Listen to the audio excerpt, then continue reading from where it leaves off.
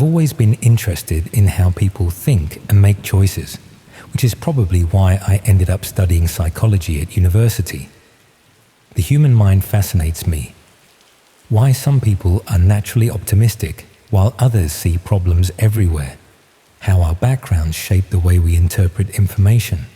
What makes someone choose one path over another when faced with difficult decisions. That curiosity made me a natural participant for research studies. Most psychology departments rely on students volunteering for experiments, and I genuinely enjoyed contributing to research while earning a few pounds for my time. Nothing dramatic, just the sort of studies that help academics understand cognitive processes and social behavior. Most university research was straightforward. Memory tests, personality questionnaires, reaction time measurements. But the studies that paid the best were usually more complex, often involving online platforms where participants could complete tasks at their own pace, rather than coming into labs at specific times. That's how I found the Decision Analysis Research Project, which claimed to be a collaboration between several universities studying how people make choices in complex scenarios. They were looking for participants to evaluate hypothetical situations and explain their reasoning, contributing to research about moral decision-making and risk assessment. The initial screening process was more detailed than typical university studies. Beyond basic demographic information, they wanted to know about my family background, personal relationships, academic interests, and even details about my daily routine and living situation. They explained that understanding participants' context was crucial for interpreting their decision-making patterns. Someone's choices about hypothetical scenarios would be influenced by their real-world experiences, social connections, and current circumstances. The study itself involved regular online sessions where I'd be presented with scenarios and asked to choose between different options, then explain my reasoning in detail. The situation started simple. Ethical dilemmas about lying to spare someone's feelings, resource allocation problems, conflicts between personal benefit and social responsibility. The scenarios were thoughtfully constructed, and the debriefing questions were insightful. I could see how my responses would contribute to understanding the psychological factors that influence moral reasoning and decision-making under pressure. But gradually, the scenarios became more personal and disturbing. Instead of abstract ethical dilemmas, I started receiving scenarios that seemed specifically tailored to my circumstances. Situations involving university students in Durham, people with my academic background, even scenarios that included details about the specific area where I lived. When I mentioned this to the research coordinator, they explained that personalized scenarios produced more authentic responses than generic situations. People made different choices when they could relate to the context and characters involved. The scenarios also became more extreme. Instead of minor ethical conflicts, I was being asked to evaluate situations involving serious crimes, violence, and harm to innocent people.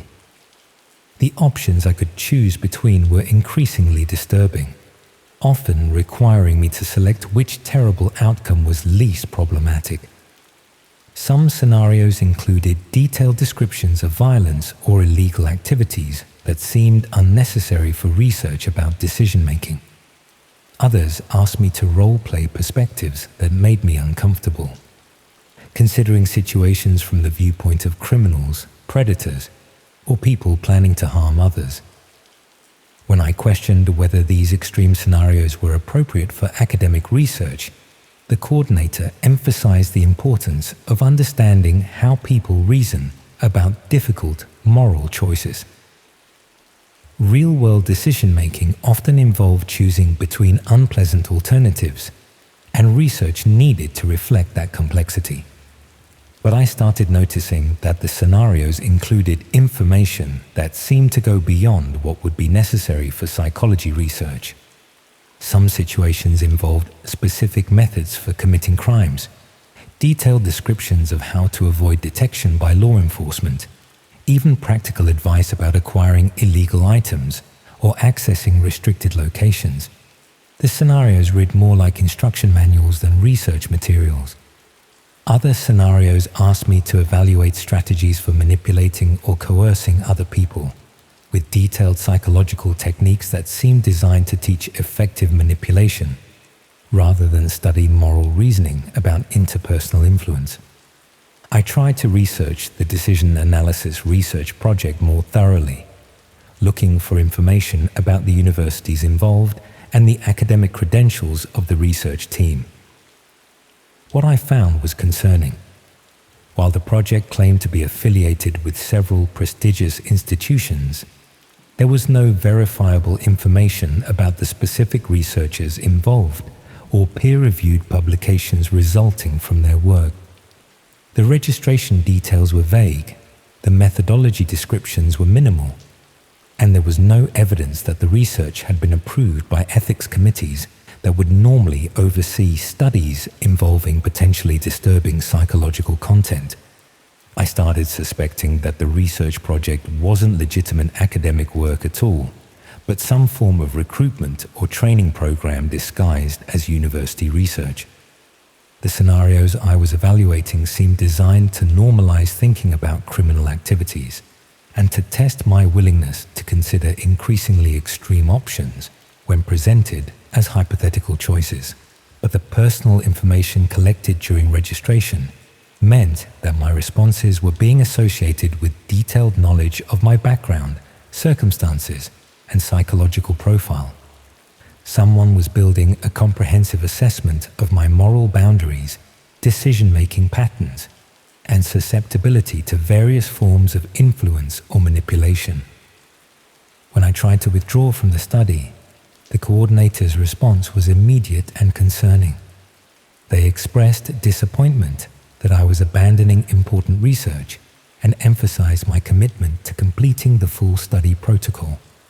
They also offered substantial bonus payments for continuing participation and suggested that withdrawing would disappoint the academic supervisors, who had specifically requested my continued involvement based on the quality of my previous responses. The pressure to continue felt excessive for volunteer research participation. It seemed more like concern about losing control over someone who had provided valuable information or demonstrated useful capabilities. I tried to research other participants in the decision analysis research project, hoping to understand whether they'd had similar experiences with increasingly disturbing scenarios and pressure to continue participation.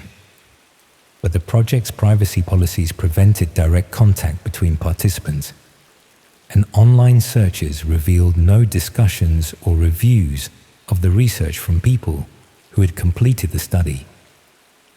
Either participants were maintaining strict confidentiality about their involvement, or something was preventing them from sharing information about their experiences. I decided to document the scenarios I'd been given and the personal information that had been collected, building evidence of what appeared to be a systematic assessment program targeting university students. This documentation revealed patterns that suggested the research project was actually a recruitment tool for identifying people who might be suitable for various types of criminal activity.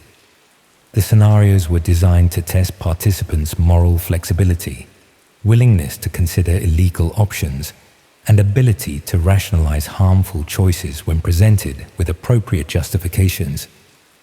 The personal information collected would allow recruiters to identify participants who were financially vulnerable, socially isolated, or dealing with circumstances that might make them susceptible to offers of illegal employment. But the most disturbing possibility was that successful participants were being gradually conditioned to accept increasingly extreme scenarios as normal decision-making challenges. The study might be a systematic desensitization program designed to prepare people for actual criminal activities by normalizing violence and illegal behavior through repeated exposure in hypothetical contexts. When I stopped responding to scenarios and ignored follow-up communications, the coordinator began contacting me through other channels. Messages to my university email account, contact through social media platforms I'd never shared with the research project, even phone calls to numbers I was certain I hadn't provided during registration. They claimed concern about my well-being and offered support for any problems that might be preventing me from completing the research. But their access to my personal contact information suggested much more comprehensive background research than would be normal for academic studies. Someone had been systematically investigating my online presence and personal circumstances, gathering information that could be used for harassment or intimidation if I created problems for their operation. The scenarios I'd been asked to evaluate started appearing in other contexts. News reports about crimes that matched the methods and approaches I'd been asked to consider, with enough similarity to suggest that the research scenarios weren't hypothetical at all. Someone was using the decision-making study to test real criminal plans against the moral reasoning and risk assessment capabilities of potential accomplices. The participants weren't contributing to academic research about ethics and psychology. We were unknowingly providing consultation services for people planning actual crimes. Our detailed responses to scenarios were being used to refine criminal strategies, identify potential problems with illegal plans, and select people who might be willing to participate in the activities we'd been asked to evaluate. I realized that my participation in the study had probably contributed to actual crimes against innocent people, with my moral reasoning and decision-making analysis being used to improve the effectiveness of criminal operations. But reporting what I discovered would require admitting that I'd voluntarily participated in evaluating scenarios involving serious crimes, potentially making me appear complicit in planning illegal activities. The detailed personal information collected during the study also made me vulnerable to retaliation if the people running the operation decided I posed a security risk to their continued activities. Meanwhile, the recruitment program was probably continuing to target other students through fake research projects, gradually conditioning new participants to accept criminal scenarios as normal academic exercises while building detailed profiles of their moral flexibility and personal vulnerabilities. The Decision Analysis Research Project was still advertising for participants when I last checked, continuing to recruit psychology students who were interested in contributing to research about human decision-making. My former coordinator was probably still presenting increasingly disturbing scenarios to new participants, testing their boundaries and gathering information that could be used to involve them in actual criminal activities. And somewhere in hidden databases, detailed psychological profiles were being maintained about hundreds of students who had unknowingly provided comprehensive assessments of their moral reasoning, criminal potential, and susceptibility to various forms of manipulation and coercion.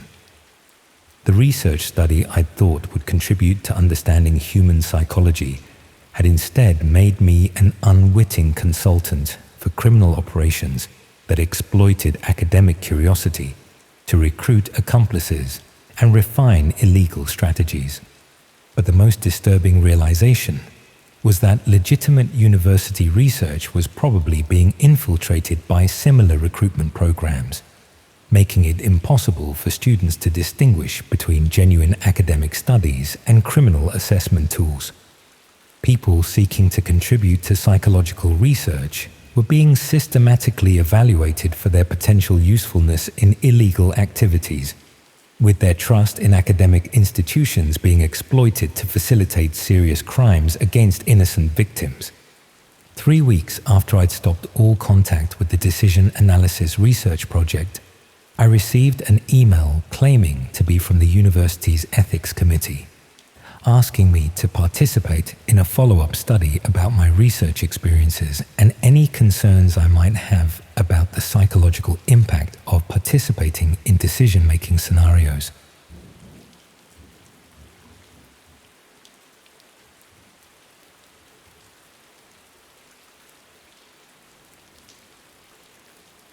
I'm not sure I should be telling anyone about this, but I need to get it off my chest. What started as a simple part-time cleaning job turned into something that still keeps me awake at night. I've always been the sort of person who needs structure and routine to feel settled. Growing up in a chaotic household in Blackpool, where my mum worked 3 different jobs and we moved house every couple of years, I learned early that keeping things organized was one of the few ways I could maintain some sense of control over my environment. That attention to detail served me well when I started university in Lancaster. While my course mates seemed comfortable living in messy shared houses and surviving on takeaways, I thrived on having clean spaces and predictable schedules. It wasn't obsessive behavior, just a preference for orderliness that helped me focus on studying and managing the stress of being away from home.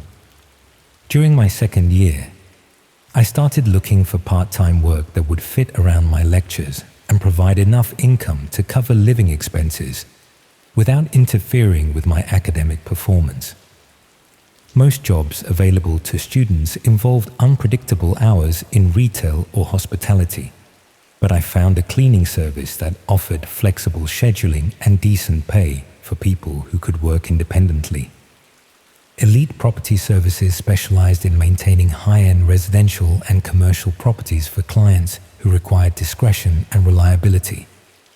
They advertised positions for detail-oriented individuals who could handle sensitive environments and maintain strict confidentiality about client circumstances and property contents. The application process was thorough, including background checks, character references, and practical assessments of cleaning skills and attention to detail. They explained that their clients included business executives, celebrities, and other prominent people who needed staff they could trust completely with access to their private spaces. The training was comprehensive, covering not just cleaning techniques, but also protocols for working in occupied properties, handling valuable items, and maintaining appropriate boundaries with clients and their families. They emphasized that successful employees were those who could work efficiently while remaining essentially invisible. My first assignments were straightforward: weekly maintenance cleaning for unoccupied properties that were being prepared for sale or rental. Large houses in expensive areas around Lancashire, usually empty of personal belongings, but requiring thorough cleaning to maintain their presentation for potential buyers or tenants. The work was exactly what I'd hoped for: good pay, flexible hours, and the satisfaction of transforming neglected spaces into pristine environments. The properties were beautiful, and I enjoyed the challenge of bringing them back to showroom condition through careful attention to every detail. But after a few weeks, I started receiving assignments for occupied properties, where the cleaning requirements were more complex and specific. These jobs involved maintaining homes where the residents had particular needs or circumstances that required specialized cleaning approaches. Some clients had health conditions that necessitated rigorous sanitization procedures. Others had valuable collections or sensitive materials that needed careful handling during cleaning. The instructions for these assignments were detailed and precise, often including specific protocols for different rooms, particular attention to certain areas, and strict schedules that had to be followed regardless of whether residents were present. What struck me as unusual was how much information Elite Property Services had about their clients' personal circumstances and daily routines. The cleaning schedules were coordinated with the residents' activities in ways that suggested comprehensive knowledge of their movements and habits. Instructions would specify that certain rooms could only be cleaned during particular time windows, when residents would definitely be absent, or that specific areas required attention immediately after certain activities had taken place. The level of detail suggested surveillance, rather than normal client consultation. I also noticed that some assignments involved cleaning tasks that seemed unrelated to normal property maintenance. Deep sanitization of specific surfaces, disposal of materials using special protocols, even documentation of items and furniture that had been moved or altered since previous visits. When I asked my supervisor about these unusual requirements, she explained that Elite Property Services catered to clients with unique circumstances who required specialized attention to maintain their privacy and security. Some clients had medical conditions that created particular cleaning challenges, while others needed protection from various threats that necessitated careful attention to potential security compromises. The explanations seemed reasonable for a service that specialized in high-end properties and demanding clients, but I began paying closer attention to the specific details of assignments and the circumstances of the properties I was maintaining. Some houses showed signs of recent disturbance or damage that weren't explained in the cleaning instructions, rooms that had obviously been cleaned hastily by someone else before I arrived, with missed areas that suggested urgent rather than thorough attention. Furniture and belongings that appeared to have been searched or rearranged by people looking for specific items. Other properties contained items that seemed inconsistent with normal residential use. Professional-grade security equipment, medical supplies that would typically be found in clinical settings, even tools and materials that appeared designed for restraining or monitoring people. Most concerning were traces of substances that required the specialized cleaning protocols I'd been trained to follow. Stains and residues that needed particular chemical treatments. Disposal procedures that involved specific containers and documentation. Cleaning tasks that seemed designed to remove evidence rather than maintain cleanliness. I started to suspect that Elite Property Services was cleaning crime scenes rather than providing normal property maintenance. The detailed knowledge they had about client movements and the timing requirements for cleaning assignments suggested they were coordinating with people who needed evidence removed from properties where illegal activities had taken place. But the money was excellent, often more than I could earn working retail for twice the hours, and the work itself wasn't dangerous or obviously illegal. I was just cleaning houses according to detailed instructions, using skills and techniques that seemed professionally appropriate for maintaining high-end properties. I tried to research Elite Property Services more thoroughly, looking for information about their business registration, client base, and regulatory compliance for specialized cleaning services. What I found was that while the company was officially registered and had proper business documentation, there was minimal information about their actual operations or the types of services they provided. For a company that claimed to serve prominent clients across the Northwest, their public profile was remarkably discreet. More troubling was evidence that some of the properties I'd been cleaning had connections to ongoing police investigations. Houses that had been searched by law enforcement, properties belonging to people who had been arrested or were under investigation for various crimes. The cleaning assignments weren't routine maintenance. They were systematic evidence removal from locations where illegal activities had taken place or were being planned. When I tried to discuss my concerns with other employees, I found that Elite Property Services discouraged communication between cleaners and maintained strict compartmentalization of information about client assignments. Most employees only worked on single properties or specific types of assignments, preventing anyone from recognizing patterns or understanding the full scope of the company's operations. The few people I managed to speak with seemed either unaware of the unusual aspects of their work or reluctant to discuss concerns about the company's clients and procedures.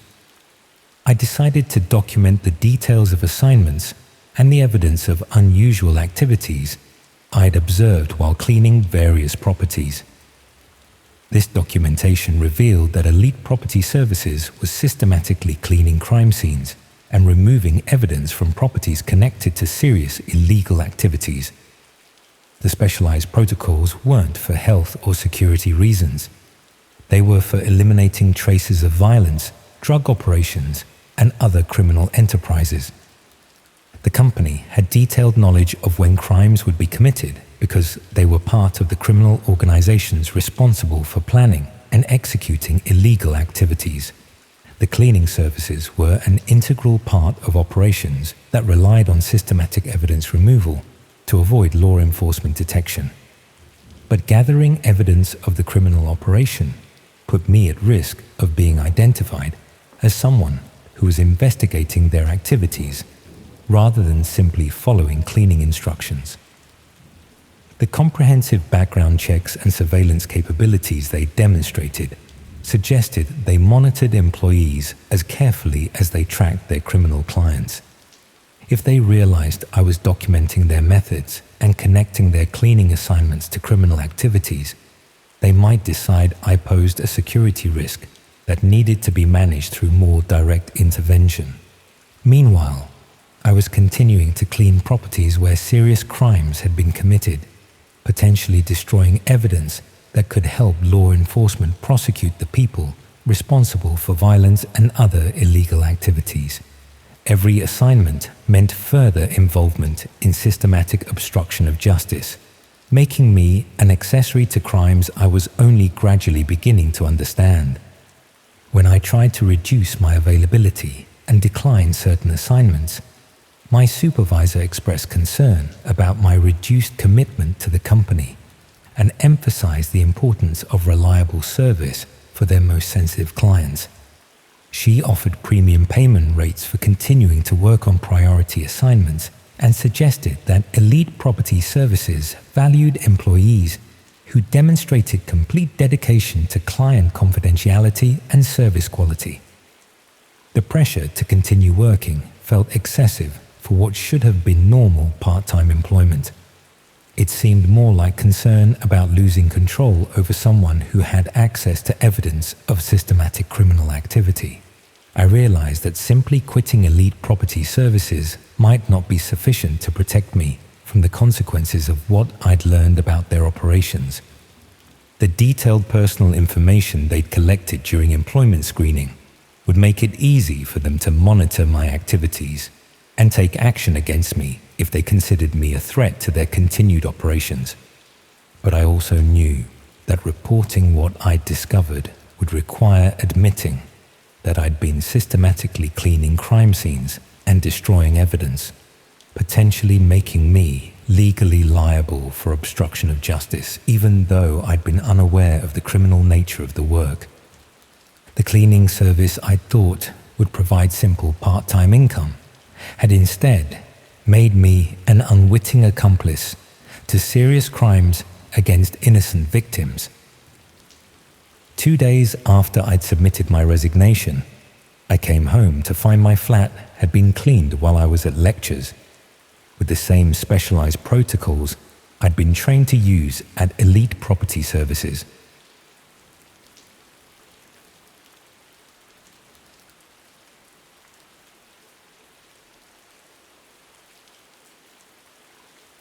I thought I was helping elderly people preserve their family memories by digitizing old photographs, but it turns out someone was using those images to impersonate their deceased relatives online. My gran had dementia in her final years, and one of the most heartbreaking things was watching her struggle to remember faces and stories that had defined her entire life. She'd sit for hours, looking through old photo albums, trying to piece together relationships and events that were slipping away from her. It made me realize how precious those visual memories were, especially for people whose minds were letting them down. After she died during my second year at university, I started volunteering with a local charity called Memory Keepers that helped elderly people organize and preserve their family photographs. Most older people had boxes full of unsorted pictures spanning decades, wedding photos, holidays, children growing up, but they were often too physically frail or mentally confused to organize them properly. The charity's mission was simple: visit elderly people in their homes, help them sort through their photographs, and create digital copies that could be shared with family members or preserved for future generations. It was exactly the sort of meaningful work that felt like honoring my grand's memory, while helping other families avoid losing precious history. The training was straightforward: basic photography skills, gentle interview techniques for encouraging people to share stories about their pictures, and simple digital archiving methods for organizing scanned images. Most volunteers were retired people who enjoyed hearing life stories and had patience for working with clients who might be confused or forgetful. My coordinator was a woman called Helen, who managed volunteers across Lancashire. She seemed genuinely passionate about preserving family history and had extensive experience working with elderly people who were dealing with various forms of cognitive decline. She explained that our work often provided crucial social interaction for isolated people, while creating lasting records of family history that might otherwise be lost. My first client was a lovely woman called Mrs. Patterson, who lived alone in a bungalow in Chorley. Her children lived abroad and she rarely saw them, but she had decades of family photographs that told the story of a life well lived. Weddings, christenings, school sports days, family holidays, the sort of comprehensive visual record that most families accumulate over generations. The work was exactly what I'd hoped it would be. Mrs. Patterson enjoyed talking about the people and events in her photographs, and I could see how much pleasure it gave her to share these memories with someone who was genuinely interested. We spent several sessions organizing her pictures chronologically and scanning the most important ones into digital files that her children could access online. But I started noticing that Helen was particularly interested in certain types of photographs that didn't seem obviously relevant to family history preservation. She wanted detailed scans of identity documents that appeared in the pictures, passports left open on tables, driving licenses visible in wallet shots, even official letters and certificates that happened to be in the background of family photos. When I asked why these items needed to be preserved, she explained that documentary evidence often provided crucial context for family history research. Helen also requested comprehensive information about the people shown in photographs, including full names, dates of birth, and current addresses when known. She claimed this metadata was essential for creating proper archives that families could use for genealogy research and legal documentation. The level of detail seemed excessive for a charity focused on preserving memories, but Helen emphasized the importance of thorough documentation for families who might need to verify relationships or inheritance claims years later. After working with several clients, I began to suspect that Memory Keepers was collecting much more information than necessary for their stated mission of family history preservation. The digital files we created included not just family photographs, but comprehensive databases of personal information about elderly people and their relatives: names, addresses, financial circumstances, family relationships, even details about valuable possessions that appeared in photographs of people's homes. When I tried to access the archived files to check my work, I discovered that volunteers weren't given access to the complete database. Our scanned images and documented information were being processed through systems that we couldn't view, ostensibly for security and privacy protection. Helen explained that centralized processing helped ensure consistent quality and prevented accidental disclosure of sensitive family information. But the lack of transparency made it impossible to verify how the collected information was actually being used. I started paying closer attention to the clients I was assigned and the specific types of information Helen requested about their circumstances. Most clients were elderly people living alone with minimal family support, exactly the demographic that would be vulnerable to various forms of exploitation or fraud. The comprehensive personal information being collected would be valuable for anyone planning to target these individuals for financial scams or identity theft. More concerning was Helen's interest in clients' daily routines, security arrangements, and valuable possessions. Information that would be useful for burglars or con artists, but had no obvious relevance to family history preservation. I tried researching memory keepers more thoroughly and found that while the charity was officially registered, there was minimal information about their actual activities or oversight of their operations. For an organization claiming to serve hundreds of elderly clients across the Northwest, their public profile was remarkably limited. When I attempted to contact some of the families who had supposedly received digital archives of their relatives' photographs, I found that many had no knowledge of memory keepers or any family history preservation services. The pattern suggested that the charity was collecting detailed personal information about vulnerable elderly people under false pretenses, possibly for criminal purposes. But the true scope of what was happening became clear when I discovered how the digitized photographs were actually being used. While researching online memorial sites and genealogy platforms, I found profile pages for several of my former clients that had been created using the photographs I'd scanned for memory keepers. But these profiles weren't memorializing the elderly people I'd worked with. They were impersonating deceased relatives shown in their family photographs. Someone was using images of dead grandparents, spouses, and siblings to create fake social media accounts and dating profiles.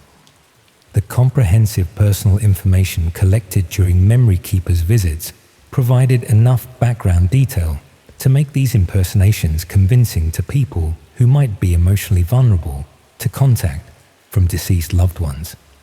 The scam was sophisticated and emotionally manipulative. Grieving family members would be contacted by profiles claiming to be their deceased relatives, using authentic family photographs and accurate personal details to establish credibility. Once emotional connections were established, the fake profiles would request money for various fabricated emergencies or financial difficulties. But the impersonation scheme was just one way the collected information was being exploited. The detailed personal data about elderly clients was also being used for more direct criminal purposes.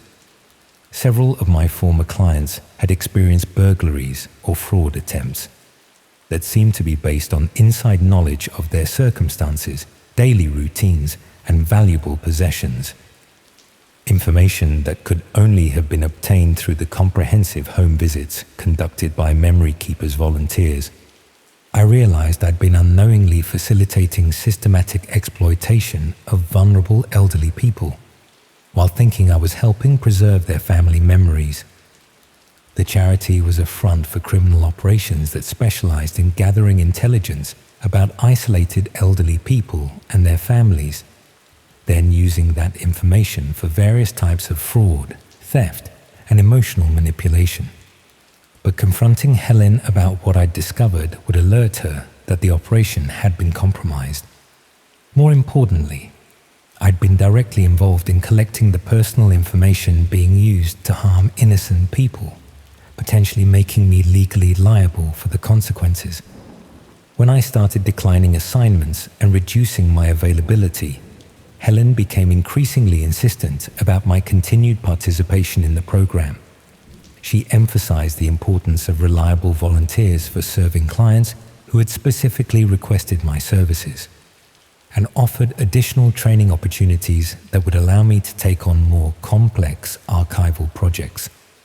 The pressure to continue working felt excessive for a volunteer position with a small charity. It seemed more like concern about losing control over someone who had inside knowledge of their data collection methods. I tried to research other volunteers who had worked for memory keepers, hoping to warn them about what was really happening to the information we collected. but most had only worked for short periods before moving on to other volunteer opportunities, and none seemed to have realized the criminal nature of the operation. The few I managed to contact were shocked to learn that their work had been used to facilitate fraud and exploitation of the elderly people they'd been trying to help. But they were also concerned about their own legal exposure for having unknowingly participated in gathering information used for criminal purposes. Memory keepers had systematically recruited well-meaning volunteers to conduct intelligence gathering that would have been impossible for professional criminals to accomplish without arousing suspicion. Elderly people trusted charity volunteers in ways they would never trust strangers, asking invasive questions about their personal circumstances. The operation was probably being replicated in communities across the country, with similar fake charities recruiting volunteers to gather detailed information about vulnerable populations under the guise of providing helpful services. But the most disturbing aspect was how the scheme exploited both elderly victims and the volunteers who thought they were helping preserve precious family memories. We'd been manipulated into betraying the trust of people we genuinely cared about, turning our desire to help into a tool for systematic exploitation. I started monitoring online platforms where the impersonation profiles were being used, documenting evidence of how family photographs and personal information were being weaponized against grieving relatives. The scale was much larger than I'd initially realized. Hundreds of fake profiles using images and information collected from elderly people across multiple regions, all operated by people who specialized in emotional manipulation and financial fraud, targeting vulnerable family members. But gathering evidence of the criminal operation put me at risk of being identified as someone who was investigating their activities. If the people behind memory keepers realized that I discovered their true purpose and was documenting their methods, they might decide I posed a security threat that needed to be managed. The personal information I'd helped collect included details about my own background and circumstances, making it easy for them to monitor my activities or take action against me if they considered me a liability. When I tried to stop volunteering entirely, Helen contacted me expressing concern about my sudden withdrawal from the program and suggesting that personal problems might be affecting my commitment to helping elderly clients who depended on our services. She offered to arrange counseling support and reduced responsibilities that would allow me to continue contributing to memory keepers while dealing with whatever difficulties were preventing me from maintaining my volunteer schedule. But her response included specific references to my personal circumstances and family relationships that I'd never shared during volunteer training or client visits. Someone had been researching my background as thoroughly as we'd been investigating the elderly people we were supposedly helping. That evening, I received a friend request on social media from a profile claiming to be my deceased grandfather, using family photographs that I'd never seen before, but that showed him exactly as I remembered from my childhood.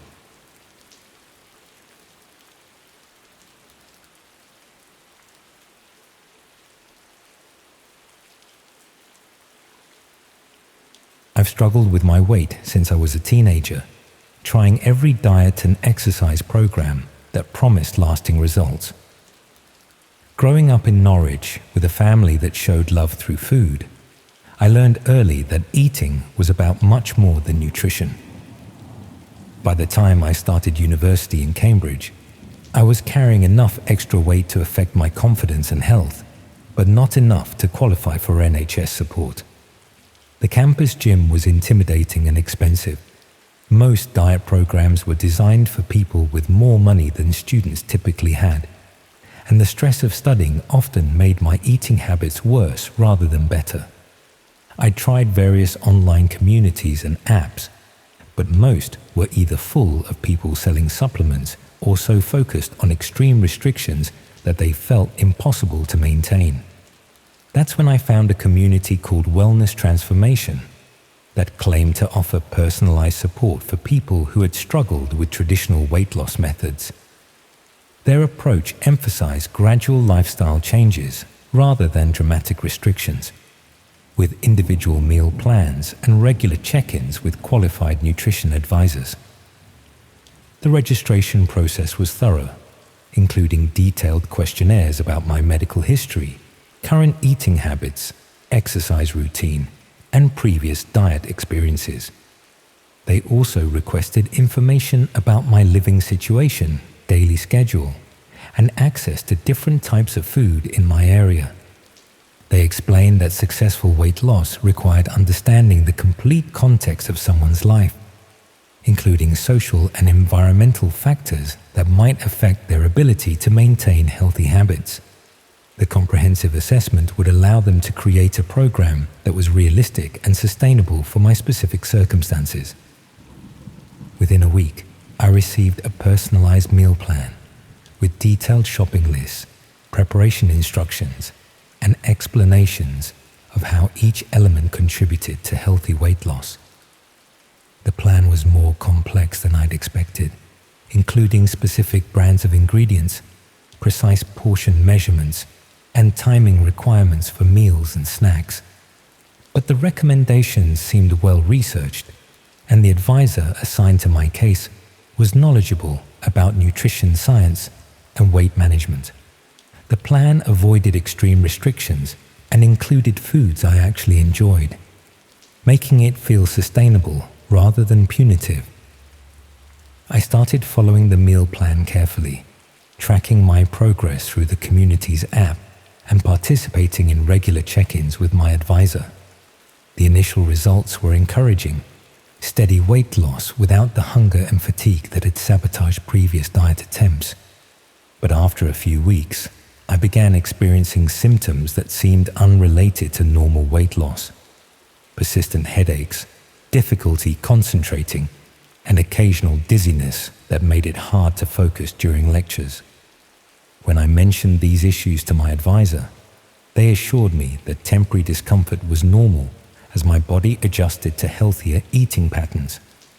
They recommended specific supplements that were supposed to help with the transition period, explaining that many people experience similar symptoms when changing from processed foods to natural ingredients.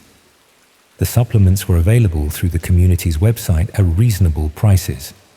The symptoms persisted despite taking the recommended supplements, and I started feeling worse rather than better as I continued following the meal plan. The weight loss was continuing, but I was experiencing fatigue and mood changes that seemed excessive for someone who was supposedly becoming healthier. When I tried to research the specific ingredients and supplements recommended in my meal plan, I found limited information about some of the products. Several supplements contained compounds I couldn't identify, and some of the specialized food items were only available through suppliers connected to Wellness Transformation.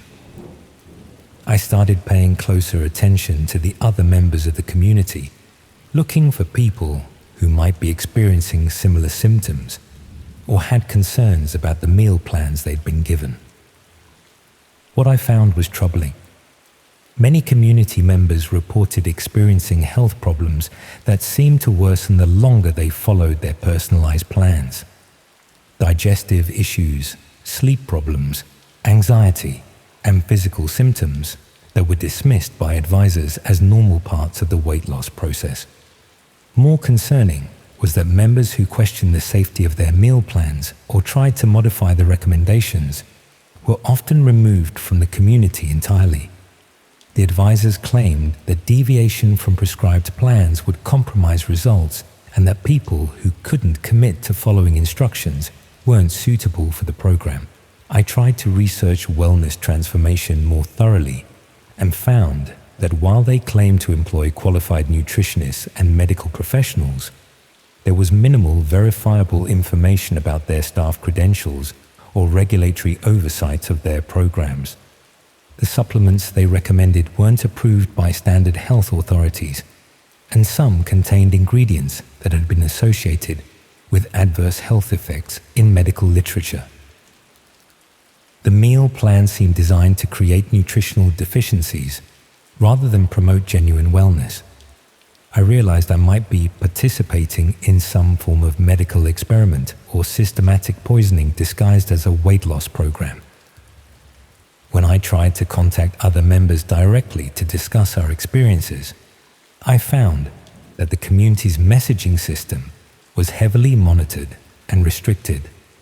Members couldn't communicate privately, and discussions about health concerns or program modifications were quickly deleted or redirected.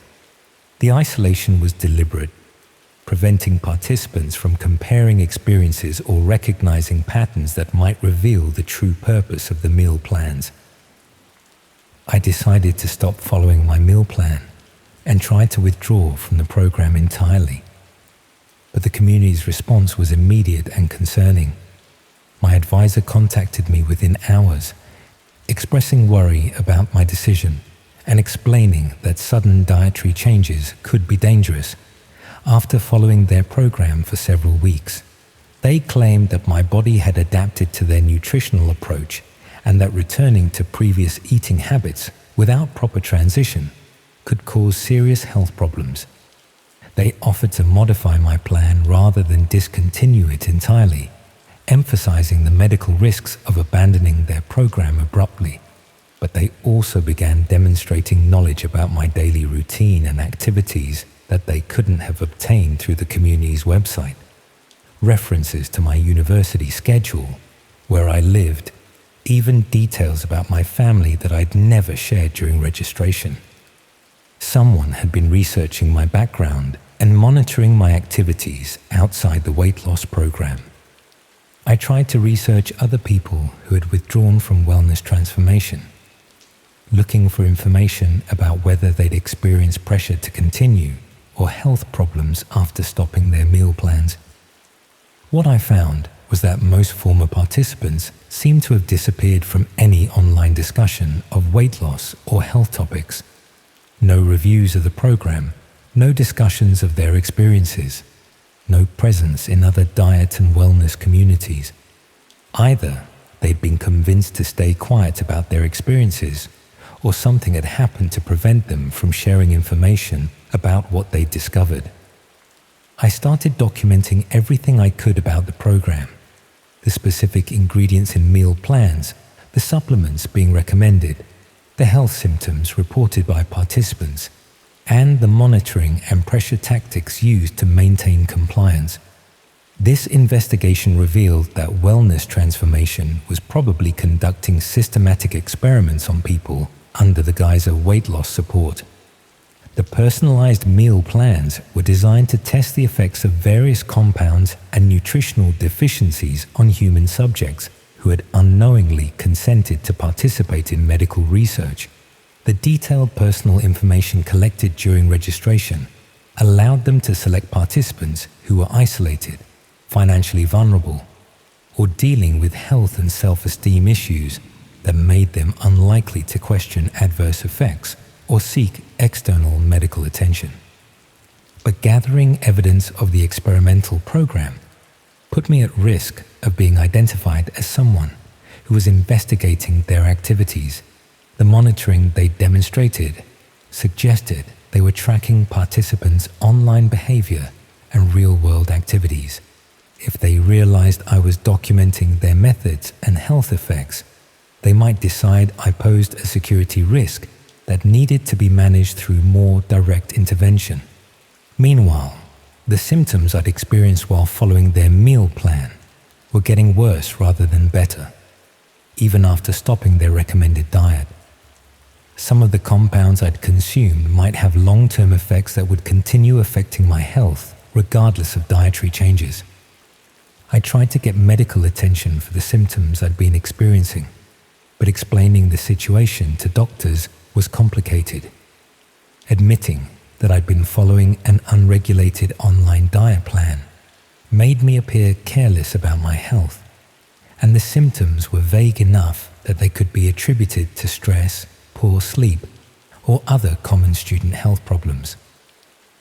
Most medical professionals weren't familiar with wellness transformation or the specific supplements I'd been taking, making it difficult to get appropriate treatment for whatever physiological changes had been caused by their experimental meal plans. I was trapped between needing medical help for symptoms caused by participating in their program and being unable to prove the connection between my health problems and their experimental treatments. When I tried to contact regulatory authorities about wellness transformations activities, I found that oversight of online nutrition programs was limited and unclear. They operated in legal grey areas that made it difficult to prosecute even obvious medical experiments conducted without proper consent or safety protocols. The community was still operating when I last checked, continuing to recruit new participants for their experimental meal plans while maintaining the appearance of a legitimate weight loss support service. My advisor was probably still conducting regular check-ins with new victims, monitoring their symptoms and adjusting their experimental treatments based on observed health effects. And somewhere in hidden databases, detailed records were being maintained about the physiological responses of hundreds of people who had unknowingly participated in medical experiments that violated every principle of informed consent and participant safety. The weight loss program I thought would help me become healthier had instead made me a test subject in systematic experiments that were designed to study the effects of various compounds on human physiology. But the most disturbing aspect was realizing how many other people were probably participating in similar programs without understanding the true nature of what they'd signed up for. Online communities promising health improvements, fitness programs, nutrition support, and medical guidance were probably being used as recruitment tools for experimental research that couldn't be conducted through legitimate medical institutions.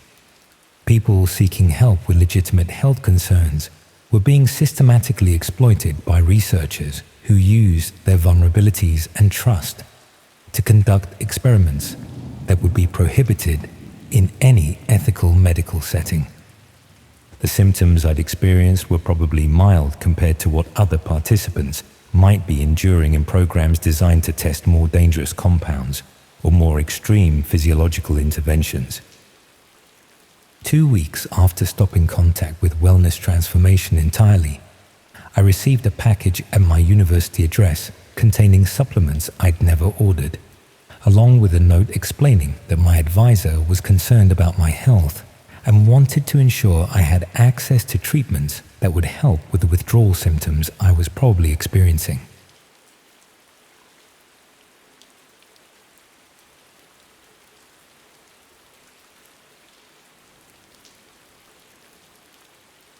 I've never been particularly ambitious, which probably sounds like a character flaw, but has actually served me quite well. Growing up in Sunderland with parents who both worked in factories, I learned early that steady work and reliable income mattered more than chasing dreams that might never materialize. After finishing my history degree, I ended up doing delivery driving around the Northeast. It wasn't glamorous work, but it paid reasonably well and offered flexibility. I'd worked for most of the major delivery companies, Amazon, DPD, Hermes, but the pay was pretty grim once you factored in fuel costs and vehicle maintenance. That's how I found Special Courier Services, a company that specialized in handling unusual or high-value deliveries that mainstream firms wouldn't touch. Their website advertised discreet delivery services for clients who needed guaranteed security and confidentiality for sensitive shipments. The application process was thorough. Beyond standard background checks, they wanted detailed references and specific questions about my availability for urgent or out-of-hours deliveries. They explained that clients often had time-sensitive requirements that couldn't wait for normal business hours. The pay reflected these demands, often double what mainstream companies offered. My first assignment was delivering legal documents between solicitor offices. The pickup and delivery procedures were elaborate. specific identification requirements, signed receipts with detailed timestamps, even photographs of packages being handed over. But the money was excellent and the work was straightforward. After a few weeks, I started receiving different types of assignments. Some clients wanted items collected from residential addresses. Others required deliveries at specific times to people waiting at predetermined locations rather than fixed addresses. These assignments paid even better, often several £100s for apparently simple tasks. But I began noticing inconsistencies. Some packages were clearly much heavier than documents would be, despite similar packaging. Others had unusual shapes that suggested they contained items other than paperwork. When I asked about contents, my coordinator explained that clients often use document-style packaging for small valuable items to avoid attracting attention during transport. Some collection addresses were residential properties that didn't seem consistent with the professional client base Special Courier claimed to serve. Delivery locations were designed to avoid permanent records. Car park meetings, motorway service stations, deliveries to people waiting at specific coordinates rather than addresses. The clients receiving deliveries often seemed nervous, checking that no one was observing handovers and sometimes aborting deliveries if they noticed anything suspicious. I started suspecting that packages contain items clients couldn't send through legitimate services. I researched special courier services and found troubling gaps. While officially registered, there was almost no information about their actual operations. Some collection addresses had connections to businesses investigated for fraud and illegal trading. Many packages seemed part of larger operations involving multiple drivers and complex logistics. I would sometimes arrive at collection points to find other special courier drivers picking up similar packages, all destined for different locations, but clearly part of a coordinated distribution systems.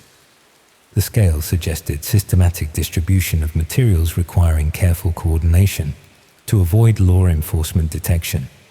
I was probably transporting illegal goods, drugs, stolen items, counterfeit products, but proving this would require opening packages, violating confidentiality agreements, and risking serious legal consequences if contents were legitimate but sensitive.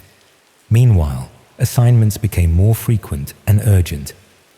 Clients requested immediate pickups with premium payments for same-day service. Some involved longer distances and complex multi-stop deliveries requiring overnight trips. The payments were substantial but meant deeper involvement in whatever system I was supporting. I started documenting assignment details, addresses, package descriptions, suspicious client behavior. This revealed the operation's scale. Hundreds of packages moved between dozens of locations across multiple regions, with careful coordination ensuring deliveries completed according to specific schedules and security protocols. The operation involved multiple courier companies and independent drivers handling different segments of distribution chains that moved materials without creating traceable connections. I was part of a systematic criminal enterprise distributing illegal goods while minimizing detection risks. But understanding this didn't resolve my situation. I transported hundreds of potentially illegal packages. Even unaware of the operation's criminal nature, my involvement could be presented as evidence of knowing participation. The people running it had detailed information about my circumstances and willingness to handle questionable assignments without questions. When I started declining assignments, the coordinator contacted me directly, offering higher payment rates and emphasizing that reliable drivers were valuable assets the company was committed to retaining. The pressure felt excessive for a normal commercial relationship, more like concern about losing control over someone with inside knowledge. I researched other drivers who'd worked for Special Courier and found most had disappeared from courier work entirely. The pattern suggested the company either retained drivers long-term or ensured they stopped working in transport completely. Simply stopping work might not be sufficient. If they considered me a security risk, they might take direct action to ensure continued silence. The packages I transported contained evidence of serious crimes, which gave the company significant leverage due to my potential legal vulnerability. But continuing meant deeper involvement in activities that could result in more serious consequences if law enforcement identified the operation. I was trapped between the risks of continued involvement and the dangers of extraction from an organization with sophisticated methods for controlling essential service providers. The situation became urgent when I received an assignment involving transport from a location raided by police days earlier. The premises still showed signs of law enforcement activity, but clients were already arranging collection through alternative channels.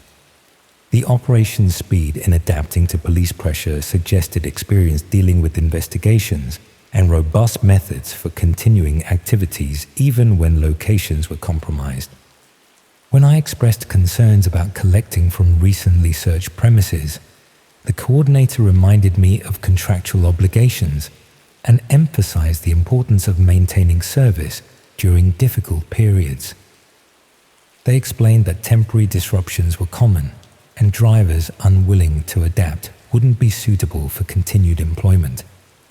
They offered substantial bonus payments for assignments involving higher risks, but the implicit threat was clear: accept dangerous work or face consequences for refusing to support operations regardless of potential legal exposure. I was being offered financial incentives to transport materials from locations under police investigation. Potentially making me an accessory to crimes law enforcement was actively trying to prevent. The assignment was scheduled for the following morning, with collection from the raided premises and delivery to a location confirmed just hours before pickup. That evening, I noticed the same van parked outside my flat that I'd seen near several collection addresses while working for Special Courier Services.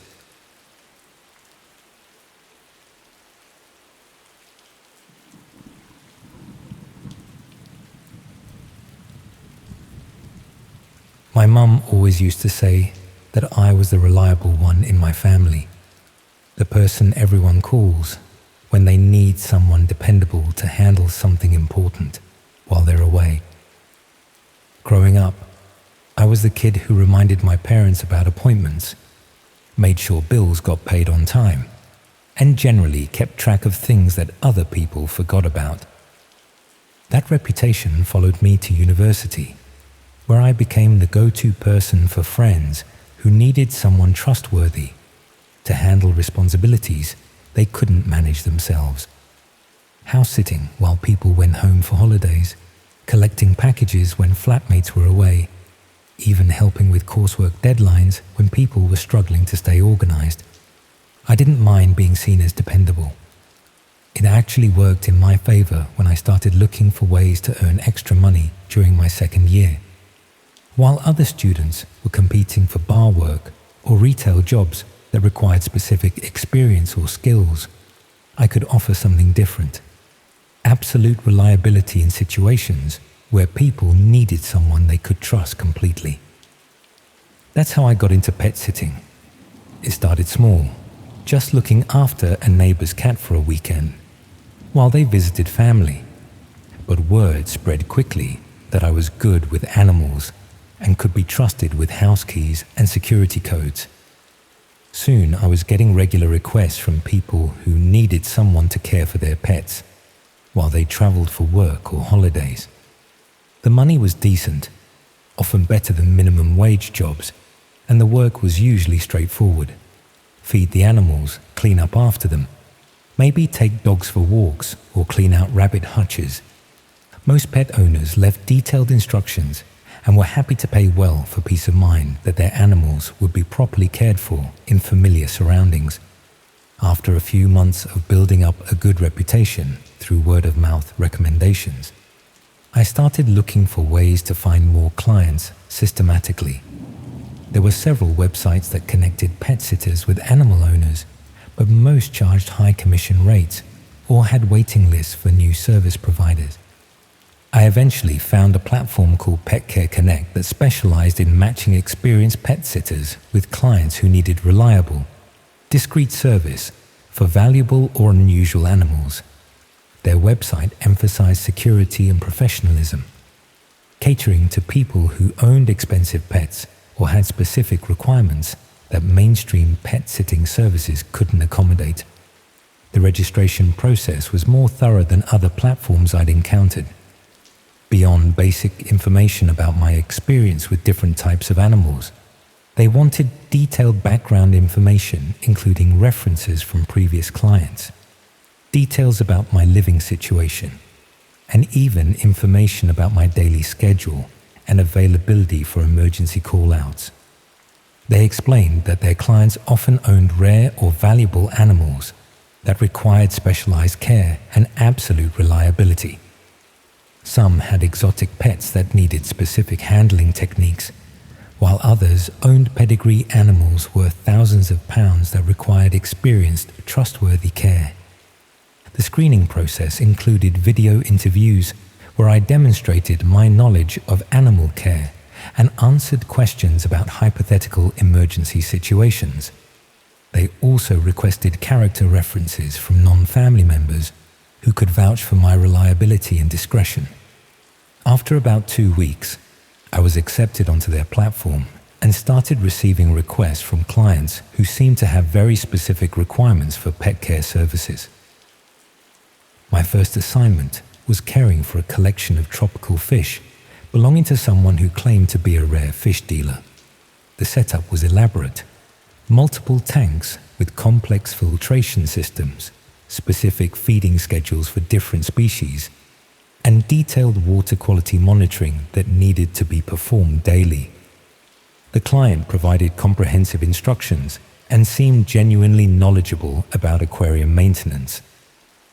The fish were beautiful and obviously valuable, including several species I'd never seen before. The week-long assignment went smoothly, and the client was pleased with my attention to detail and adherence to their specific care protocols. But I noticed some odd things about the setup that didn't quite fit with what I'd expect from a fish enthusiast's home collection. The security measures around the fish tanks seemed excessive for even valuable aquarium fish. Multiple cameras monitoring the tanks constantly, alarm systems connected to individual tank locations, even what appeared to be temperature and pH monitoring systems that sent real-time data to external monitoring services. The basement where most of the tanks were located had been professionally converted with commercial-grade electrical systems, industrial ventilation, and security features that seemed more appropriate for a commercial operation than a hobbyist collection. Most concerning were the feeding instructions, which included supplements and treatments that I didn't recognize and couldn't find information about online. Some of the substances came in unmarked containers with handwritten labels using terminology that didn't seem to relate to standard aquarium maintenance.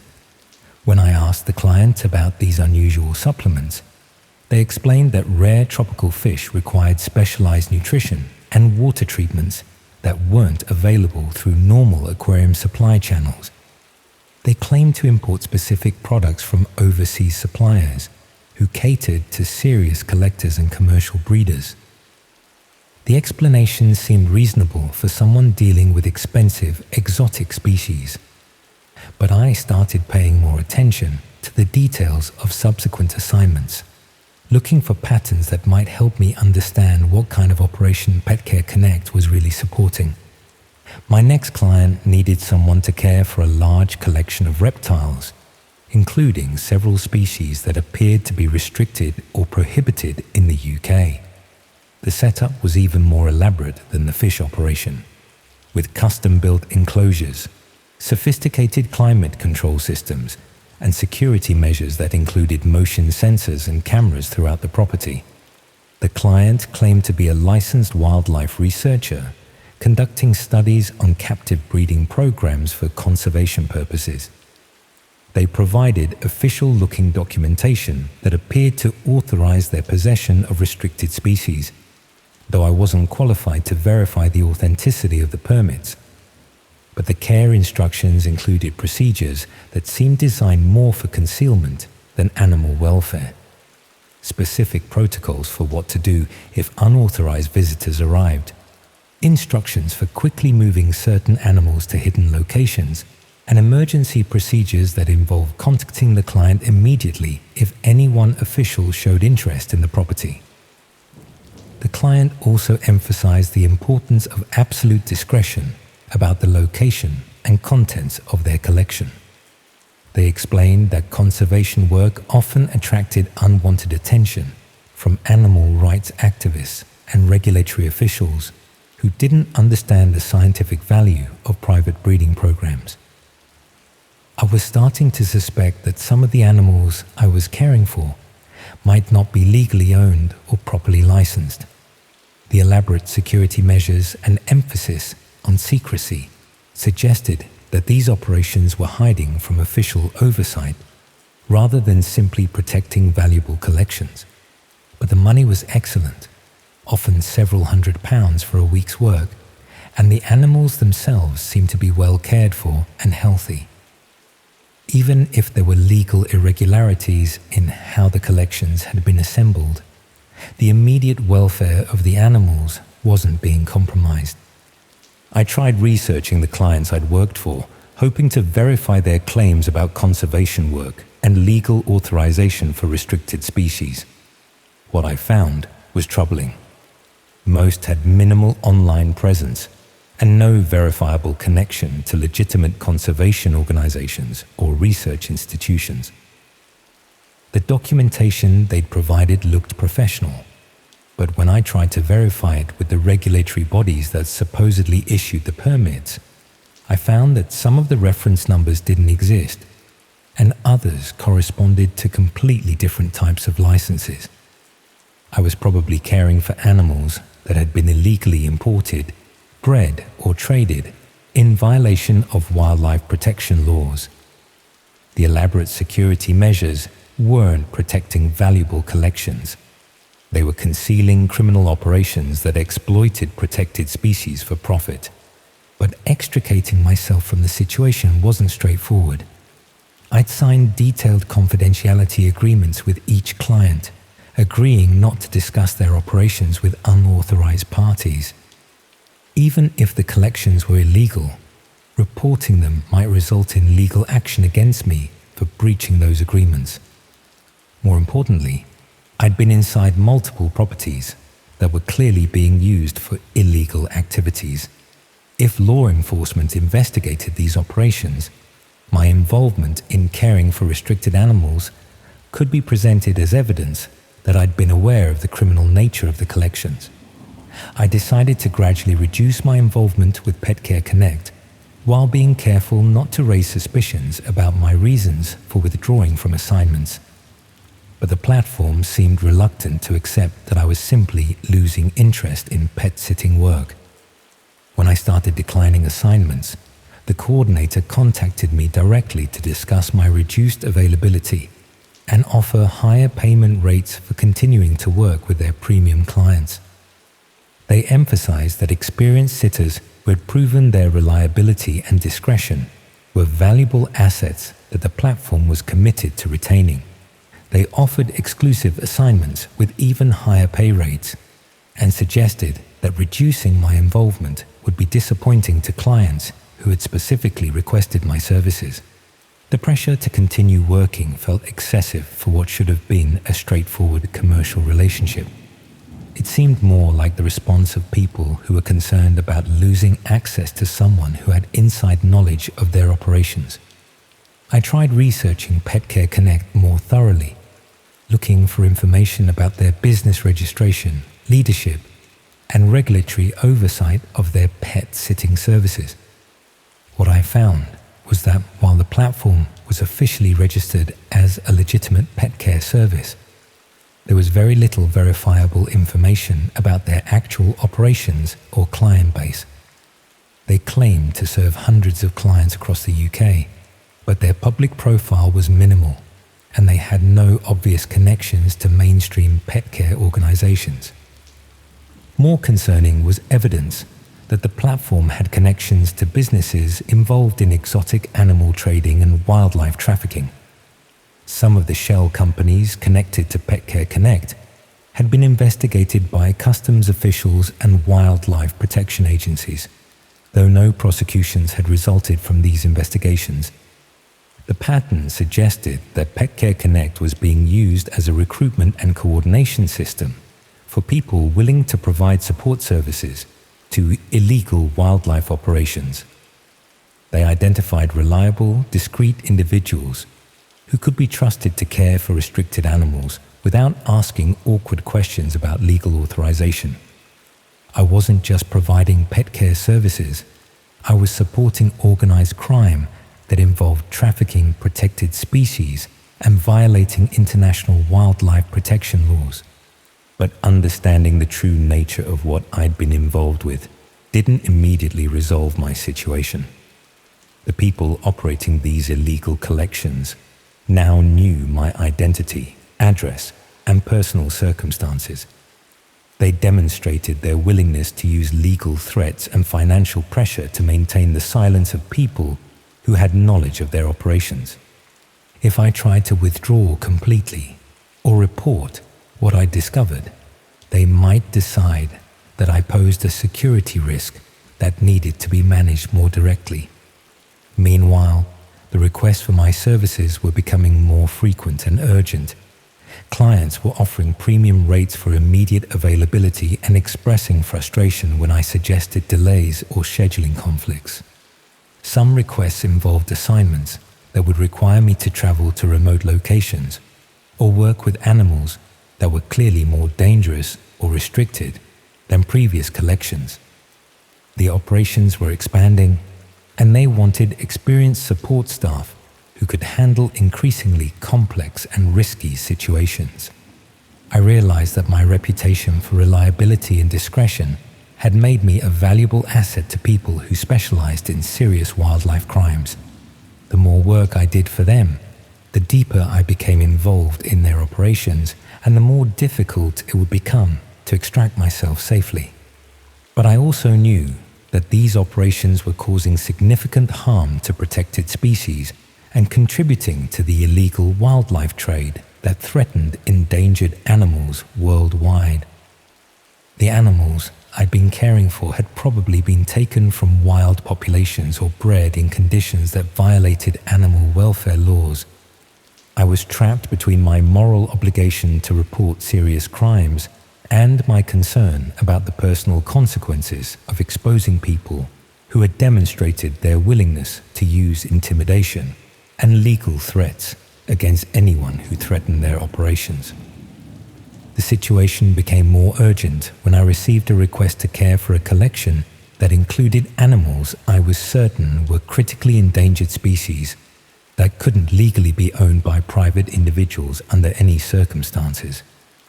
The client claimed to be conducting conservation breeding work authorized by international wildlife organizations, but the species they wanted me to care for was so rare that legitimate breeding programs would be managed by major zoos or government agencies, not private collectors operating from residential properties.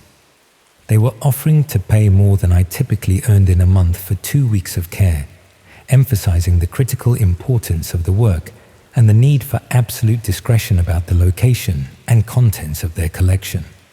But accepting this assignment would make me directly complicit in serious wildlife crimes that could result in significant prison sentences if discovered. The animals involved were protected by international treaties, and unauthorized possession carried much more severe penalties than the exotic species I'd been caring for previously. I was being asked to cross a line from unknowingly supporting illegal activities to deliberately participating in serious international wildlife trafficking. When I tried to decline the assignment, the response was much more threatening than previous attempts to retain my services. The coordinator emphasized my contractual obligations to the platform and suggested that failing to fulfill premium assignments could result in legal action for breach of service agreements. They also mentioned that they had detailed records of my previous work with their clients, including photographs and documentation that could be presented as evidence of knowing participation in illegal wildlife operations if I created problems for their business. The implicit threat was clear. If I tried to withdraw from their operations or expose what I'd discovered, they would ensure that I face serious criminal charges for my involvement in caring for protected species. I was trapped by my own reliability and willingness to help with what I'd thought were legitimate pet care services. The more I learned about the scope of the wildlife trafficking operations I'd been supporting, the more I understood how systematically they recruited and controlled people who provided support services for their illegal activities. They specifically targeted students and young people who needed money but didn't have extensive knowledge of wildlife laws or exotic animal regulations. People who would be grateful for well-paid work and wouldn't immediately recognize the signs of illegal operations. Once they'd identified reliable individuals, they gradually increased the scope and risk level of assignments, while building detailed records that could be used to implicate their workers in criminal activity if they ever tried to withdraw or expose the operations. The pet-sitting work was just an entry point into a criminal organization that specialized in exploiting people's financial needs and naivety to recruit unwitting accomplices for serious international crimes. But the most disturbing realization was that this recruitment system was probably operating on a much larger scale than just exotic animal care. If they could systematically identify and control people through fake pet-sitting services, they were probably using similar methods to recruit support for other types of criminal activity. Students and young people across the country were probably being drawn into various illegal operations through offers of well-paid part-time work that seemed legitimate, but gradually evolved into direct criminal involvement.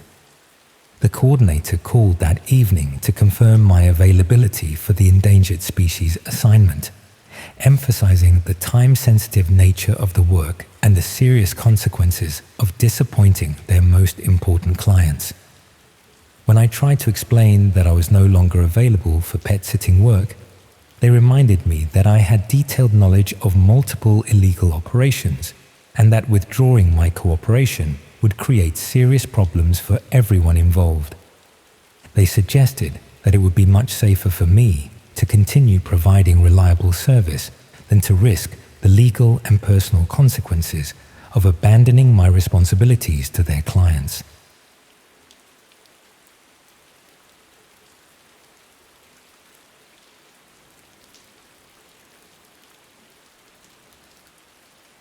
I used to think I was pretty good at staying out of trouble. Always handed assignments in on time, never got into fights, kept my head down and minded my own business. The sort of person teachers liked and parents approved of their kids hanging around with. That all changed when I started my second year at Leeds and got put in halls with Danny Morrison. Danny was one of those people who seemed to attract chaos wherever he went. Not in an obvious way. He wasn't violent or particularly reckless, just someone who always knew people who knew people, if you know what I mean. The type who could get you concert tickets when they were sold out, or help you find textbooks that had mysteriously fallen off the back of a lorry. I liked him well enough.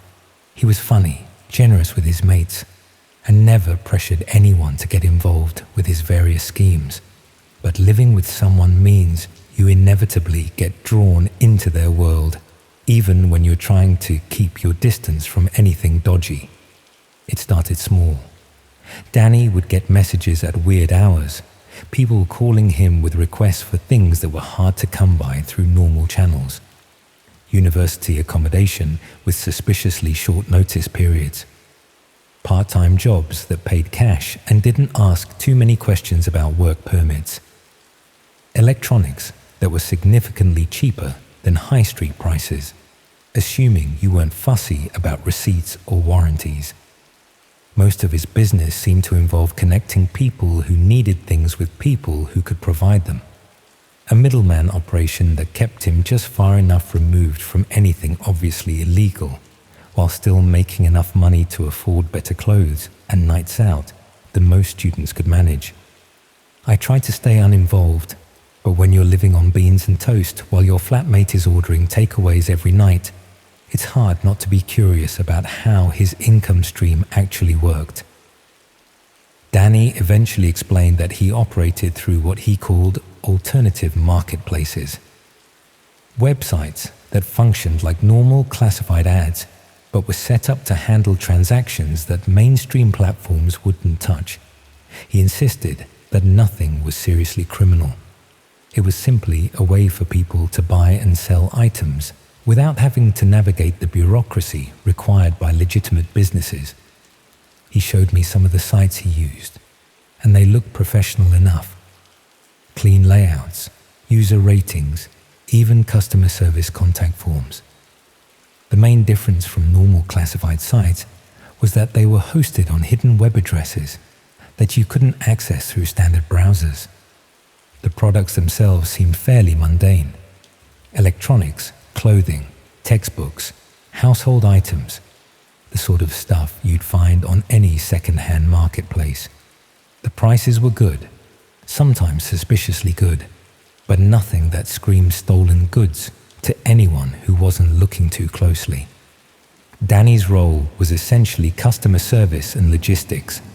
He'd identify people who were looking for specific items, connect them with sellers who could provide them, and handle the complicated bits of arranging payment and delivery, taking a small commission from each transaction while keeping buyers and sellers anonymous from each other. It seemed like a fairly harmless way to make money, helping students and young people who couldn't afford retail prices to find the things they needed. Danny was careful about who he worked with, avoided anything that was stolen or dangerous, and made sure his customers knew exactly what they were getting into. But as I got more familiar with how these marketplaces operated, I started noticing things that made me uncomfortable. Some of the items being sold were clearly targeted at specific types of buyers. Electronics that had been modified in ways that served no obvious purpose except to make them harder to trace. Clothing and accessories that were described using terminology I didn't recognize, but that seemed to mean something specific to certain customers.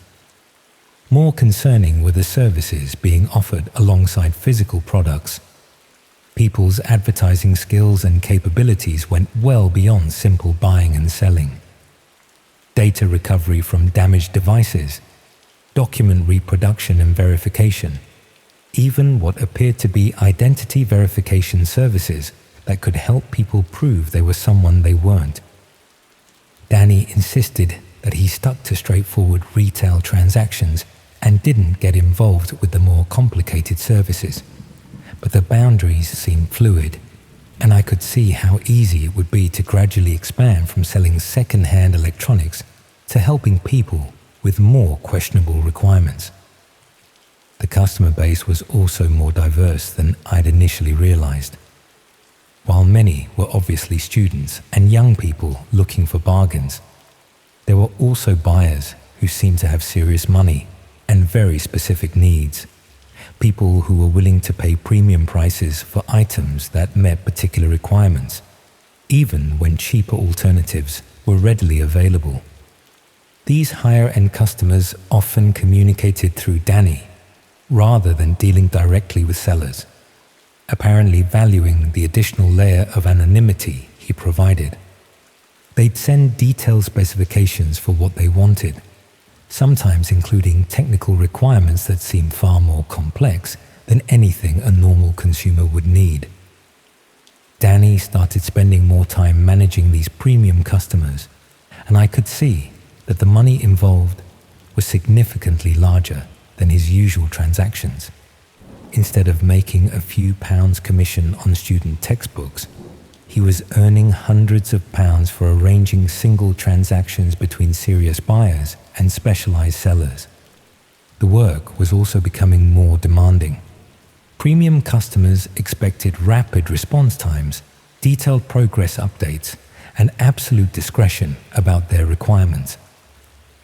Danny found himself available at all hours, managing communications between people who operated in different time zones and had very specific ideas about how business should be conducted. But what really worried me was how paranoid he was becoming about security. Danny had always been reasonably careful about his online activities, using VPNs and avoiding leaving obvious traces of his marketplace involvement. But his security measures were becoming much more elaborate, suggesting that he was dealing with people who took anonymity very seriously indeed. He started using multiple phones, different laptops for different types of business, even separate internet connections that he paid for with cash, to avoid any link to his real identity. His room began to look like something from a spy film, with various devices and cables that seemed designed to make his online activities as untraceable as possible. When I asked why all this security was necessary for what he claimed was just second-hand retail, Danny explained that some of his customers were prominent people who couldn't afford to be associated with alternative marketplaces.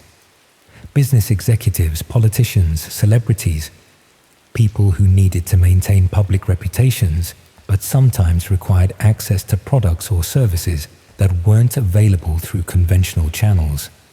That explanation made sense up to a point, but it also raised questions about what exactly these prominent people were buying that required such elaborate secrecy. If it was just discounted electronics or designer clothing, why would they care about being associated with second-hand marketplaces? I started paying closer attention to the messages Danny received from his premium customers, trying to understand what kind of products and services were worth paying such high commission rates for. The requests were often vague, described in terminology that seemed designed to obscure rather than clarify what was actually wanted. Customers would ask for documentation packages or verification materials without specifying what these items were supposed to verify. They'd request consultation services or technical assessments without explaining what kind of expertise they needed. But occasionally, the requests were specific enough to be genuinely disturbing. People wanted detailed background information about individuals they claimed to be considering for business partnerships. Others requested access to private social media accounts or email addresses belonging to people they said were involved in legal disputes with them. Some customers wanted help acquiring items that belonged to specific individuals, providing addresses and descriptions that suggested they were planning targeted thefts. Danny insisted that he only handled the communications and logistics, never getting directly involved with whatever his customers actually did with the products or services they purchased. But it was becoming clear that some of these transactions were facilitating activities that went far beyond simple retail commerce. The most concerning development was when customers started requesting information about people in our local area. They'd provide names, addresses, and personal details about individuals living in Leeds, asking for verification services or background research that required someone with local knowledge and access.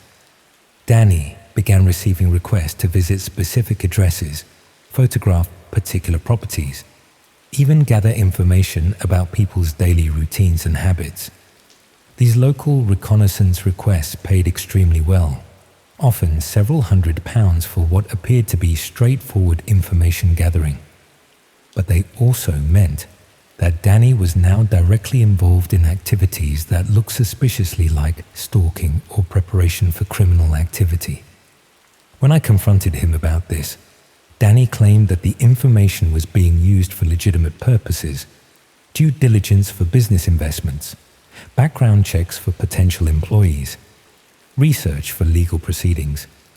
But he admitted he had no way of verifying what his customers actually did with the intelligence he provided.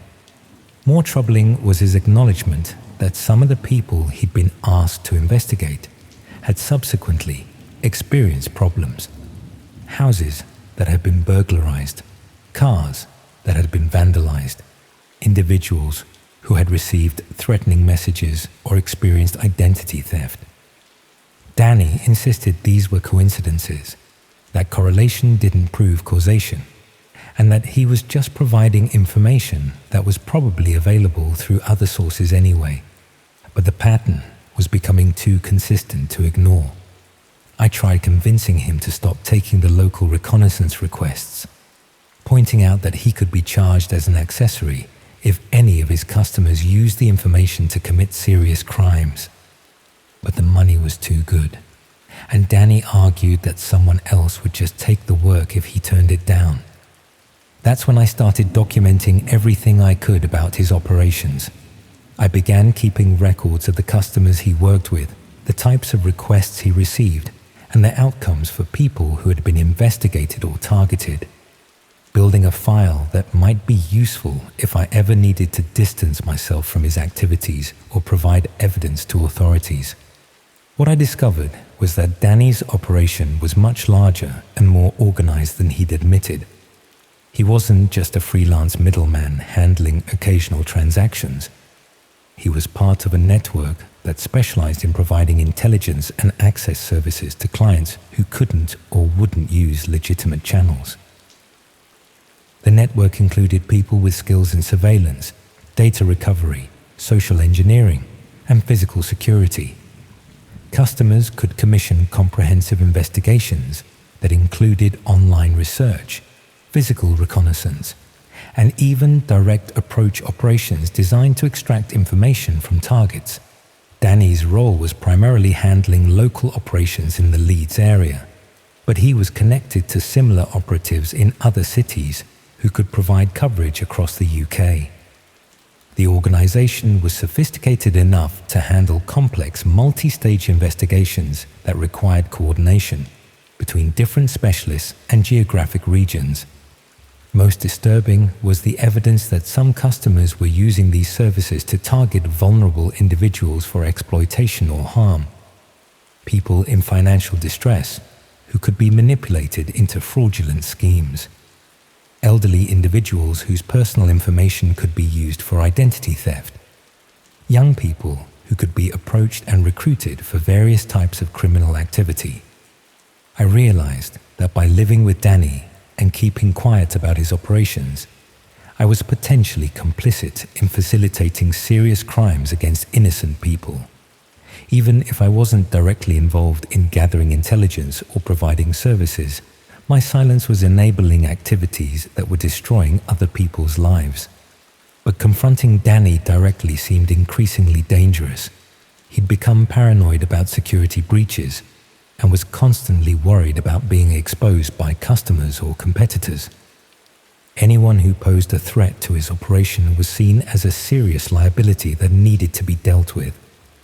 I started making plans to move out of our shared accommodation and distance myself from his activities entirely. But I also knew that simply walking away wouldn't protect me if Danny's customers decided I knew too much about their operations.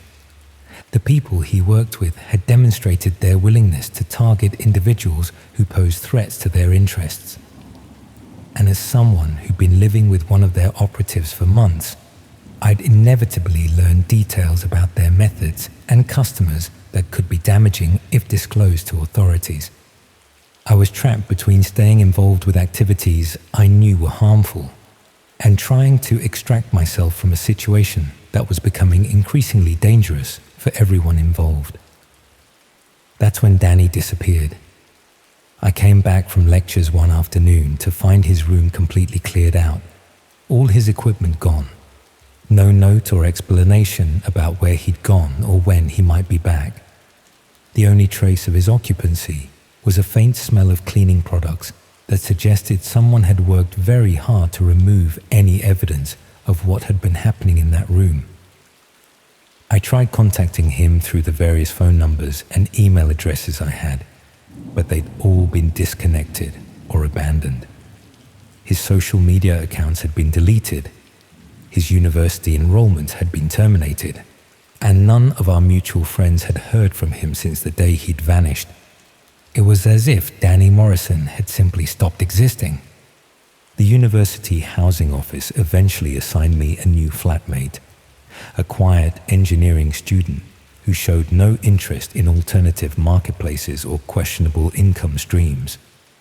Life returned to something approaching normal, and I tried to convince myself that Danny's disappearance was just him moving on to better opportunities elsewhere. But I kept monitoring the hidden marketplaces where he'd operated, looking for signs that his network was still active in the Leeds area. What I found was that the services he'd provided were definitely continuing, but with different operatives handling local operations. New people were offering reconnaissance and intelligence services using the same terminology and methods that Danny had employed. The customer base seemed unchanged, and the types of requests being fulfilled were just as concerning as before. Someone had simply replaced Danny in the network's organizational structure, taking over his customer relationships and operational responsibilities without missing a beat. That suggested his disappearance hadn't been voluntary. Either he'd been eliminated because he'd become a security risk, or he'd been reassigned to different duties that required him to adopt a completely new identity. Either way, it meant that the people running this network were serious enough about operational security to make their own operatives disappear when necessary. And as someone who knew details about their methods and customers, I was probably next on their list of potential security risks that needed to be managed.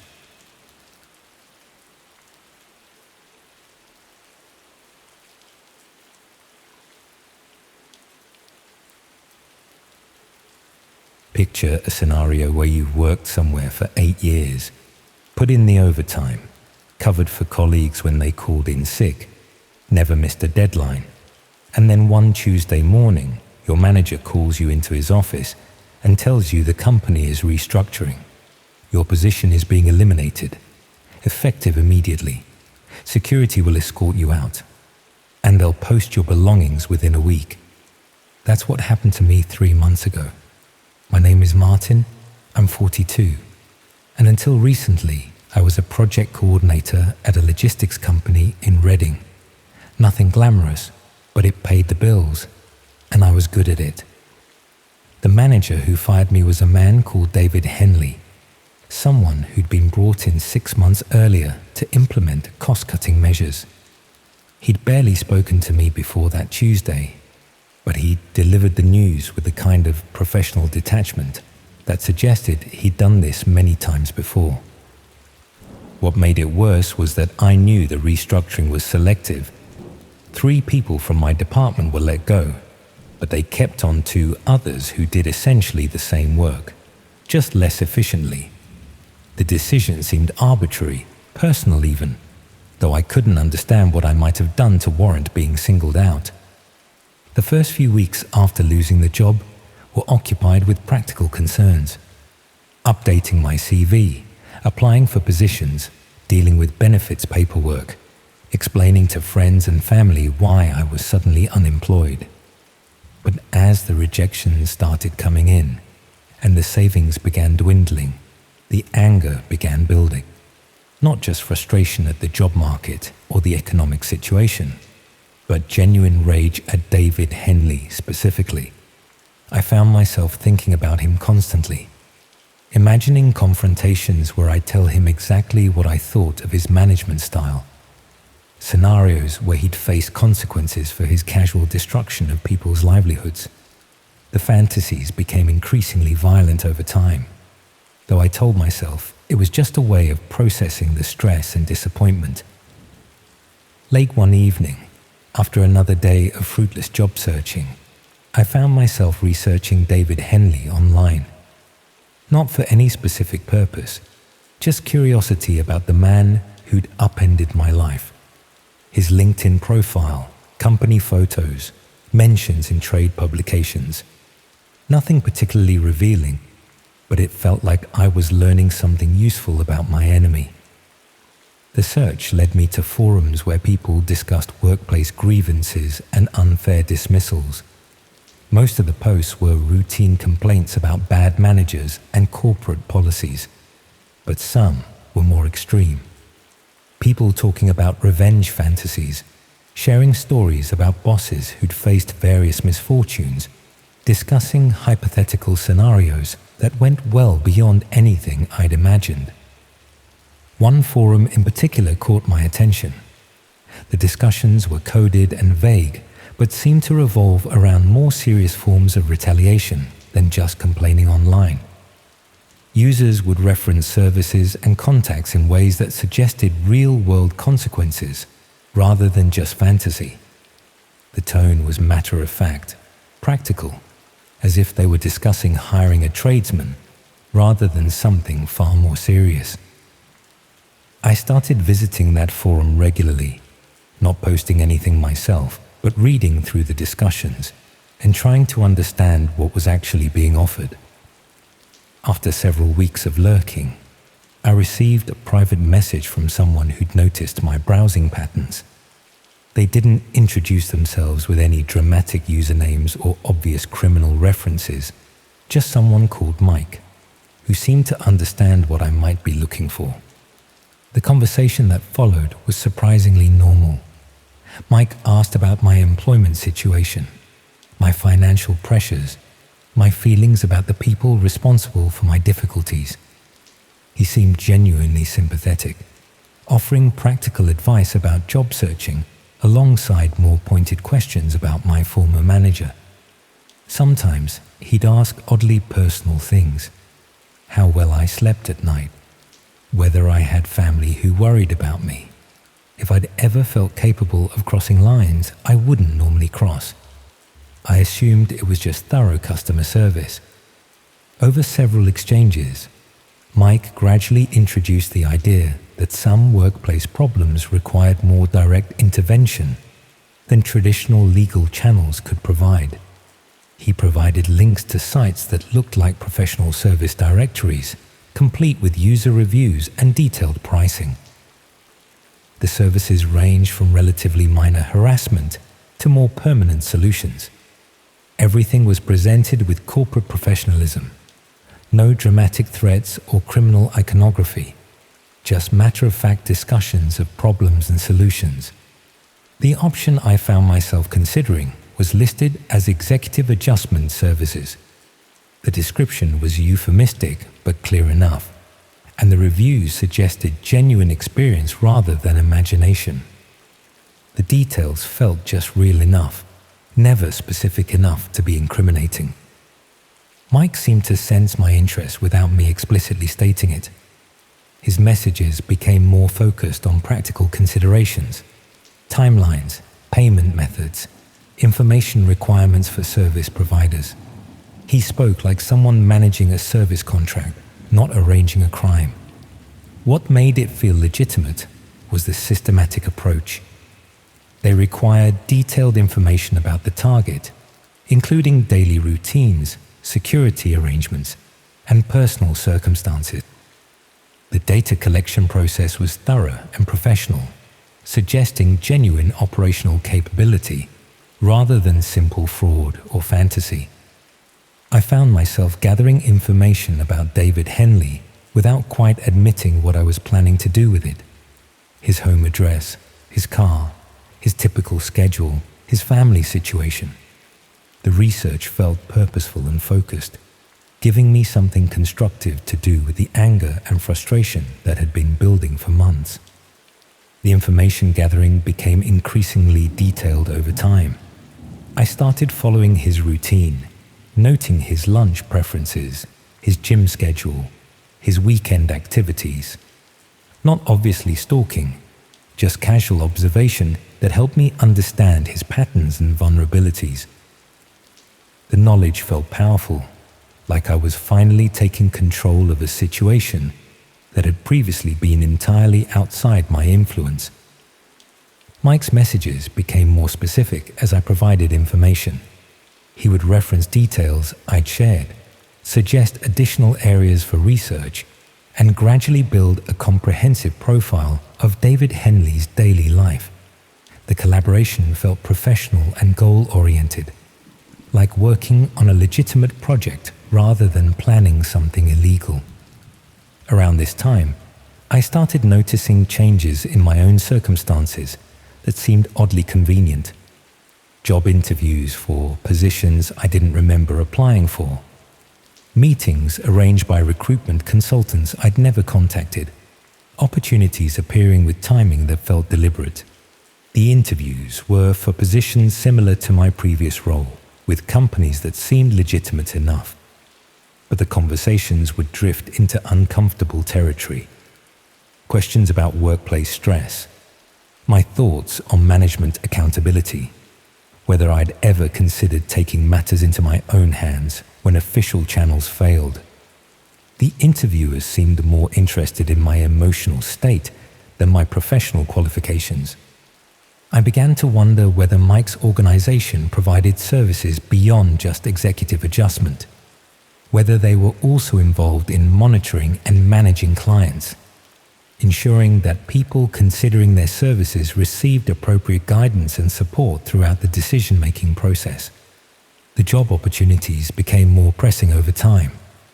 Offers for temporary positions that would require travel, consulting arrangements that would take me away from Reading for extended periods, opportunities that seemed designed to interrupt my research and planning activities. The timing felt too convenient to be coincidental. Mike's messages became more urgent as well. He mentioned limited availability for executive adjustment services, suggested that delays might affect pricing or scheduling, emphasized the importance of making decisions quickly before opportunities disappeared. The pressure was subtle but unmistakable. I arranged to meet Mike in person to finalize the arrangements, not at his suggestion, but because I wanted to confirm that I was dealing with legitimate professionals rather than elaborate scammers. The meeting was scheduled for a pub in central Reading, public enough to feel safe but private enough for sensitive discussion. Mike turned out to be exactly what I'd expected, middle-aged, professionally dressed, the sort of person you might encounter in any business context. But as we talked, I began to notice things that seemed inconsistent with the straightforward transaction I'd imagined. He seemed to know more about my personal circumstances than I'd shared in our online conversations, details about my financial situation, my housing arrangements, my social connections. When I asked direct questions about operational details, his answers became vague. He couldn't provide specific timelines, wouldn't explain methods, seemed reluctant to discuss practical aspects. Instead, he focused on my motivations. He wanted to understand why I felt David Henley deserved this level of intervention, whether I'd considered alternatives, how I planned to deal with the aftermath. The conversation felt more like a psychological evaluation than a business meeting. When I pressed for concrete commitments and timelines, Mike suggested that I needed more time to consider the decision properly. He recommended taking a few weeks to think through all the implications, perhaps exploring some of the job opportunities that had been appearing, reconsidering whether this level of intervention was really necessary. The meeting ended without any definitive arrangements being made. Mike gave me his contact details and suggested I should reach out when I was completely certain about proceeding. But something about his demeanor suggested that he expected me to change my mind rather than follow through with the original plan. Over the following days, I found myself questioning everything about the interaction. Whether Mike was actually connected to the services I thought I was purchasing, whether the whole setup was legitimate, whether I'd been dealing with professionals or something else entirely. By that point, the job offers had become more frequent and attractive. Legitimate positions with real companies. offering salaries that would resolve my financial difficulties immediately. Again, the timing felt too convenient, as if someone was actively working to provide alternatives to the executive adjustment services I'd been considering. I also started noticing that people seemed to recognize me more often. Once, a stranger mentioned the street I lived on in a casual conversation, though I didn't recall seeing him before. Another time, a shop assistant asked how my job search was going, though I'd never discussed it with anyone at that store. When I tried to contact Mike again, his account had been deactivated. The forums I'd been using showed error messages, and the service websites appeared to be under maintenance. All evidence of the executive adjustment option had become inaccessible. The job offers continued arriving though. Positions that seemed specifically designed for my skills and experience, with companies that had apparently heard good things about my work despite my recent unemployment. Opportunities that would require relocation, keeping me busy and providing new focus for my attention. I accepted one of them eventually. A project coordination role with a company in Birmingham. Better salary than my previous position. Responsibilities that felt familiar and comfortable. The interview process was surprisingly brief, and they seemed eager to have me start as soon as possible. 3 weeks after starting the new job, I learned that David Henley had been found dead in his home. Apparent heart attack, no signs of foul play, nothing suspicious according to the police investigation. He was 45, no previous health problems, found by his wife when she returned from visiting her mother. The timing felt too convenient to be coincidental, but I had no way of determining whether his death was connected to my previous planning or simply random misfortune. I'd never completed any arrangements with Mike, never paid for any services, never provided final confirmation that I wanted to proceed. But I couldn't shake the feeling that I'd been part of something larger than I'd understood, that my research and planning had been monitored and incorporated into activities I hadn't been aware of, that what I started had finished itself, with or without my permission. The new job kept me busy enough to avoid dwelling on questions I couldn't answer. My colleagues were friendly, my manager was supportive, and the work environment felt positive in ways my previous employment never had. Life improved substantially, making it easier to forget about the strange period of unemployment and planning. Sometimes I wonder if it all started long before I lost that job.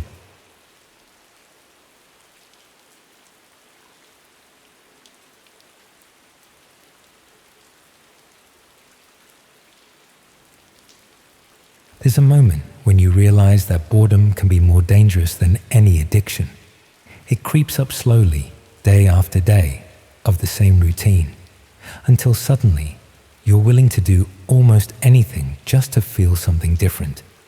That's how I ended up in a situation that still keeps me awake at night, checking the locks on my door and wondering if those footsteps in the hallway outside are just my imagination. I was in my second year at Leeds, studying media communications. One of those degrees that sounds impressive but basically prepares you for nothing except disappointment. Living in a grotty flat in Headingley that I could barely afford on my student loan. Spending most evenings alone because my flatmates had either dropped out or transferred to proper universities where they actually learned useful skills. The flat was everything you'd expect from student accommodation that charged £300 a month. Damp patches on the ceiling, heating that worked when it felt like it, and walls so thin you could hear the neighbours arguing about whose turn it was to buy toilet roll. My room was just large enough for a single bed, a desk that wobbled if you looked at it wrong, and a wardrobe that smelled permanently of mildew. Most nights followed the same pattern. Lectures during the day where lecturers who'd never worked in media told us about industries they'd only read about in textbooks. then back to the flat for microwave meals and whatever passed for entertainment on my ancient laptop. I'd scroll through social media, watch YouTube videos, occasionally attempt to do coursework that felt increasingly pointless with each passing week. That's how I discovered the forums. Not deliberately. I was researching something for an essay about digital communities when I stumbled across discussions that went deeper than anything I'd seen on mainstream platforms.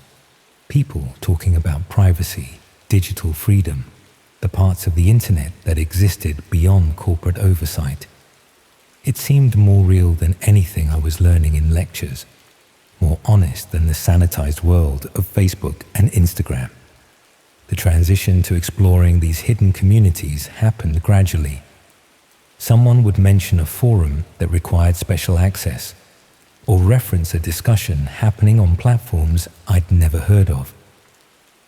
Gradually, I learned about tools that could hide your digital footprint, networks that existed parallel to the regular internet but invisible to casual users. It wasn't difficult to access once you knew where to look. There were guides, communities dedicated to helping newcomers navigate safely. Within a few weeks, I had access to a whole parallel internet that felt more authentic than anything I'd encountered in my media studies courses. Most of it was surprisingly mundane.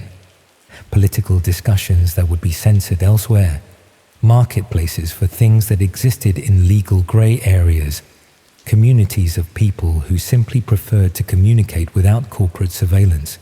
It felt like discovering a hidden city that existed alongside the one everyone else knew about. The first few months, I just observed, reading forums about digital rights, privacy advocacy, discussions of philosophy and politics that went deeper than anything happening in university seminars. There was something addictive about being part of these communities, people who seemed more intelligent, more informed, more aware of how the world actually worked than anyone I knew in real life. I started contributing to discussions, sharing thoughts about media manipulation and corporate control of information. My posts were well received, and gradually I began to build a reputation within certain communities. People started recognizing my username, inviting me to private forums with more exclusive content. That's where I first heard about live streaming communities. Not the obvious stuff, gaming streams and social media influencers, but underground networks that broadcast content you couldn't find anywhere else. Documentary footage from conflict zones, investigative reports that mainstream media wouldn't touch, real journalism that existed outside corporate control. The concept appealed to me immediately. As someone studying media, the idea of accessing unfiltered content, seeing events as they actually happened rather than how they were packaged for mass consumption, felt like the logical extension of everything I was learning about information control and narrative manipulation. The invitation came through a private message from someone I'd been discussing media theory with for several weeks. They'd noticed my interest in authentic journalism and wondered if I'd like to observe some live investigative work. A research collective, they called it, documenting social experiments and human behavior studies that universities wouldn't approve, but which provided genuine insights into psychology and social dynamics. They included access details for a private streaming platform and a scheduled time, that Thursday at 10:30. No explanation of what specific research I'd be observing, just an invitation to witness something most people would never see. The academic framing made it feel legitimate, important, like I was being offered access to cutting-edge research that would enhance my understanding of media and human behavior. The streaming platform was simple but professional looking. Clean interface, high-quality video feeds, chat functionality that allowed viewers to discuss what they were observing. When I connected at the appointed time, there were already about 15 people online, and they welcomed me warmly. The conversation was exactly what I'd expected from an academic community. People discussed research methodologies, shared insights about psychological principles, debated the ethics of observational studies. Someone mentioned they were pursuing a PhD in social psychology at Durham. Another person talked about their work in documentary filmmaking.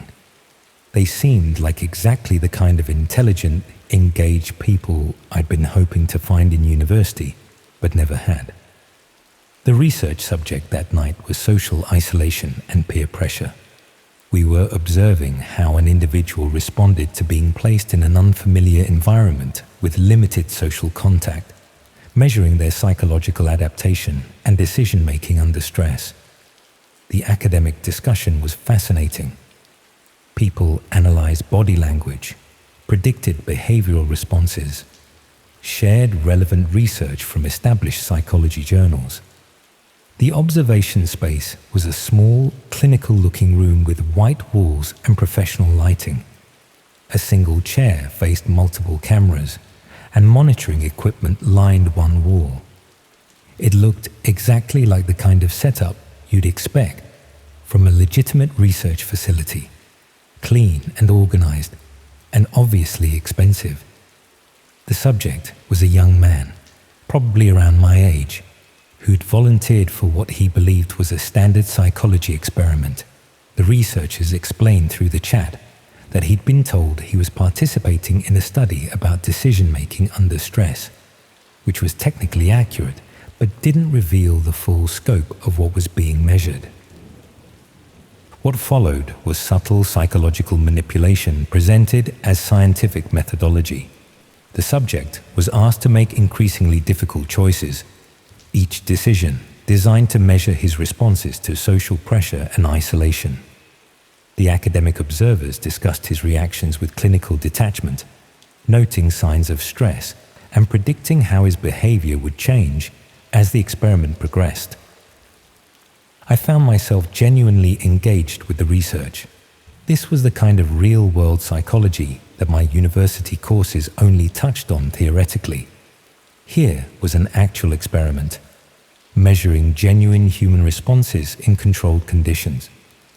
The academic discussion was more sophisticated than anything happening in my lectures, and I felt privileged to be observing cutting-edge research as it happened.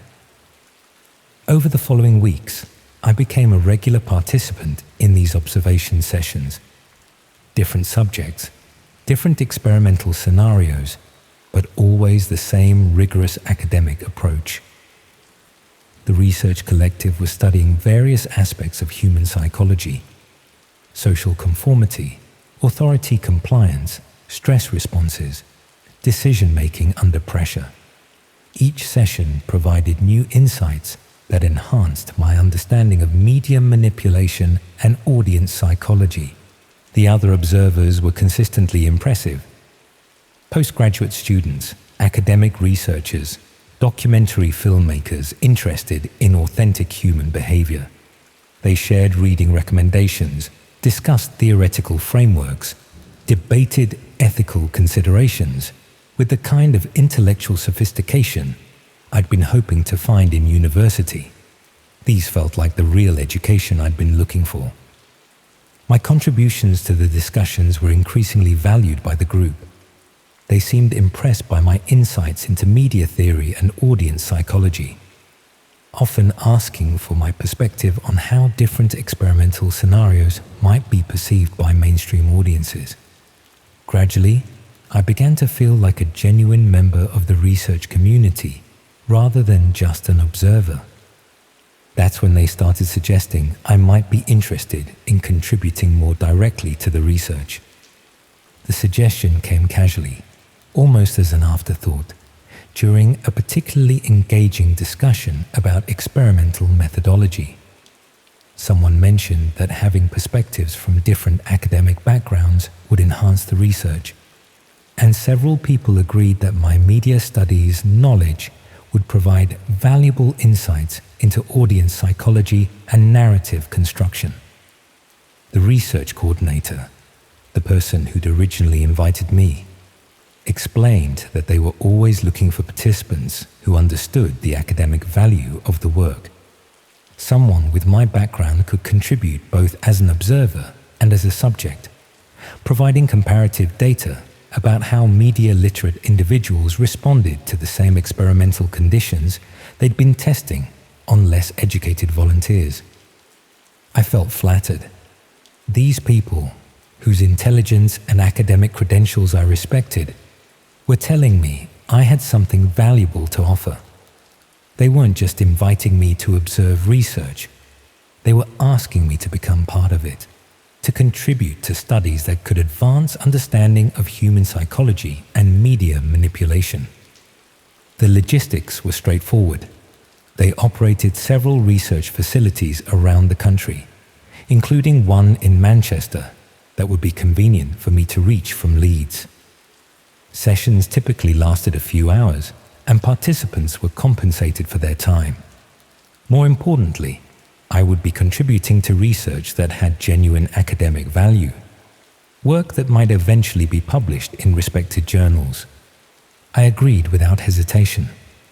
The opportunity to be part of legitimate psychological research, especially research that aligned with my academic interests, was exactly the kind of experience that would distinguish my degree from the theoretical nonsense most of my classmates were learning. The arrangements were handled through encrypted messaging, which seemed appropriate for sensitive research that hadn't yet been published.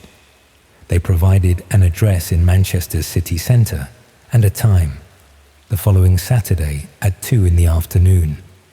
I was told to bring identification and any questions I might have about the research methodology. The building was exactly what I'd expected from a legitimate research facility. Modern office block in Manchester's business district, professional signage, security desk in the lobby. I gave my name to the receptionist, who confirmed my appointment and directed me to the 7th floor. The research coordinator met me at the lift, an academic-looking woman in her 40s who introduced herself as Dr. Sarah Mitchell. She seemed exactly right for the role, speaking with the kind of measured authority I associated with university lecturers, but with more genuine warmth than most of my actual professors managed. The facility itself was impressive. Clean corridors lined with office doors bearing academic titles, research laboratories with expensive-looking equipment, meeting rooms where serious-looking people discussed what appeared to be legitimate academic work.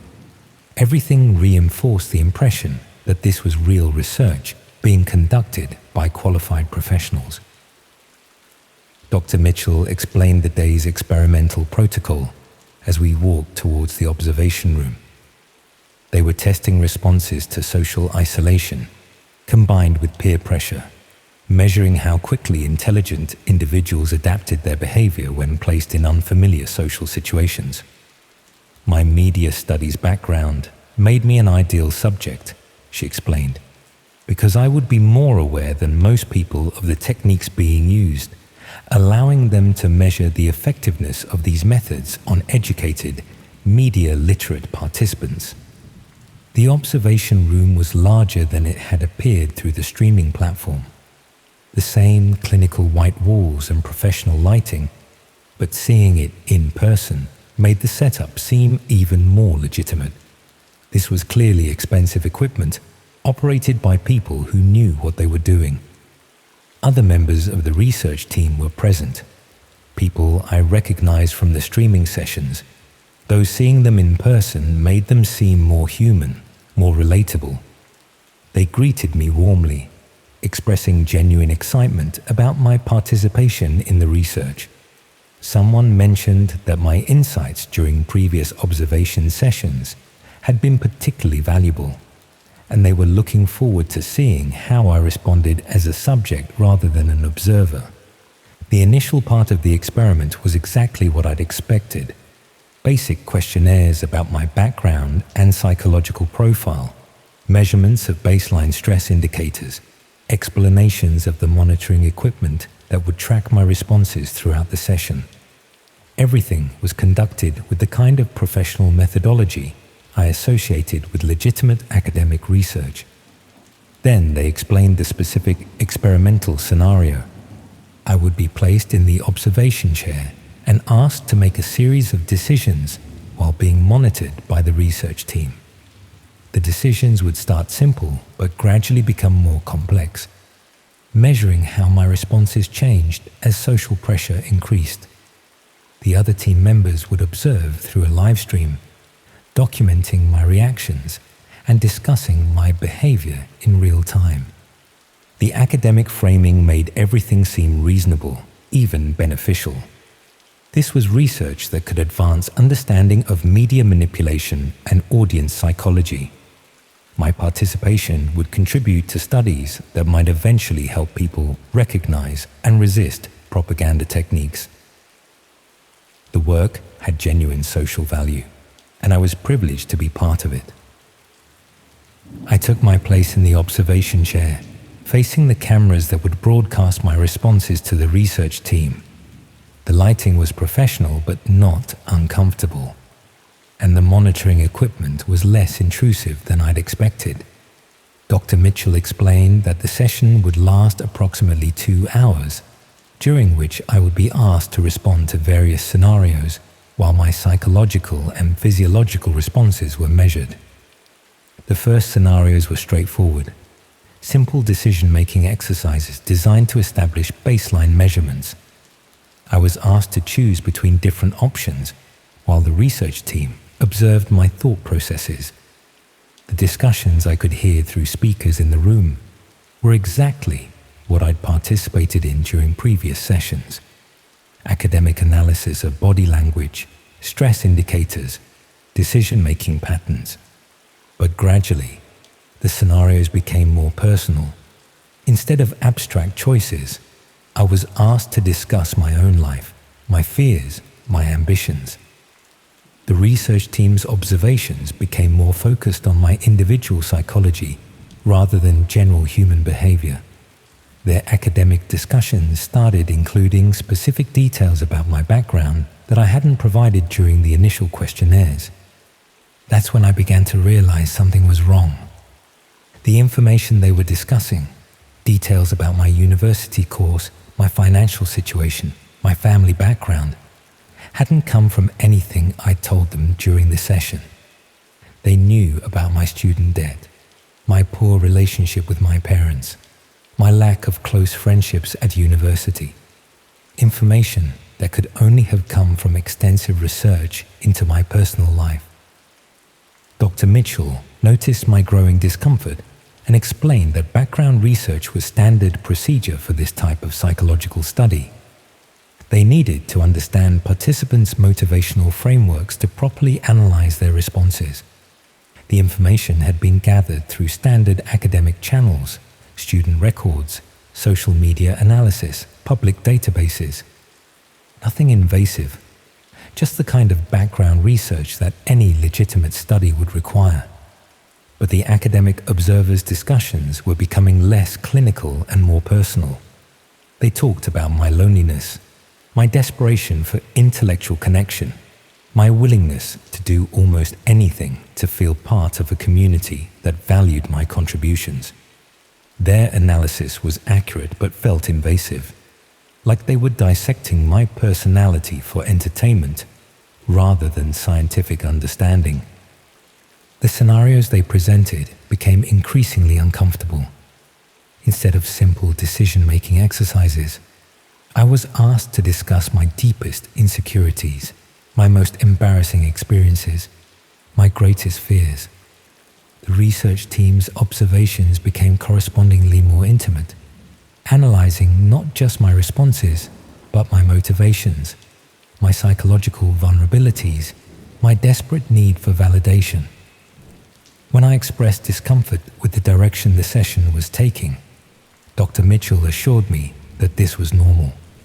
Psychological research often required participants to confront uncomfortable truths about themselves.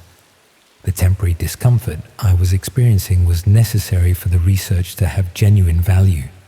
Backing out now would invalidate hours of preparation and waste the opportunity to contribute to important academic work.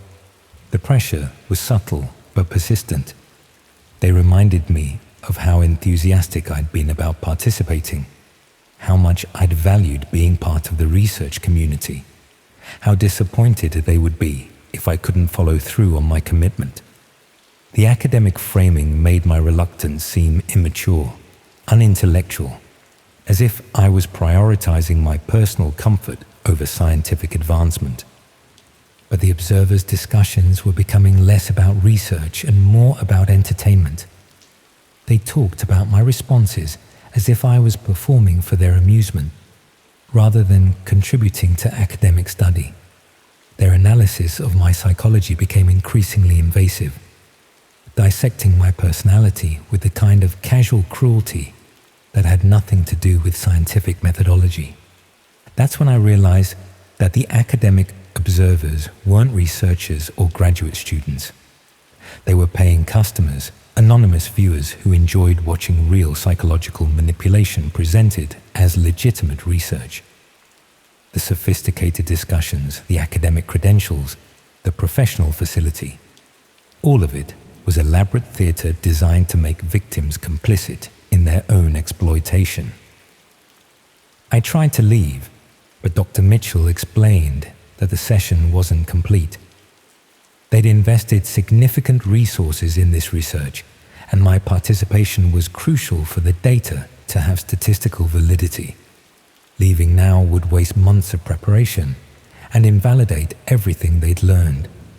More importantly, I'd signed consent forms agreeing to participate in the full experimental protocol. The consent forms I'd signed so casually were more comprehensive than I'd realized. I'd agreed not just to participate in psychological research, but to continue until the academic objectives were met. I'd waived rights to withdraw consent during the session, acknowledging that temporary discomfort was necessary for legitimate research. I'd even agreed to confidentiality clauses that would prevent me from discussing the specific methodologies being used. The observers' discussions became openly predatory. They talked about how long I would resist, what it would take to break down my remaining psychological defenses, how much payment they were willing to make for specific responses. The academic pretense was dropped entirely, replaced by the casual cruelty of people who enjoyed watching others suffer. But I was still in the chair, facing cameras that broadcast my growing panic to anonymous viewers who were betting on my psychological breakdown. The professional lighting that had seemed so legitimate now felt harsh, clinical, designed to capture every detail of my distress for the entertainment of people I would never see. Dr. Mitchell continued to frame everything in academic terms, but her explanations became increasingly hollow. This was research into psychological resilience, she insisted. My responses were providing valuable data about stress management and social compliance. The temporary discomfort I was experiencing was necessary for the advancement of human understanding. The session continued for hours.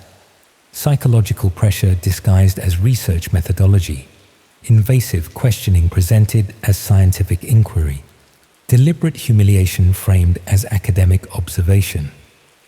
The anonymous viewers discussed my responses with the detached interest of people watching a particularly engaging television program, placing bets on how long I would maintain my composure. I don't remember exactly how I got away. The details are blurred by stress and the psychological manipulation I'd endured. I think there was some kind of technical problem with the streaming equipment, a brief moment when the observers were distracted, and I managed to leave the chair and find the exit. Or maybe Dr. Mitchell simply decided the session had provided enough entertainment for the paying viewers. I found myself on a Manchester street with no clear memory of how I'd gotten there. The business district looked normal, professional, exactly like somewhere legitimate research might be conducted. But I knew now that the building I'd just left was something else entirely. A facility designed to exploit people's desire for intellectual connection and academic validation. The journey back to Leeds was a blur. I sat on the train staring out the window, trying to process what had happened. The academic discussions I'd found so engaging, the research community I'd felt so privileged to join, the intellectual validation I'd craved so desperately. All of it had been designed to make me complicit in my own exploitation. That was 8 months ago. I've never reported what happened. Who would believe that a legitimate-seeming research facility was actually a sophisticated operation designed to exploit curious students? The academic credentials seemed real.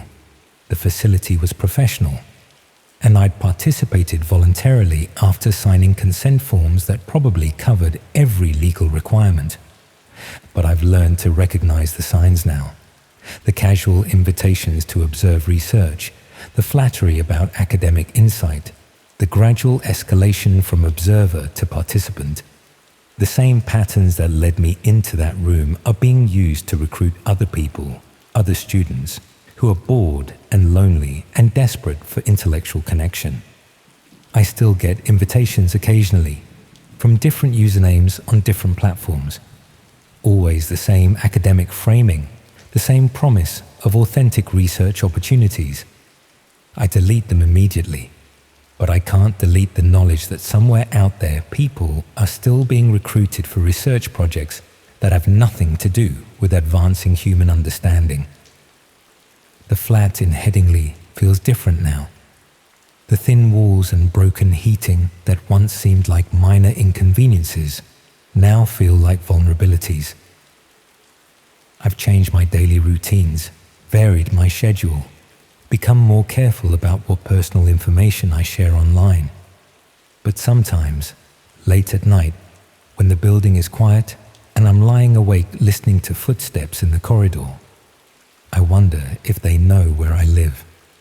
Because the thing about that kind of operation is that they don't just exploit you once and move on.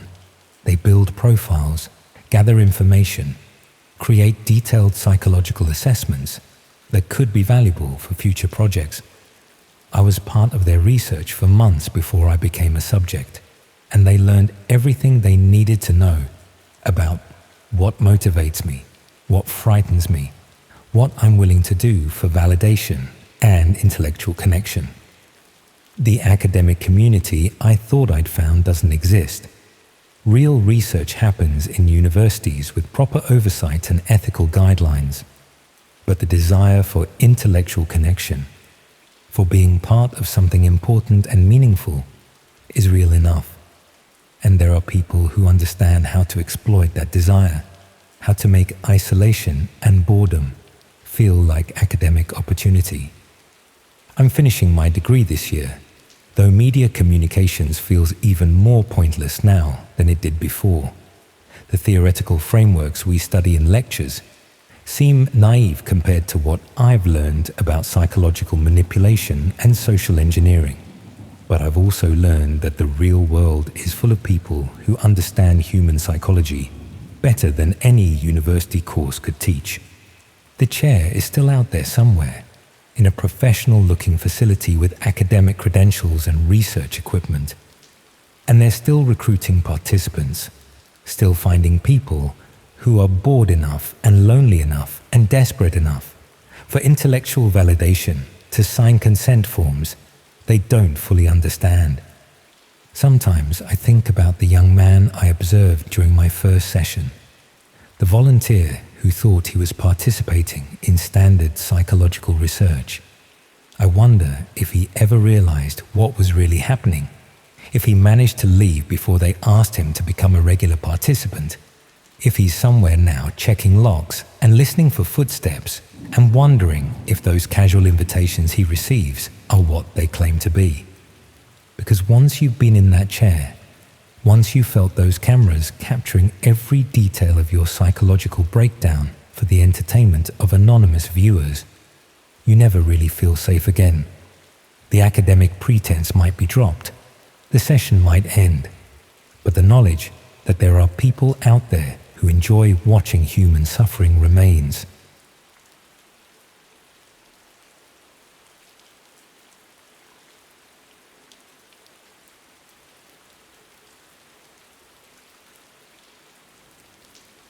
The first parcel arrived on a Tuesday morning, and I almost didn't accept it because I hadn't ordered anything. I was finishing my third year studying psychology at Manchester, living alone in a studio flat above a chippy on Wilmslow Road, the sort of place where the smell of vinegar soaked into everything and the radiators clanged all night, but it was cheap and walking distance from campus. Perfect for a student budget stretched to breaking point. The delivery driver was holding a small brown package, about the size of a paperback book, with my name and address printed on a generic white label. No return address, no company logo, nothing to indicate where it had come from. When I told him I hadn't ordered anything, he just shrugged and said it was already paid for, so I might as well take it. Inside was a mobile phone, not a smartphone, just one of those basic Nokia models you'd see in petrol stations, the kind drug dealers supposedly used because they were harder to trace. It was switched on, fully charged, with a single number saved in the contacts list under the name Service. I should have thrown it away immediately, should have reported it to the police, or at least asked my neighbors if they'd received anything similar. Instead, I did what any curious student would do.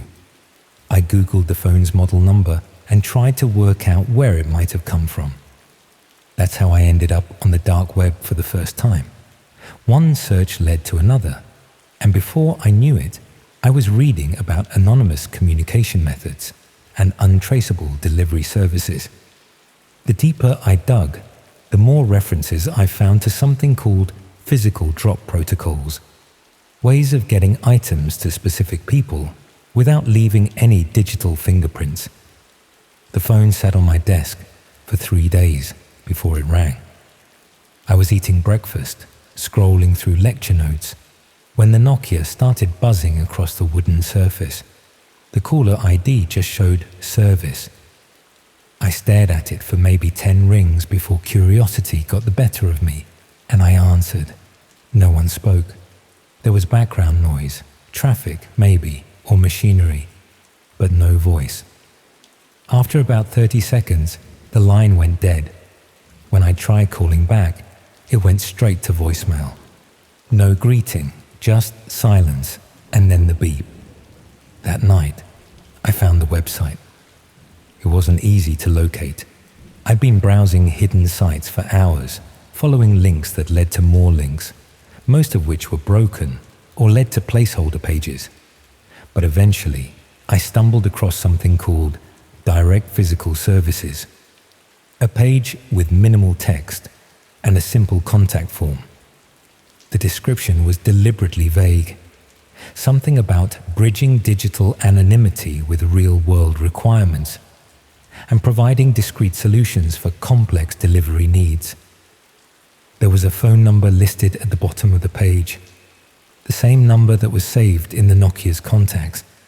I spent the next few hours exploring related sites, trying to piece together what this service actually did. From what I could gather, it was some sort of courier operation that specialized in anonymous deliveries. People would request items through the hidden website, pay through untraceable methods, and then receive packages with no identifying information about the sender.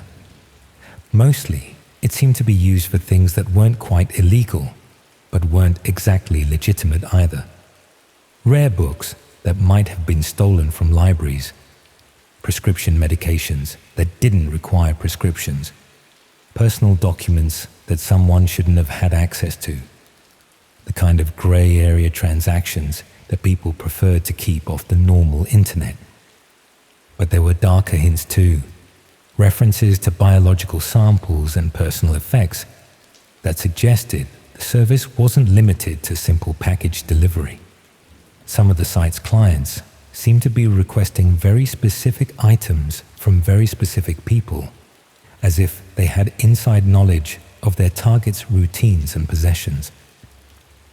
The Nokia rang again on Friday evening.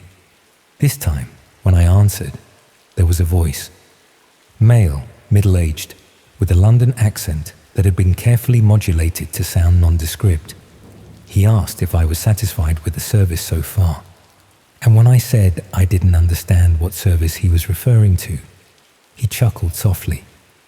He explained that I'd been selected as a distribution point for their operation.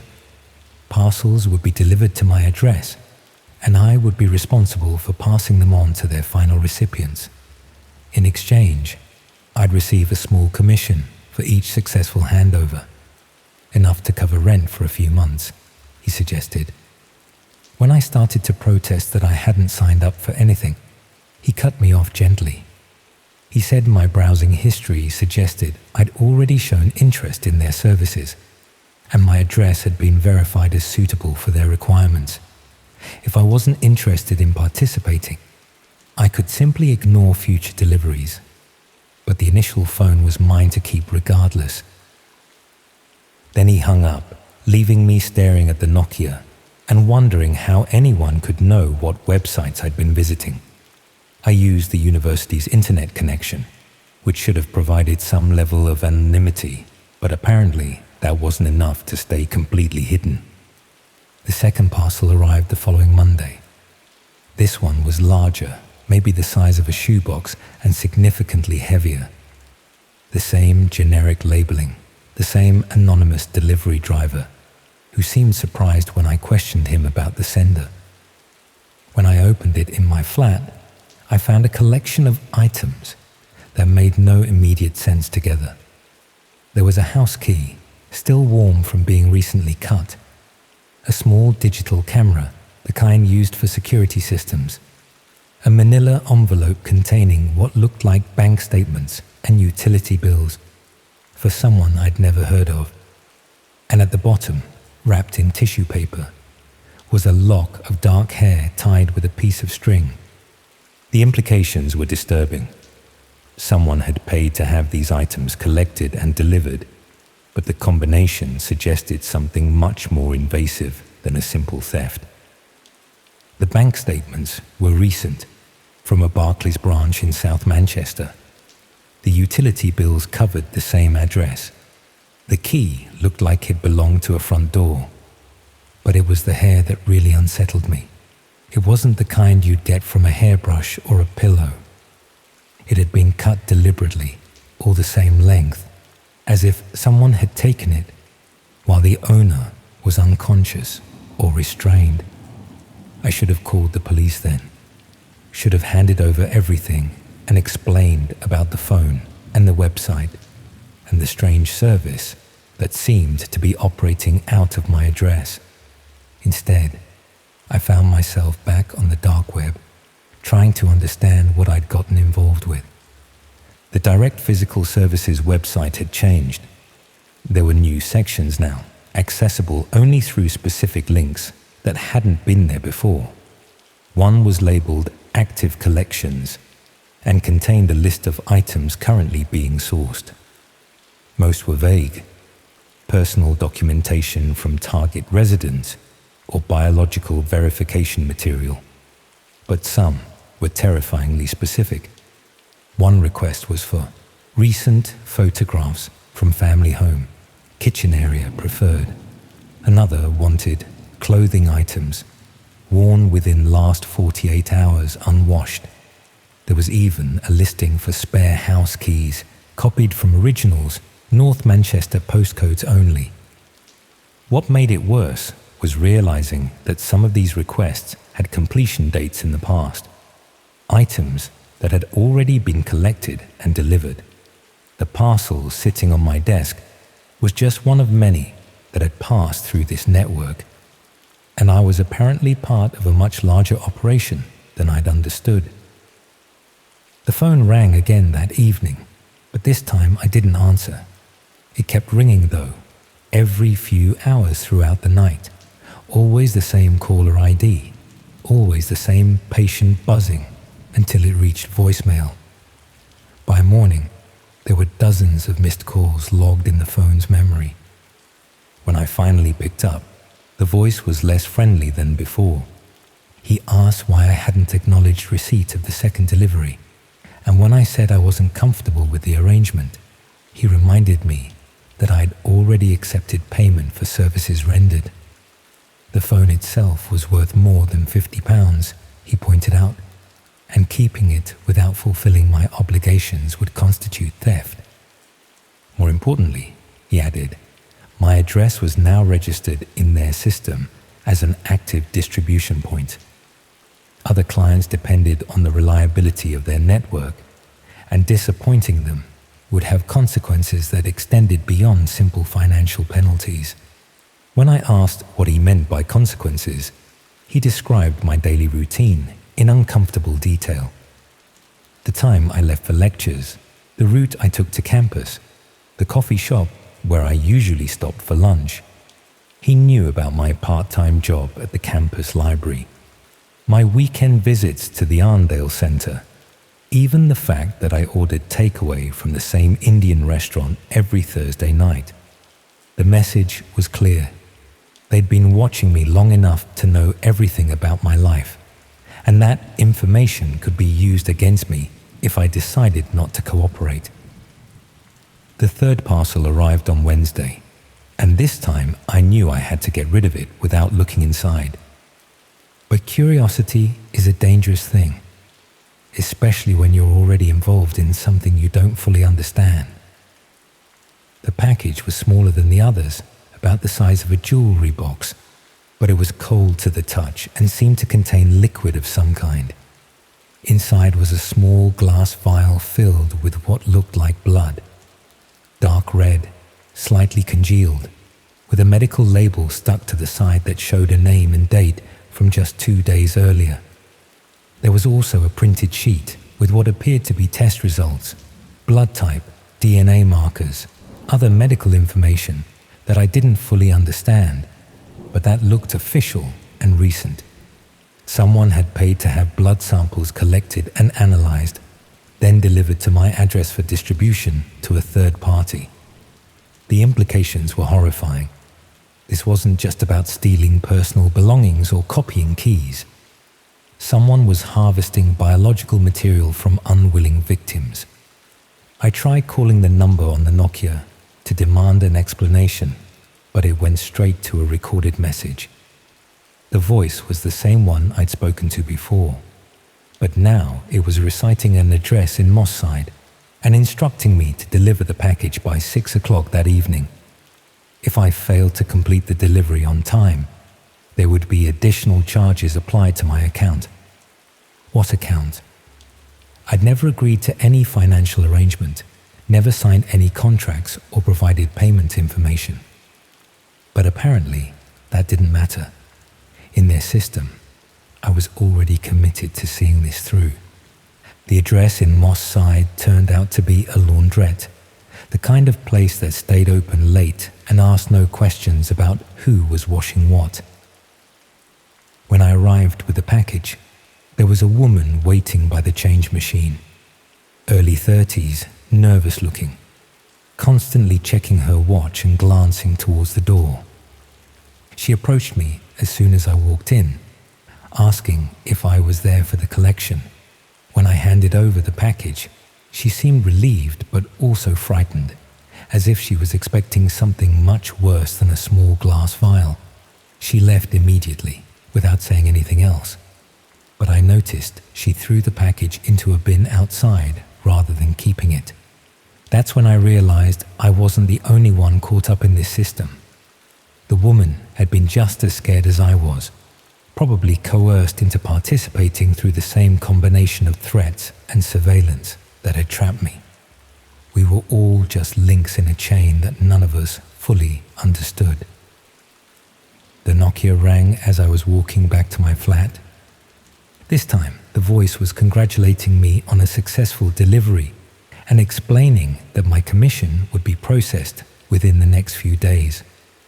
When I asked how they planned to pay me, considering they had no banking information, he laughed and said payment would come in the form of continued personal security. As long as I cooperated with their requests, he explained, I would remain safe from the various unpleasant individuals who use their services. But if I decided to stop participating or involve the authorities, those same individuals would be provided with detailed information about my involvement in their operations. I was trapped. Even if I went to the police, how could I explain my role without admitting to handling stolen property and biological samples? And who would believe that I'd been forced into it by anonymous phone calls and untraceable deliveries? The parcels kept coming after that, usually 1 or 2 per week, always containing items that someone shouldn't have had access to. House keys and alarm codes, medical records and prescription bottles, personal photographs and pieces of jewelry that looked like family heirlooms. Each delivery came with specific instructions about where and when to hand over the package. Sometimes it was normal places, coffee shops, bus stations, shopping centers. But increasingly, it was locations that felt designed to isolate and intimidate. Abandoned buildings, empty car parks, the sorts of places where you wouldn't want to be caught alone at night. The people collecting the packages were getting stranger too. Not just nervous civilians like the woman at the laundrette, but individuals who seemed more comfortable with the criminal aspects of the operation. People who looked at me like they were memorizing my face for future reference. I tried to break the cycle several times, ignoring phone calls, refusing deliveries, even going so far as to leave Manchester for a long weekend to see if distance would make a difference. But they always found ways to bring me back into compliance. When I ignored calls, they started leaving voicemails with increasingly personal information about my family back in Liverpool. When I refused a delivery, the driver simply left the package outside my door where anyone could have taken it. When I left town, I returned to find evidence that someone had been inside my flat. Nothing stolen, just small changes that proved they had access whenever they wanted it. The breaking point came when I received a package that contained my own belongings. It was things from my childhood bedroom at my parents' house, a watch my grandfather had given me, photographs from school trips, even a diary I'd written when I was 14. Items that should have been safely locked away in Liverpool, not sitting in an anonymous parcel delivered to my address in Manchester. The message was unmistakable. They could reach anyone, anywhere, anytime they wanted. My participation wasn't really optional. It was just the illusion of choice designed to make me feel like I had some control over the situation. That was 3 months ago. The deliveries are still coming, and I'm still making the handovers because I don't see any alternative. The commission payments have started arriving too, always in cash, always left in places where I'm guaranteed to find them, just enough to make it clear that they're keeping track of my financial situation as closely as everything else. Sometimes I wonder about the other people involved in this network, the drivers who deliver packages without asking questions, the collectors who pick them up without explanation, the clients who pay for services that probably violate dozens of laws. Are they all trapped like I am, or did some of them choose this willingly? What scares me most is how organized it all seems. This isn't some amateur operation run by opportunistic criminals. It's a systematic business with established procedures and reliable infrastructure. The kind of thing that would require serious planning and resources to maintain. And if they can do this to me, a random student who stumbled onto their website by accident, what are they capable of doing to people who actually pose a threat to their operations? I still have the Nokia. It sits on my desk, fully charged, waiting for the next call. Sometimes I think about smashing it, or throwing it away, or just running as far from Manchester as I can get. But I know it wouldn't make any difference. They've got my details now, my routines, my weaknesses, my family connections. Whether I keep cooperating or try to escape, I'll always be part of their system in some way. The worst part is knowing that somewhere out there, other people are receiving their first mysterious parcel, probably telling themselves it's just a mistake or a harmless prank. not realizing they've just become part of something much darker than they could imagine.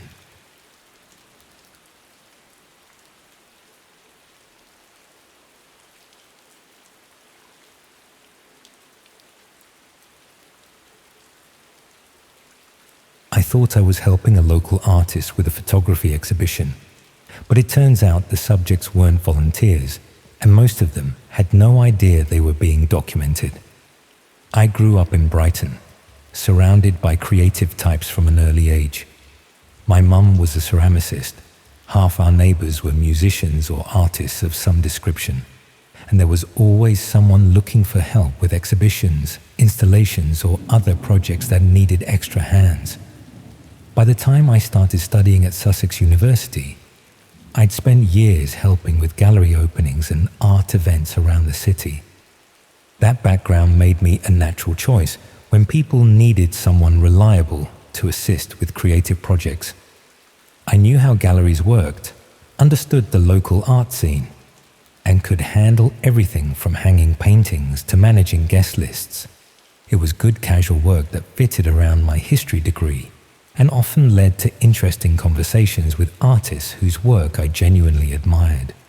When Marcus approached me about helping with his latest photography project, it seemed like exactly the sort of opportunity I enjoyed. He was a conceptual artist who specialized in documentary photography, exploring themes around privacy, surveillance, and urban life in contemporary Britain. His previous exhibitions had received good reviews in the local arts press, and he had connections with several respected galleries. The project he needed help with was called Observed Lives and focused on how people behaved in private spaces when they believed they were unobserved. Marcus explained that he was interested in the contrast between public personas and private behaviors, documenting the authentic moments when people thought nobody was watching. He'd been developing the project for several months, working with volunteer subjects who had agreed to allow him to photograph them during ordinary daily activities.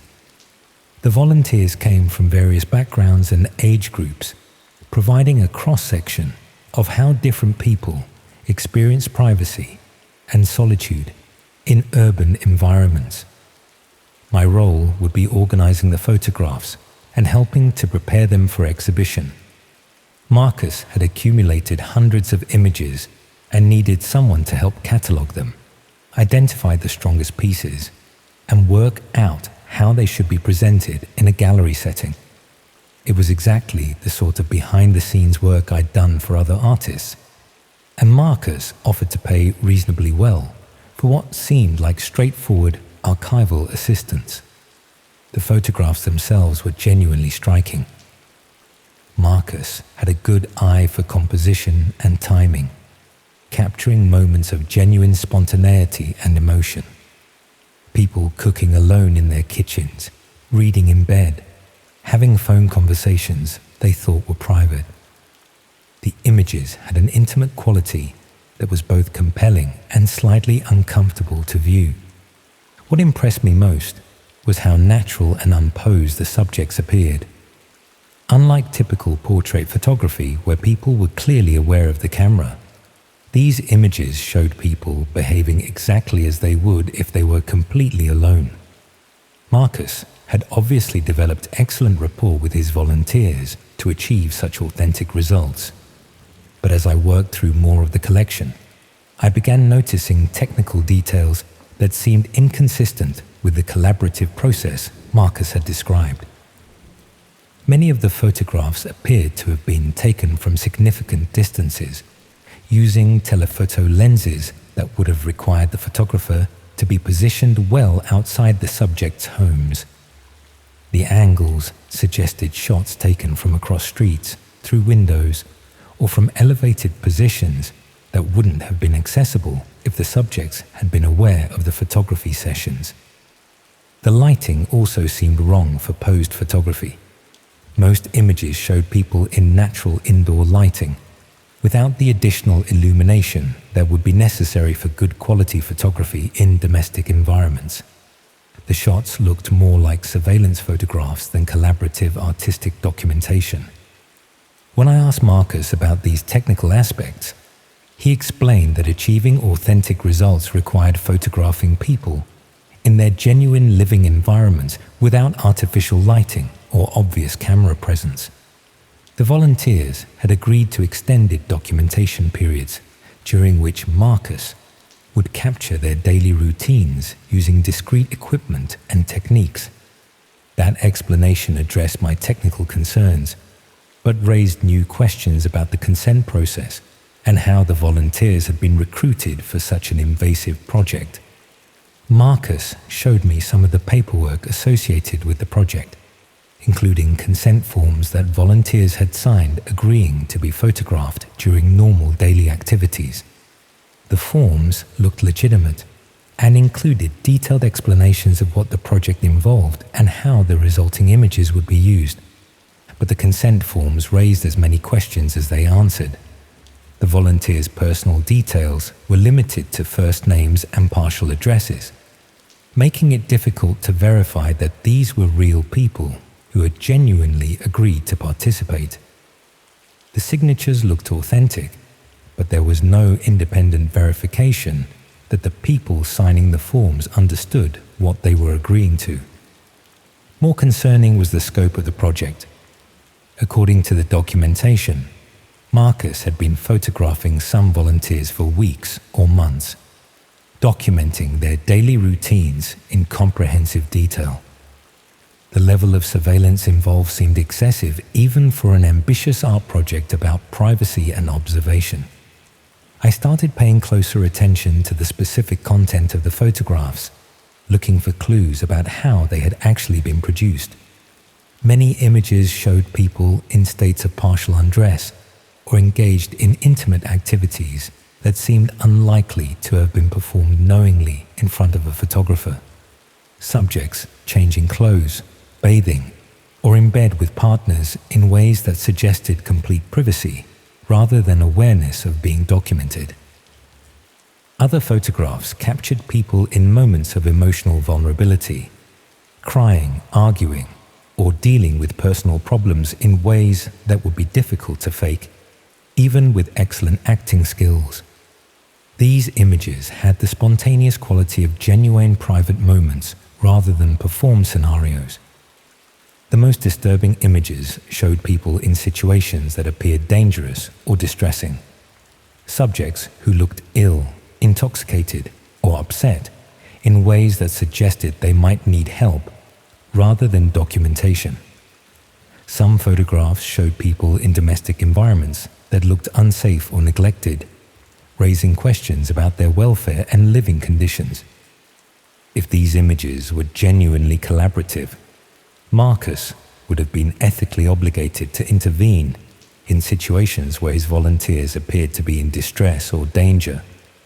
The fact that he had continued photographing rather than offering assistance suggested that the subjects were unaware of his presence. I began to suspect that Observed Lives wasn't a collaborative project at all. Instead, Marcus had been conducting unauthorized surveillance of people in their homes, documenting their private lives without consent or knowledge. When I tried to research Marcus's previous work more thoroughly, I found inconsistencies in his artistic background that made me question whether he was a legitimate photographer at all. While he had indeed exhibited work in local galleries, the scope and technical quality of those exhibitions were much more limited than he'd suggested. His artistic reputation seemed to be based on a small number of shows that had received minimal critical attention, rather than the established career he'd implied. More troubling was the lack of documentation about how his previous projects had been developed. There were no interviews, reviews, or academic discussions that explained his methods or explored the ethical dimensions of his surveillance-based photography. Either Marcus was much less established in the art world than he'd claimed, or his previous work had also involved questionable methods that reputable critics and curators preferred not to examine too closely. I decided to investigate some of the locations where the Observed Lives photographs had been taken. hoping to understand more about how the project had been conducted. Several of the images showed distinctive architectural features or interior details that made it possible to identify specific buildings or neighborhoods. Using this information, I was able to locate some of the properties where Marcus claimed to have been working with volunteer subjects. What I found was deeply disturbing. Most of the buildings were ordinary residential properties with no obvious connection to artistic projects or experimental photography. The residents I spoke to had never heard of Marcus or any project involving documentary photography of private domestic life. More significantly, some of the properties had recently experienced break-ins or reports of prowlers that corresponded with the timeframes when Marcus claimed to have been conducting photography sessions. Residents described incidents of someone being seen in their gardens, evidence of attempted entry through windows, and feelings of being watched that they couldn't explain. Marcus hadn't been collaborating with volunteers at all. He'd been systematically stalking and surveilling people in their homes, using sophisticated photography equipment to document their private lives without consent. The art project was actually a cover story for what amounted to organized voyeurism and invasion of privacy on a massive scale. But understanding what Marcus was really doing didn't immediately resolve my situation. I'd been working with him for several weeks and had access to hundreds of photographs that constituted evidence of serious crimes. Simply walking away from the project might not protect me if law enforcement investigated his activities. More importantly, the people whose lives had been documented deserved to know what had happened and to have the opportunity to take legal action against their privacy violations.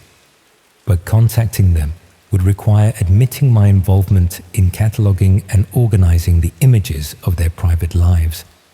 I was trapped between my ethical obligation to help Marcus's victims and my potential legal liability for having assisted with organizing the evidence of his crimes.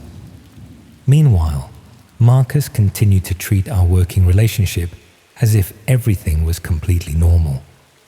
He regularly checked on my progress with cataloging the photographs and discussed plans for the eventual exhibition. He seemed genuinely excited about the artistic and commercial potential of the project. His casual attitude toward what he'd been doing was almost as disturbing as the surveillance itself. Marcus clearly didn't see anything wrong with systematically violating people's privacy for artistic purposes. He viewed his subjects as source material rather than human beings whose consent and dignity mattered. When I tried to raise ethical concerns about the project, Marcus dismissed them as conventional thinking that failed to appreciate the innovative nature of contemporary conceptual art. He argued that all significant artistic breakthroughs required challenging social norms and conventional ideas about privacy and consent. He also pointed out that none of his subjects had been physically harmed and that the photographs revealed nothing more intimate than what could be observed by neighbors, delivery drivers, or other people who had legitimate access to residential areas. That argument completely missed the point about consent and violated the fundamental principle that people should have control over how their private lives are documented and shared. But it also revealed something important about how Marcus justified his behavior to himself. He'd constructed an elaborate intellectual framework that allowed him to view systematic stalking and surveillance as legitimate artistic practice. I began to worry that Marcus's current project wasn't his first experience with this type of unauthorized documentation. Someone who was comfortable with such extensive privacy violations had probably been engaging in similar behavior for years, developing the technical skills and psychological justifications that made observed lives possible. I started researching unsolved cases of stalking, voyeurism, and privacy violations in Brighton and surrounding areas. looking for incidents that might be connected to Marcus's activities. What I found was a pattern of reports spanning several years that seemed consistent with someone conducting systematic surveillance of residential properties. Prowler sightings, attempted break-ins, and reports of photography equipment being used to observe people in their homes. Most of these incidents had been reported to police but hadn't led to arrests or prosecutions. Stalking and voyeurism cases are notoriously difficult to solve unless perpetrators are caught in the act, and many victims are reluctant to pursue complaints that require them to discuss intimate details of their private lives. But the pattern suggested that Marcus had been conducting unauthorized surveillance projects for much longer than just the Observed Lives exhibition. He'd probably been stalking and photographing people for years, gradually developing more sophisticated methods and expanding the scope of his activities. The art project framework was just his latest approach to organizing and justifying behavior that had been going on for a long time. That realization made my situation much more serious. I wasn't just helping with a single problematic art project. I was potentially assisting someone who had been systematically stalking and harassing people for years. If Marcus was arrested and prosecuted for his activities, my involvement in organizing his photograph collection could be presented as evidence that I'd been aware of the criminal nature of his work and had chosen to assist him anyway. But I also knew that allowing him to continue meant that more people would be victimized by his surveillance activities. The Observed Lives project was clearly successful from his perspective, and he was probably already planning similar future projects that would involve stalking and photographing additional victims. I needed to find a way to expose what Marcus was doing while minimizing my own legal exposure and ensuring that his existing victims received appropriate support and information about what had happened to them. The challenge was that any effective intervention would require admitting my involvement in organizing the evidence of his crimes. I decided to document everything I could about Marcus's activities and methods, building a comprehensive record that could be provided to law enforcement if necessary. But I also started making copies of some of the most clearly non-consensual photographs, focusing on images that showed evidence of the surveillance techniques he'd used. These copies could potentially be used to help his victims identify what had happened and take appropriate legal action. Most importantly, I began identifying specific locations and timeframes where Marcus had conducted surveillance, hoping to provide enough information for people to determine whether they had been targeted by his photography projects. The process of documenting Marcus's crimes while pretending to continue helping with his exhibition was emotionally exhausting. Every day meant handling more evidence of serious privacy violations while maintaining the pretense that I considered his work legitimate artistic practice. But I was also motivated by anger about what he'd done to innocent people who had no idea their most private moments had been photographed and catalogued for an art exhibition. The subjects in his photographs weren't collaborators or volunteers. They were victims of systematic stalking who deserved justice and protection from future harassment. However, my careful documentation process was interrupted when Marcus announced that he'd found a gallery willing to exhibit the Observed Lives collection. The exhibition was scheduled to open in 6 weeks, meaning that hundreds of photographs documenting unauthorized surveillance would soon be publicly displayed in a respected Brighton gallery. Marcus's victims would potentially discover that their private lives had been violated only when they saw their own images hanging on gallery walls, viewed by strangers who had paid admission to observe their most intimate moments. I had to act immediately to prevent the exhibition from proceeding and to alert the victims about what had been done to them.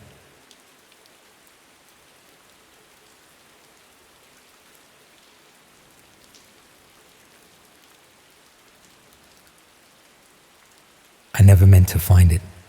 That's what I keep telling myself anyway. It started with a conversation at work. I was having lunch with a colleague from the IT department who'd been going on about online privacy and government surveillance. Nothing particularly radical, just the usual complaints about data collection and targeted advertising that everyone seems to have these days. But then he mentioned something about encrypted networks and hidden services that caught my attention. I'm not particularly tech savvy, mind you. I work in marketing for a small firm in Birmingham, and my computer skills extend about as far as PowerPoint presentations and the occasional Excel spreadsheet. But something about what he'd said intrigued me. The idea that there was this entire hidden layer of the internet that most people never even knew existed, running parallel to our normal browsing. He'd been quite vague about the details, probably assuming I wouldn't be interested or wouldn't understand the technical aspects. But curiosity got the better of me, and I found myself researching it later that evening. It took me the better part of a week to figure out how to access these hidden networks. I won't go into the technical details because, frankly, I barely understood them myself. But after following various online guides and downloading the necessary software, I finally found myself staring at a very basic-looking browser window that promised access to this shadowy corner of the web. The first few sites I visited were disappointingly mundane. Forums discussing privacy rights, marketplaces selling things that were questionable but hardly shocking, and a lot of political discussion that seemed more paranoid than dangerous. It was all rather anticlimactic, to be honest. I'd expected something more sinister, more obviously criminal. But then I stumbled across a link buried deep in one of the forums. It was just a string of random characters with no description, posted by someone with an equally meaningless username. Something about its anonymity made me curious enough to click. The page that loaded was stark black with red text. No fancy graphics, no navigation menu, just a simple message.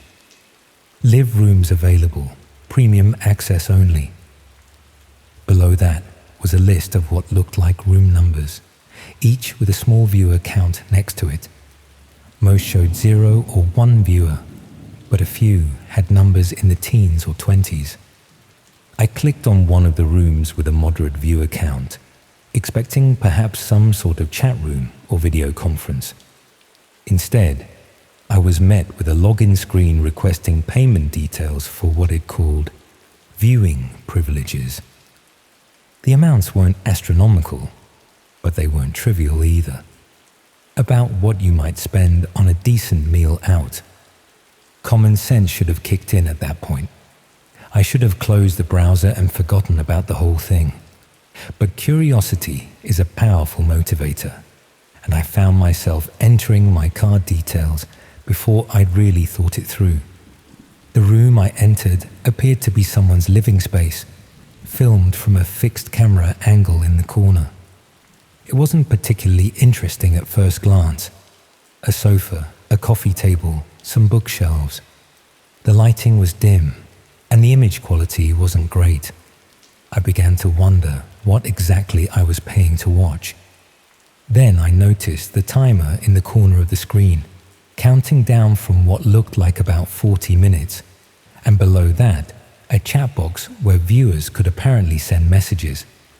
Most of them seemed to be requests or suggestions, though I couldn't quite make sense of what they were referring to. I was about to leave when a figure entered the frame. They were wearing dark clothing and moved with deliberate, measured steps. What struck me immediately was how they seemed to acknowledge the camera, looking directly at it and nodding slightly, as if greeting the viewers. The person moved to the coffee table and began arranging items on its surface. Even through the grainy video feed, I could see they were being very methodical about it. Tools of some sort laid out in precise rows. The chat activity increased dramatically during this process, with messages appearing faster then I could read them. That's when I began to understand what I was watching. The room had another occupant, someone sitting in a chair that had been just outside the camera's view until the first person adjusted its angle slightly. This second individual appeared to be restrained, though the poor video quality made it difficult to be certain of details. My finger hovered over the close button on my browser. Every rational part of my brain was screaming at me to shut this down and never think about it again. But I found myself frozen, unable to look away from the screen. The timer continued counting down. The chat messages became increasingly specific and disturbing, and the person in dark clothing continued their methodical preparations, occasionally glancing at the camera as if checking on their audience. I want to say that I closed the browser immediately, that I reported what I'd seen to the police and tried to forget about the whole experience. But that wouldn't be entirely truthful. I watched for another 10 minutes before finally managing to close the window. 10 minutes during which I witnessed things that I still can't properly process, let alone describe. 10 minutes that have fundamentally changed how I see the world around me. The worst part wasn't even what I saw, though that was horrific enough. It was the realization of how easily I'd found it, how simple the payment process had been, and how many other viewers were in that room with me. People just like me, presumably, sitting in their homes and choosing to watch something unspeakable unfold in real time. I deleted all the software from my computer that night and tried to convince myself it had all been some sort of elaborate fake. Special effects, actors, a sick form of entertainment designed to shock gullible viewers. But deep down, I knew better. The next few days passed in a haze. I couldn't concentrate at work, couldn't sleep properly, couldn't shake the feeling that I'd crossed some invisible line that I could never uncross. I'd become complicit in something terrible simply by being a witness to it. But worse than the guilt was the curiosity that lingered. Questions that I couldn't get out of my head. Who were those people? Where was that room? Were there others? How many others? It took me nearly a week to resist the urge to log back in. When I finally did, the site had changed. The room I'd visited was no longer on the list, replaced by others with different numbers but similar viewer counts. The black and red interface was exactly the same, as was the payment system. It was as if nothing had happened, as if what I'd witnessed had been just another evening's entertainment that was now archived somewhere in the digital ether. I clicked on a different room this time, then another. Each one showed a similar setup, a fixed camera angle, a timer, a chat box, and eventually the same type of methodical preparation I'd seen before. The third room I visited was different though. The camera angle was wider, showing more of the space. It looked like a basement or cellar with concrete walls and harsh lighting. Multiple chairs were visible in the frame, though only one was occupied initially. As I watched, more figures entered the room. They moved with the same deliberate precision I'd observed before, but there were more of them this time. The chat activity exploded as viewers reacted to this development, and I found myself reading messages that made my stomach turn. The timer for this room showed nearly 2 hours remaining. I realized then that this wasn't just some sick individual operating alone. This was organized, professional. There were multiple locations, multiple performers, and clearly multiple audiences willing to pay for access. The scale of it hit me like a physical blow. How many rooms were there? How many viewers? How long had this been going on? And most disturbingly, how had it remained hidden for so long if access was this straightforward? I started keeping a notebook after that, documenting room numbers, viewer counts, and any details I could discern about the locations. I told myself I was gathering evidence, that I'd eventually find a way to report this to the authorities. But really, I think I was just trying to make sense of something that defied comprehension. The rooms seemed to operate on different schedules. Some were active during typical evening hours in the UK. Others seemed timed for different zones entirely. The production values varied as well. Some were clearly amateur setups with poor lighting and single cameras, while others showed signs of more sophisticated equipment and planning. What remained consistent was the audience participation element. Viewers could influence what happened through the chat system, though I never fully understood the mechanics of how requests were prioritized or implemented. There seemed to be some sort of hierarchy among the viewers, with certain usernames appearing to carry more weight than others. I began recognizing regular participants, usernames that appeared across multiple rooms, sometimes making similar requests or comments. It was like discovering a community of people united by their shared interest in witnessing these events. A community that I was now, technically, part of. The realization made me physically ill, but I kept watching, night after night, room after room. I told myself I was documenting evidence, but I knew that was just an excuse. The truth was that I'd become addicted to the horror of it, addicted to being witness to things that most people couldn't even imagine existed. The rooms began to feel familiar. I started recognizing certain locations that appeared repeatedly, suggesting these weren't random one-off events. Some rooms seemed to have regular schedules, with timers appearing at predictable intervals. Others were more sporadic, popping up without warning and disappearing just as quickly. I also began to notice patterns in the chat conversations.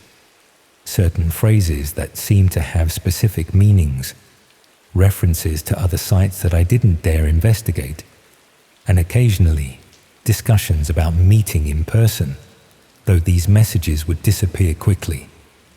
Someone was clearly watching the conversations. Someone was controlling who could access these rooms, taking the payments, and presumably organizing what happened in them. This wasn't random. It was deliberate. 3 weeks into my nightly visits, something happened that changed everything. I was watching a room that had become one of my regular stops, a space that looked like a converted garage, with medical equipment visible in the background. The timer showed about 30 minutes remaining when a new figure entered the frame. This person was different from the usual performers. They moved hesitantly, looking around as if confused or disoriented. And when they turned toward the camera, I could see their face clearly for the first time. I recognized them. Not personally, but from the news. It was someone who'd been reported missing from Manchester about a month earlier. A university student whose disappearance had made the local headlines and prompted police appeals for information. The room's chat exploded with activity as other viewers apparently made the same connection. Messages referencing news articles, speculating about timelines, discussing the implications. Some viewers seemed excited by this development, while others expressed concern about the increased risk. I sat staring at my screen, paralyzed by the implications of what I was seeing. This wasn't just some underground entertainment network. These were real people. People who were being held against their will. People whose families were presumably still hoping for their safe return. I should have called the police immediately. Should have screenshot everything, documented the room details, and handed it all over to the authorities. But instead, I found myself continuing to watch, transfixed by the horror of it all. The missing student was clearly distressed, looking around the room frantically and trying to communicate with someone off camera. The usual methodical preparations began, but this time they seemed different, more urgent. The chat discussion had shifted as well, with viewers debating whether this level of publicity was worth the risk. 20 minutes into the session, something unprecedented happened. The feed cut out abruptly, replaced by a simple error message. The room disappeared from the available list, and when I tried to access it again, I received a message saying it was no longer available. The chat was buzzing with speculation about what had gone wrong. Some viewers suggested technical difficulties, others worried about police intervention. A few seemed angry about losing access to what they'd paid for. But within an hour, the room was back online with a different number and what appeared to be a completely different setup. The missing student was nowhere to be seen, and the usual proceedings continued as if nothing had happened. I never saw that particular individual again in any of the rooms I visited. Whether they'd been moved to a different location, or whether something worse had happened, I have no way of knowing. But their brief appearance had shattered any remaining illusions I'd maintained about the nature of what I was witnessing. These weren't volunteers or actors. These were victims. I stopped taking notes after that night, stopped trying to convince myself that I was gathering evidence for some future police report. Instead, I simply watched, night after night, consumed by a fascination that I knew was deeply wrong but couldn't seem to break. The rooms continued to operate with clockwork precision. New locations appeared regularly, while others disappeared without explanation. The viewer counts remained steady, suggesting a stable audience for this content, and the chat discussions continued to reveal the depth of this underground community. I began to wonder about the other viewers. Who were they? Where did they live? What did they do during the day before logging in to watch these sessions? Were they people I might know, might work with, might pass on the street? The anonymity of it all was perhaps the most disturbing aspect. Everyone was hidden behind usernames, participating in something horrific, while maintaining their normal lives in the physical world. I was doing the same thing after all. During the day, I'd sit in meetings at work, discussing marketing strategies and quarterly targets, all while knowing that I'd be spending my evening watching things that would probably result in prison sentences for everyone involved. The disconnect was surreal. My sleep became increasingly erratic.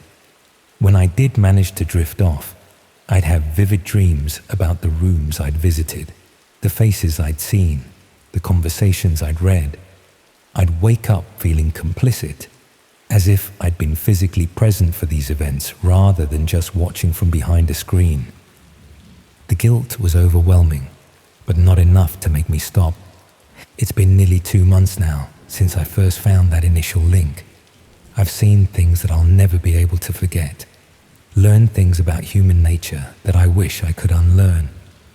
And yet, most nights, I still find myself opening that familiar black browser window and navigating to those hidden corners of the internet. I tell myself I'll report it eventually, that I'll find the courage to contact the authorities and provide whatever information I can. But I know I won't, because doing so would mean admitting my own role in all of this, my own complicity in what amounts to a form of digital voyeurism of the worst kind. The most terrifying realization is how easy it all is, how simple it was to access, how straightforward the payment system, how seamlessly it all operates alongside the normal internet that everyone else uses. If I could stumble across it so easily, how many others are doing the same thing? How many people are out there right now, watching these rooms, participating in this community? And perhaps most disturbing of all, how many more rooms are there that I haven't found yet? The timer in the corner of my current room shows 14 minutes remaining. The chat is active as usual, filled with the same types of requests and comments I've become accustomed to reading. Another evening for an audience of anonymous viewers, each of us safely hidden behind our screens, pretending that what we're witnessing isn't real. But it is real, and tomorrow night, I'll probably be back here again, watching another room, seeing another victim, being part of something that exists in the shadows of our connected world. I never meant to find it, but now that I have, I can't seem to look away.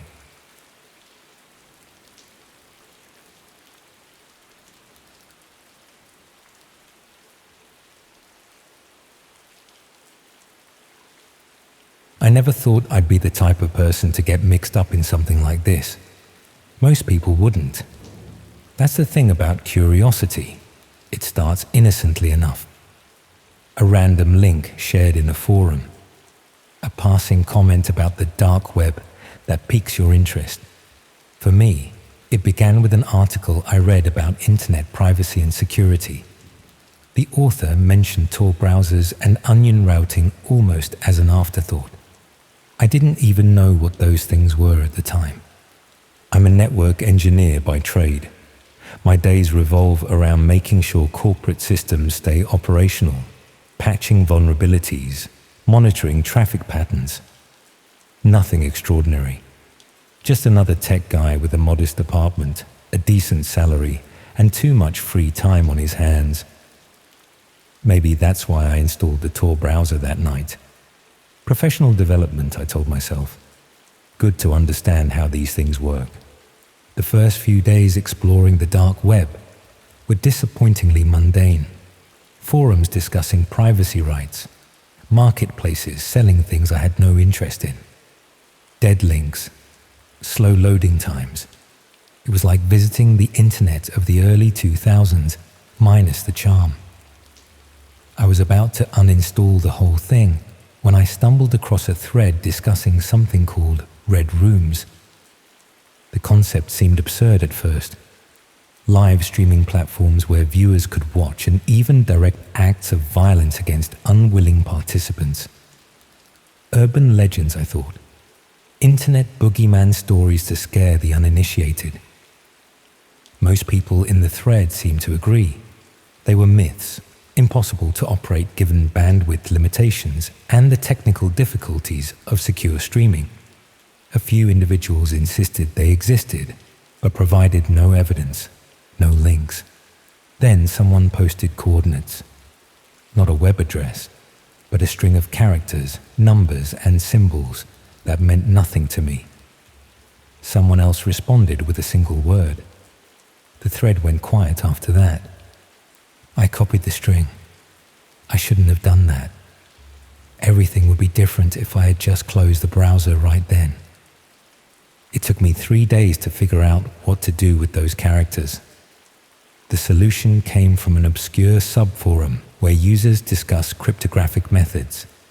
The string was a key of sorts, one that had to be entered into a specific field on a specific site at a specific time.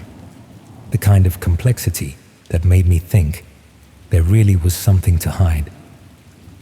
I found the site. A blank page with a single input field. Nothing to indicate what it was for. No text, no images. Just an empty box waiting to be filled. I hesitated before pasting in the string. This was the moment I should have walked away. Something about the sterility of that page felt wrong in a way I couldn't articulate. The cursor blinked rhythmically in the empty field, patient, expectant, waiting for me to make a mistake I couldn't undo. The first sign that I had done something irreversible was the sudden change in my network traffic. I monitor my home network obsessively. Occupational habit. The data pattern shifted. Connections multiplying through nodes I couldn't identify. This wasn't normal Tor behavior. My system was being mapped, examined, catalogued by something on the other end. Each packet of data felt like fingers probing through my digital walls, searching for weaknesses, memorizing the layout of my network, of my life. Then the page changed. A loading icon. A countdown timer set to 20 minutes. Nothing else. I waited, telling myself I could close the browser at any time. I didn't. The seconds ticked away, each one dragging longer than the last. My mouth went dry. Sweat beaded along my hairline. Still, I waited. Some terrible gravity held me there, unable or unwilling to turn away from what was coming. When the timer reached 0, the stream began. The video quality was surprisingly good. High definition, minimal latency. The room shown was simple. White walls, concrete floor with a drain in the center. A single chair bolted to the floor, empty, waiting. The emptiness of that room hummed with potential violence. The drain in the floor promised the necessity of easy cleaning. The bolted chair spoke of resistance that needed to be overcome. A chat window appeared beside the video feed. Users with alphanumeric names filled the space with scrolling text. I didn't participate, just watched the conversations scroll by. They discussed preferences, made requests. Some offered payment in cryptocurrency. Others seemed to have credit of some kind already established. The casual nature of their communications made my skin crawl. The banality of their anticipation, the everyday commerce of atrocity. I should have left then, but a terrible curiosity kept me watching. In my defense, part of me still believed this was elaborate theater. Dark web performance art designed to shock and disturb. It couldn't be real. The alternative was too monstrous to contemplate. A door opened somewhere off camera. A figure entered the frame, face obscured by a featureless white mask. They wore simple clothes, black pants, grey shirt, latex gloves. Nothing remarkable or identifiable. They looked directly at the camera and held up a piece of paper with a string of characters, a verification code of some kind. Proof that this was happening now, not pre-recorded. The blank mask stared into the camera, into my eyes, as if the person behind it could see me watching, could identify me through the screen. The chat erupted with activity. The masked figure put the paper down and left the frame briefly, returning with someone else. A person with a hood over their head, hands bound behind their back. They were guided to the chair, secured with restraints at the ankles, wrists, and across the torso. The hood remained. The chat began specifying activities. I won't detail what was requested. I won't detail what happened next. I closed the stream after 3 minutes and 17 seconds. Not nearly fast enough. I uninstalled Tor, ran security sweeps on my system, and tried to convince myself I had witnessed an elaborate hoax. But the sound stayed with me, the movements, the knowledge that somewhere, in some hidden corner of the world, that room existed, that chair, that drain. 3 days later, I noticed something unusual about my home network.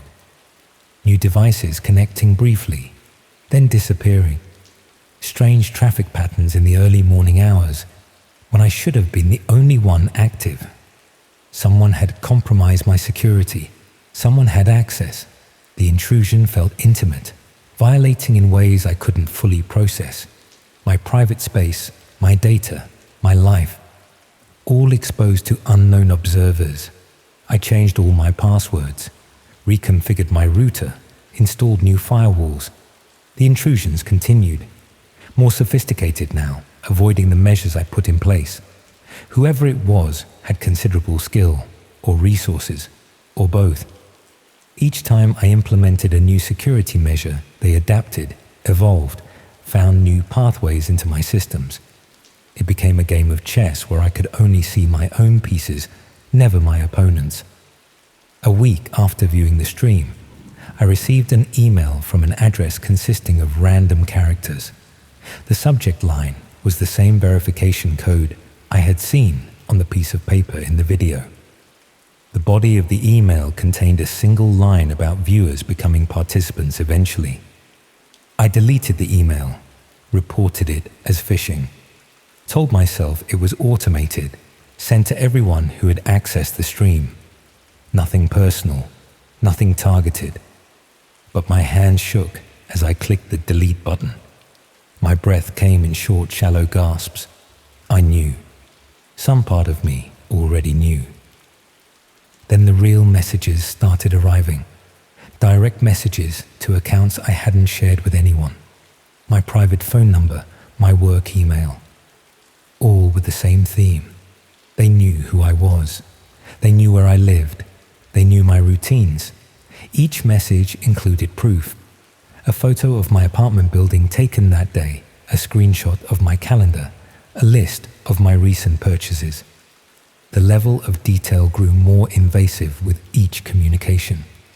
What I ate for breakfast, which route I took to work, how long I spent in the shower. The final message came with an attachment, a floor plan of my apartment with an X marked beside my bed. The message informed me that my stream would begin soon, and participants were already bidding. The clinical precision of the threat made it worse somehow. No emotion, no sadness, just process, procedure, industry. I went to the police, tried to explain without incriminating myself. They took notes, offered to send a patrol car by my building, suggested I was being targeted by standard identity thieves. They didn't understand, couldn't understand without seeing what I had seen. The bored expressions on their faces as I tried to convey the danger made me realize how alone I truly was. I stayed in a hotel that night, paid in cash, used a fake name, didn't bring any devices with me, just sat in the room with the chain on the door, watching the parking lot through a gap in the curtains. Nothing happened. No one came. Hours stretched into eternity as I waited for a threat that never materialized. Sleep came in brief, restless intervals, interrupted by the slightest sounds from neighboring rooms or the hallway outside. I returned home the next day, convinced I had overreacted. The apartment was exactly as I had left it. No signs of entry, no disturbance. I ran more security scans, changed the locks, installed a camera system. Life began to feel normal again as days passed without incident, but the normalcy felt thin, fragile, like ice forming over a dark lake. I went through the motions of my routine while constantly looking over my shoulder, checking reflections in windows, scanning crowds for watching eyes. 2 weeks later, as I was falling asleep, I heard a notification sound from my phone. A new email, the verification code as the subject line again. The body contained a link and words about my viewership making something possible. I didn't click the link, deleted the email immediately, blocked the sender, tried to go back to sleep. The darkness of my bedroom seemed deeper somehow, the shadows more substantial. My heartbeat echoed in my ears, too loud, too fast. Sleep retreated beyond my reach. That's when I heard the knock at my door. Not a pounding or frantic banging, just 3 measured, deliberate knocks. Professional, patient. The sound cut through the silence of my apartment with surgical precision. My entire body went rigid, paralyzed by the confirmation of my worst fears. I checked the camera feed on my phone. No one appeared on the screen, just an empty hallway. The emptiness seemed wrong somehow, unnatural, as if the space itself had been hollowed out. Reality thinned to allow something through. Another knock, same pattern, same deliberate pacing. The sound seemed to reverberate through my bones, setting my teeth on edge. The empty hallway on my phone screen made no sense. The knocking made no sense. Nothing made sense anymore. I called the police, whispering my address, explaining there was someone at my door. They promised to send someone, asked if I could stay on the line. I agreed, keeping my voice low. The dispatcher's voice in my ear provided a tenuous connection to normality, to safety. I clung to it even as another set of knocks came. The knocking came a third time. I moved as quietly as I could to the door, looked through the peephole. The hallway was empty, not just unoccupied, but empty in a way that defied explanation. The familiar corridor seemed distorted, stretched, as if viewed through warped glass. And still, no one visible who could be causing the sound. A fourth knock, right in front of me. Impossible, with no one there. The sound now originating centimeters from my face. I could feel the vibration of it through the door, against my forehead pressed to the peephole. A knock from nothing, from nowhere, from no one. I backed away from the door, explained to the dispatcher what was happening. They asked me to verify my address again, told me units were 3 minutes away. Their voice sounded distant now, underwater, unreachable, the connection failing as reality unraveled around me. The knocking stopped. My phone chimed with a new notification, a text message from my own number informing me they were already inside. The words glowed on the screen, impossible yet undeniable. The air in the apartment changed, grew heavier, charged with presence. No longer alone, no longer safe, never safe again. The police arrived 8 minutes later. They found the door locked, chained from the inside. When no one answered their knocks, they broke the door down. The apartment was empty, no signs of struggle, no evidence anyone had been there besides me. Just my phone on the floor, screen shattered, and a piece of paper beside it with that same verification code. The police report noted nothing unusual beyond an abandoned residence, a missing person case with no leads, no witnesses, no evidence of foul play. Just another digital ghost, forgotten as screens scroll to the next distraction. I'm told they're still looking for me, friends, family, co-workers. They've all received messages from my accounts saying I needed some time away, that I'd be back soon. The messages include details only I would know, use phrases and expressions specific to me. Perfect digital forgeries maintaining the illusion that I still exist in the world I once knew. They aren't from me. I don't know where I am. The room has white walls, concrete floor with a drain in the center, a single chair that I'm secured to. There's a camera mounted in the corner, its red light constantly on, watching, streaming. The light never blinks, never wavers. A mechanical eye broadcasting my existence to unseen watchers. Sometimes I hear notifications through the walls. Sounds like bids being placed. Sounds like viewers making requests. The same commerce I once witnessed now cycles back to me. The drain in the floor waits patiently. The restraints hold firm. The door remains closed but will open soon. I know what's coming. I've seen this stream before. The other side of the screen now. The other side of the mask.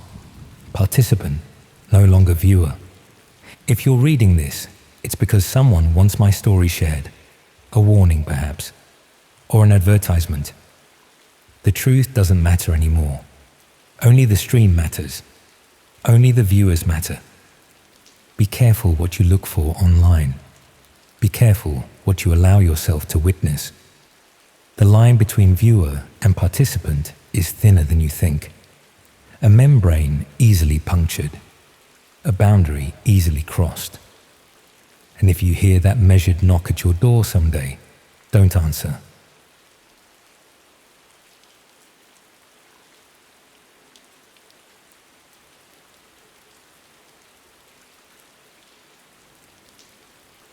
My upstairs neighbor was live streaming everything that happened in my flat, and I only found out because someone in the chat recognized my address.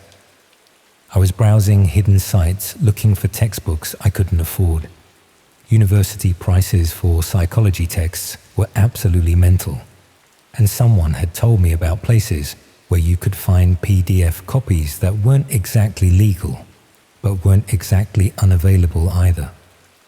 Most students did it, especially those of us living on beans and toast, while trying to get through our degrees at Sheffield.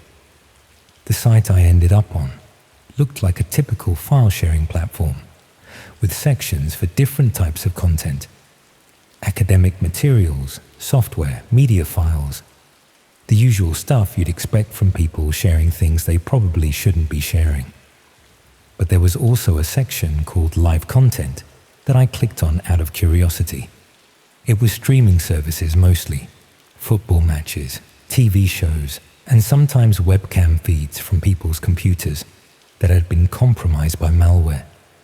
The quality was usually terrible, and most streams would cut out after a few minutes, but it was free entertainment when you had nothing else to do. That's how I stumbled across a stream titled Flat 2B, Sheffield Student House. The description was minimal, just the title and a viewer count showing about 30 people watching. When I clicked on it, I was looking at what appeared to be someone's living room. Basic furniture, textbooks scattered around, and a small kitchen visible in the background. Nothing particularly interesting, just a typical student flat. It took me a few minutes to realize I was looking at my own living room.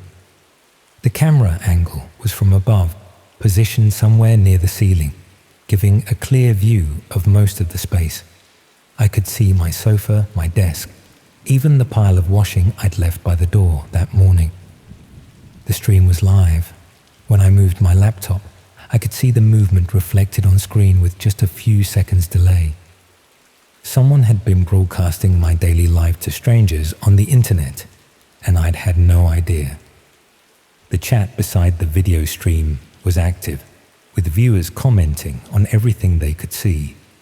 People discussing my furniture and my clothes, even making jokes about my housekeeping. Some of the comments were sexual, speculating about my personal life in a way that made me uncomfortable. But what really disturbed me were the viewers who seemed to know details about my routine. Comments about what time I usually came home, which days I had lectures, even predictions about what I'd be eating for dinner based on previous observations. They'd been watching long enough to learn my habits. I closed the stream immediately and started searching my flat for hidden cameras. It didn't take long to find the first one. A tiny device no bigger than a coin, stuck to the ceiling light, fitting with what looked like industrial adhesive. The lens was barely visible, disguised as part of the fixture's design.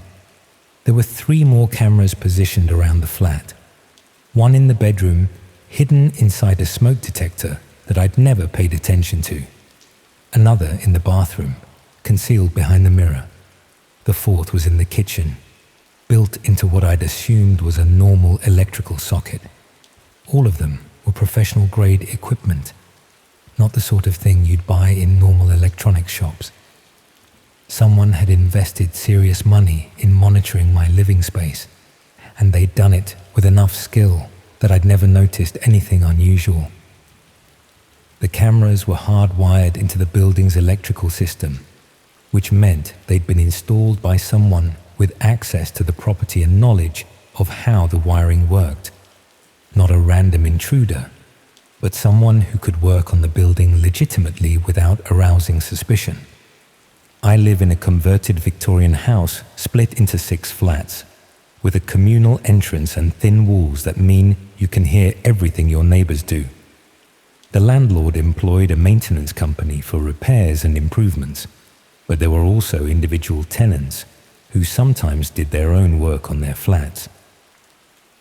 My upstairs neighbor, Marcus, had moved in about 6 months earlier and immediately started what he called upgrading his flat, rewiring, installing new lighting, even running Ethernet cables through the walls for better internet connectivity.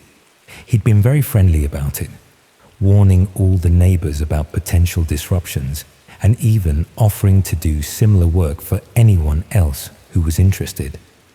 I thought he was just being helpful, a postgraduate student in computer science who knew about technology and wanted to improve his living situation. He'd even helped me fix my internet connection when it was running slowly, explaining that the building's wiring was old and sometimes caused interference. Now I realized he'd probably been installing surveillance equipment while pretending to help with routine maintenance. I tried accessing the stream again from my phone, this time watching from the corridor outside my flat. The feed was still active, showing my empty living room with the same professional quality and multiple camera angles. In the chat, people were asking where I'd gone and when I'd be back. Someone posted what they claimed was my university timetable, listing the days and times when my flat would definitely be empty. Another user shared photographs that appeared to have been taken through my windows from the building's back garden. The level of information they had about my life was comprehensive and terrifying. But most disturbing was a user who seemed to be running the stream. They were answering questions about the technical setup, explaining how the cameras had been installed and boasting about the quality of the footage. When someone asked about audio, they mentioned that microphones had been built into each camera, providing full sound coverage of everything that happened in the flat. They'd been listening to my phone calls, my conversations with friends, even my private moments when I thought I was completely alone. Months of my life had been broadcast live to strangers who treated my privacy as entertainment. I needed to confront Marcus, but I also needed evidence that would be useful if I decided to involve the police. The stream itself might disappear at any moment if he realized I discovered it, so I started recording everything I could see on my phone. The chat logs were particularly valuable, showing usernames and timestamps that might be traceable. Some viewers had been careless enough to mention personal details about themselves, geographic locations, even usernames from other social media platforms that could potentially identify them. But I also needed to be careful about how I gathered evidence. If Marcus realized I knew about the cameras, he might destroy everything and claim ignorance. Worse, he might have other capabilities I wasn't aware of, access to my computer, my phone, even my bank accounts if he'd been monitoring my passwords and personal information. I decided to act normally while I figured out what to do next. Went back into my flat, carried on with my evening routine, tried not to look directly at any of the camera positions. But knowing I was being watched made every movement feel artificial and uncomfortable. The worst part was thinking about all the private moments that had been broadcast without my knowledge. Times when I'd been upset or sick, or just trying to relax in what I'd thought was the safety of my own home. All of it had been entertainment for strangers who saw me as nothing more than a character in their personal reality show. I started paying closer attention to sounds from the flat above mine. Marcus's computer was often running late into the night, and I could hear him moving around at odd hours. Sometimes there were other voices, people visiting who stayed for just short periods. Now I wondered if they were coming to watch the live feeds in person, treating my surveillance as a social activity. The next evening, I heard him talking to someone about expanding the setup. His voice carried clearly through the thin ceiling, and he was discussing installing additional cameras in the building's common areas, the hallway, the shared garden, even the communal laundry room, where several female tenants did their washing. He wasn't just targeting me. He was planning to monitor everyone in the building. I tried researching the legal options for dealing with hidden surveillance, but the laws around privacy and recording were more complicated than I'd expected. Proving that cameras had been installed without consent required evidence that might be difficult to gather safely. And if Marcus had been careful about how he'd access my flat, it might be hard to prove he was responsible. Meanwhile, the stream continued broadcasting my daily life to a growing audience. The viewer count had increased to over 50 people, and the chat was becoming more active and invasive. People were making requests for specific activities, trying to influence my behavior by posting suggestions about what they wanted to see. Some comments suggested that viewers were sharing the stream link with others, spreading it across different platforms and communities. My privacy was being violated on an increasingly large scale, with no way to know how many people had seen intimate moments from my life. The worst part was the sense of complete helplessness.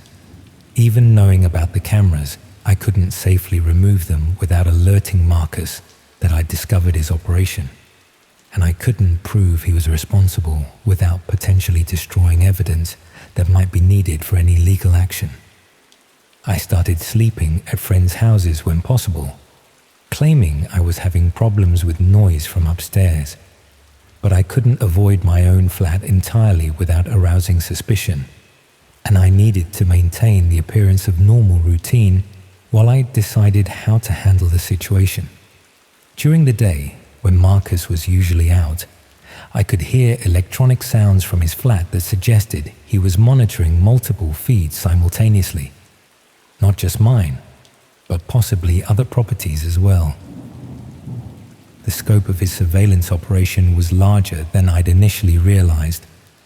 I tried finding other streams on the same platform that might be connected to his setup.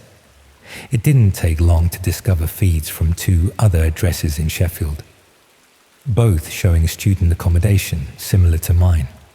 Young people living alone, unaware they were being watched by audiences who discussed their lives like they were characters in a television program. The comment histories on these other streams showed the same usernames that appeared on mine, suggesting a dedicated community of people who specialized in voyeuristic surveillance of students. They shared information about different streams, compared the quality of various setups, even rated their preferred targets based on physical appearance and daily routines. It was a systematic violation of privacy affecting multiple victims, operated as entertainment for people who saw nothing wrong with invading the most intimate aspects of strangers' lives. I finally decided to contact the police, but I needed to be strategic about how I presented the information. Simply claiming that someone was streaming my flat wouldn't be enough. I needed evidence that clearly showed the scope of the operation and identified Marcus as the person responsible. I spent a week documenting everything I could safely gather.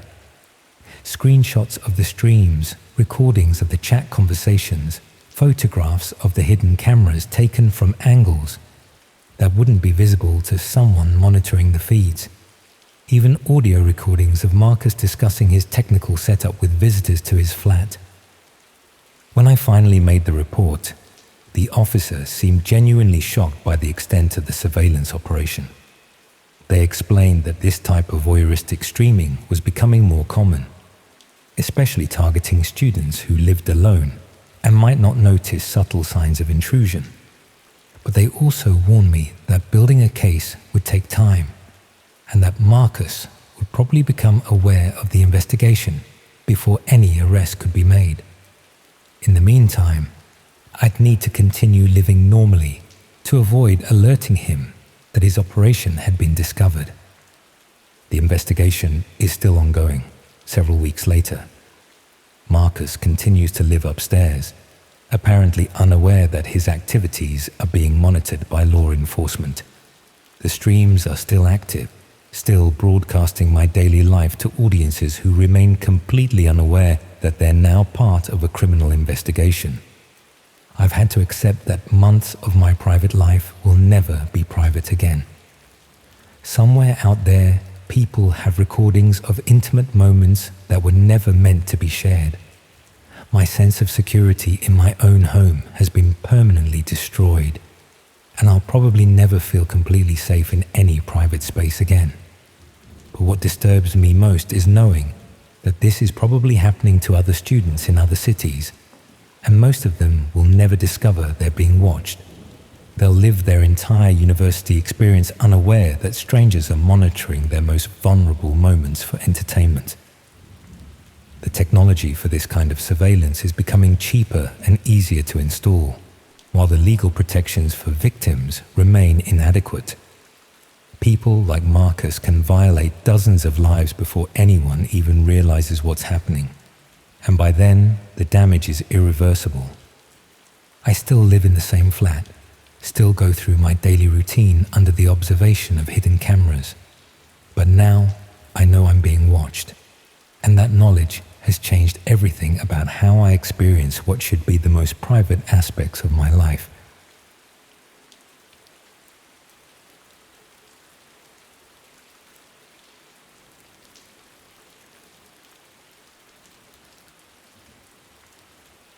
I started working from home last January. The transition wasn't difficult. My job as a data analyst for a health insurance company translated well to remote work. Just me, my laptop, and endless spreadsheets tracking claim patterns and cost projections. The company sent us home with monitors, docking stations, and even ergonomic chairs. They wanted to make sure our productivity wouldn't suffer during the isolation. My apartment wasn't ideal for a home office. One bedroom, thin walls, and neighbors who seemed determined to renovate during business hours. I converted half my living room into a workspace, setting up near the window for natural light. The arrangement worked well enough for the first few months. My internet connection was reliable, my work routine established, my performance reviews positive.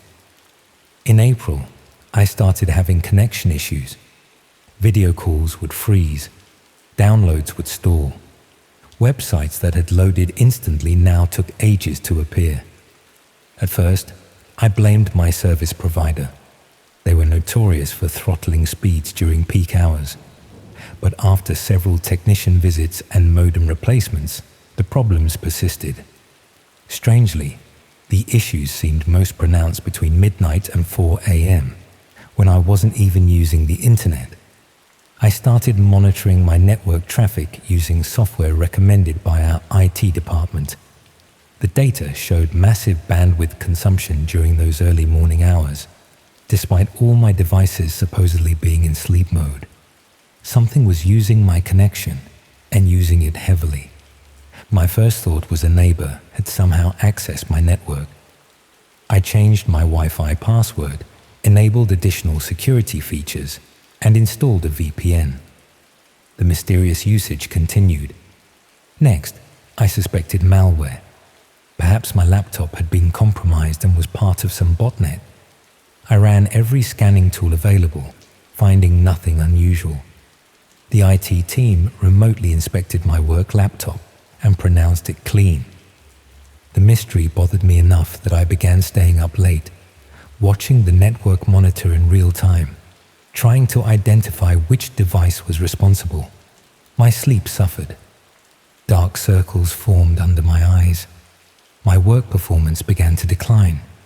Colleagues commented on my appearance during video calls. I started keeping the camera off.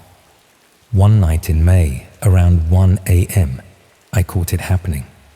The network monitor showed active data transfer, nearly maxing out my bandwidth. The source was a device listed only as media server, something I didn't recognize and certainly hadn't set up. I immediately logged into my router's admin panel to block the device, but when I refreshed the connected devices list, media server had disappeared. The next day, I contacted my building's management company about the internet issues. The maintenance supervisor suggested I might be picking up interference from other apartments and recommended positioning my router away from shared walls. When I mentioned the mysterious device, he seemed uninterested, attributing it to a neighbor's smart TV or gaming system, briefly connecting to the wrong network. That explanation didn't satisfy me. I ordered a new router with advanced security features, setting it up to log all connection attempts and data usage by device. That night, I stayed up again, watching the logs in real time. At precisely 1:17 a.m., media server appeared again, beginning its huge data transfers. This time, I managed to capture its MAC address before it disappeared, a unique identifier that should help track down the physical device.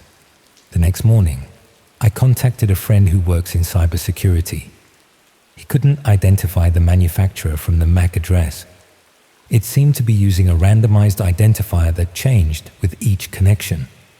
This was sophisticated behavior, not typical of consumer electronics accidentally connecting to the wrong network. When I shared the timing pattern and bandwidth usage, he grew concerned. The behavior matched what he called data mules, compromised networks used to transmit large encrypted files during low traffic hours. My friend warned me that my network might be being used for transferring illegal content, anything from stolen financial data to more disturbing materials. He recommended I contact my internet service provider and possibly law enforcement. The thought that my connection might be facilitating something illegal made me deeply uncomfortable. Before taking that step, I decided to gather more information. I set up additional monitoring software that could track not just the amount of data, but also attempt to identify the type of traffic and its destination. The results were puzzling. The data wasn't being sent to multiple destinations as would be expected with botnet activity. Instead, it was a sustained connection to a single endpoint, using encrypted protocols that masked the content. The destination IP address changed nightly, but always pointed to servers using Tor exit nodes, the infrastructure of the so-called dark web. My friend confirmed this was consistent with someone using my network as a relay for accessing hidden services, potentially to mask their own identity. The question remained, who was doing this and how had they gained access? I became obsessed with finding answers. I started logging every electronic device in my apartment, not just computers and phones, but the smart TV, digital thermostat, even the refrigerator with its internet connectivity feature. None matched the mysterious media server MAC address. I checked for hidden devices, looking behind furniture, inside vents, examining the electrical outlets for suspicious adapters. Nothing. In June, after 6 weeks of disrupted sleep and growing anxiety, I made a breakthrough. The mystery device only connected when I was home. On nights I stayed at a friend's place or worked late at a coffee shop. My network logs showed no unusual activity. The implication was unsettling. Whatever was happening was somehow tied to my presence. That night, I conducted an experiment. I left all my devices powered on as usual, but shut off the bedroom and bathroom lights, creating the impression I had gone to sleep. Then I sat in darkness near my router, a network analyzer running silently on my laptop.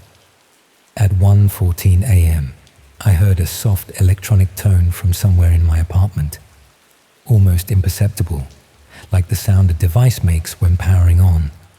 3 minutes later, media server appeared on my network. I tracked the signal strength, moving my laptop around the apartment to find where it was strongest. The source appeared to be my bedroom. I searched methodically, under the bed, in the closet, behind the dresser. Nothing. Then I noticed my work laptop, closed and apparently asleep on the nightstand. According to my monitoring software, it wasn't the source. But when I opened it, the screen remained dark while the power indicator showed it was running. I forced a shutdown and restarted it. Everything seemed normal. The company's security software showed no unauthorized access, but I couldn't shake the feeling that something was wrong with the machine. I decided to work exclusively on my personal laptop for a few days, leaving the work device powered off and stored in a drawer. The mysterious bandwidth usage stopped immediately. 3 nights with no media server appearing on my network. On the 4th day, I received an email from IT asking why my work laptop hadn't connected to the company servers for scheduled updates. I explained I was having technical issues and was using my personal device temporarily. They insisted I reconnect the work laptop as soon as possible for security compliance. Reluctantly, I took the laptop from the drawer and powered it on. Everything appeared normal. Same login screen, same desktop configuration, same applications. But that night, Media Server reappeared on my network at exactly 1:17 a.m. I was now convinced the work laptop contained something it shouldn't. I contacted IT again, more explicitly describing my concerns. They seemed dismissive, suggesting I was misinterpreting normal corporate security measures that run in the background. When I pressed further, mentioning the dark web connections, their tone changed.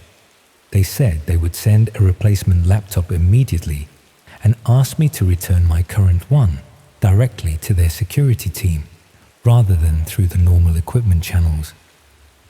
The replacement arrived the next day via courier. The security team requested I not power on the old laptop again and pack it in the provided shielded bag. Their sudden urgency only heightened my suspicion. That night, with the old laptop unplugged and sealed in the shielded bag, my network remained quiet. No unusual connections, no bandwidth spikes. In July, a month after returning the laptop, I received a call from someone identifying themselves as part of the company's external security audit team. They asked detailed questions about my work habits, when I typically logged in, how often I used the company VPN, whether I ever observed unusual behavior from the laptop. They seemed particularly interested in whether I used the machine during off hours or if it remained powered on overnight. I answered honestly, then asked why they were investigating. The auditor explained they were conducting routine security checks on all remote workers. The explanation seemed reasonable, but something in their tone felt rehearsed. A week later, I was called into a virtual meeting with HR and my department head. They explained that due to restructuring, my position was being eliminated. They offered a generous severance package in exchange for signing a confidentiality agreement covering not just company data, but also any observations about company equipment or security practices. The implication was clear. Take the money, stay quiet, move on. I signed the agreement. The severance would cover my expenses while I looked for new work. But I couldn't stop thinking about what had been happening. What had been on that laptop? What kind of data was being transmitted through my network in those early morning hours? My cybersecurity friend suggested a theory. The laptop had been compromised, not by an outside threat, but by someone inside the company. Perhaps someone in IT or security was using employee devices as relays for accessing dark web services, counting on the company's VPN and security software to mask their activities.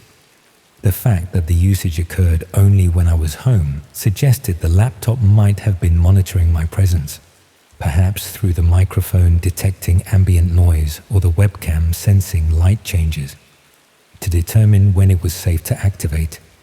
In August, I found a new job with a different company. Remote work again, but this time I established strict boundaries. No equipment stays powered on after hours. Nothing connects to my home network without thorough vetting. I invested in a network firewall that logs and blocks suspicious activities. I should have felt secure again. I didn't. Last week, I received an anonymous email. The subject line contained only a timestamp, 1:17 a.m. The body was empty. I deleted it immediately and ran security scans on all my devices. Nothing unusual was detected. 3 days ago, while reviewing my new home security system footage, I noticed something strange. At exactly 1:17 a.m., the camera in my home office briefly lost connection, just for a few seconds, but long enough to create a gap in the recording. The system logs showed no errors, No power fluctuations, no explanation for the interruption. Yesterday, I received a package. No return address, no shipping label, no indication of how it had arrived at my door. Inside was a laptop, not a brand I recognized, with no manufacturer markings of any kind. Just a plain black case with a power button that emitted a soft blue glow. I haven't opened it, haven't connected it to power. It sits in my closet now, inside 3 layers of signal-blocking material.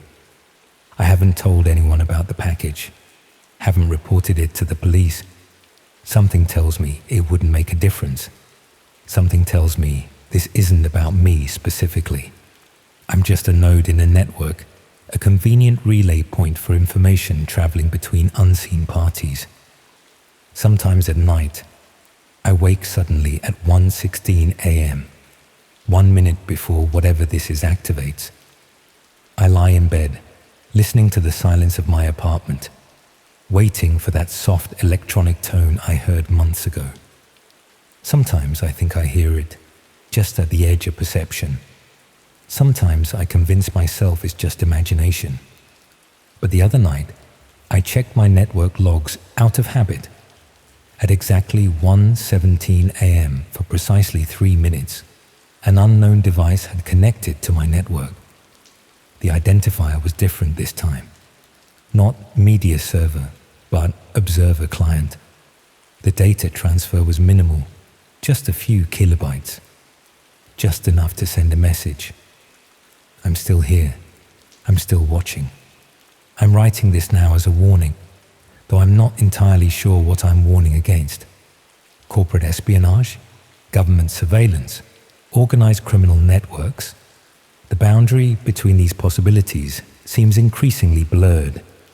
All I know with certainty is that our digital lives are not as private as we imagine. Our networks not as secure as we're led to believe. Something moves through the infrastructure we've built, using our connections, our devices, our homes as waypoints in a journey we can't see or understand. And sometimes, late at night, when the world is quiet, it pauses briefly at your address before continuing on its way.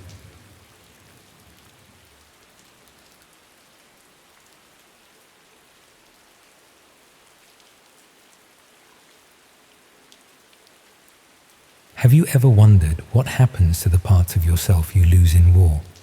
Not the obvious bits, the limbs, the hearing, the scars you can see in the mirror.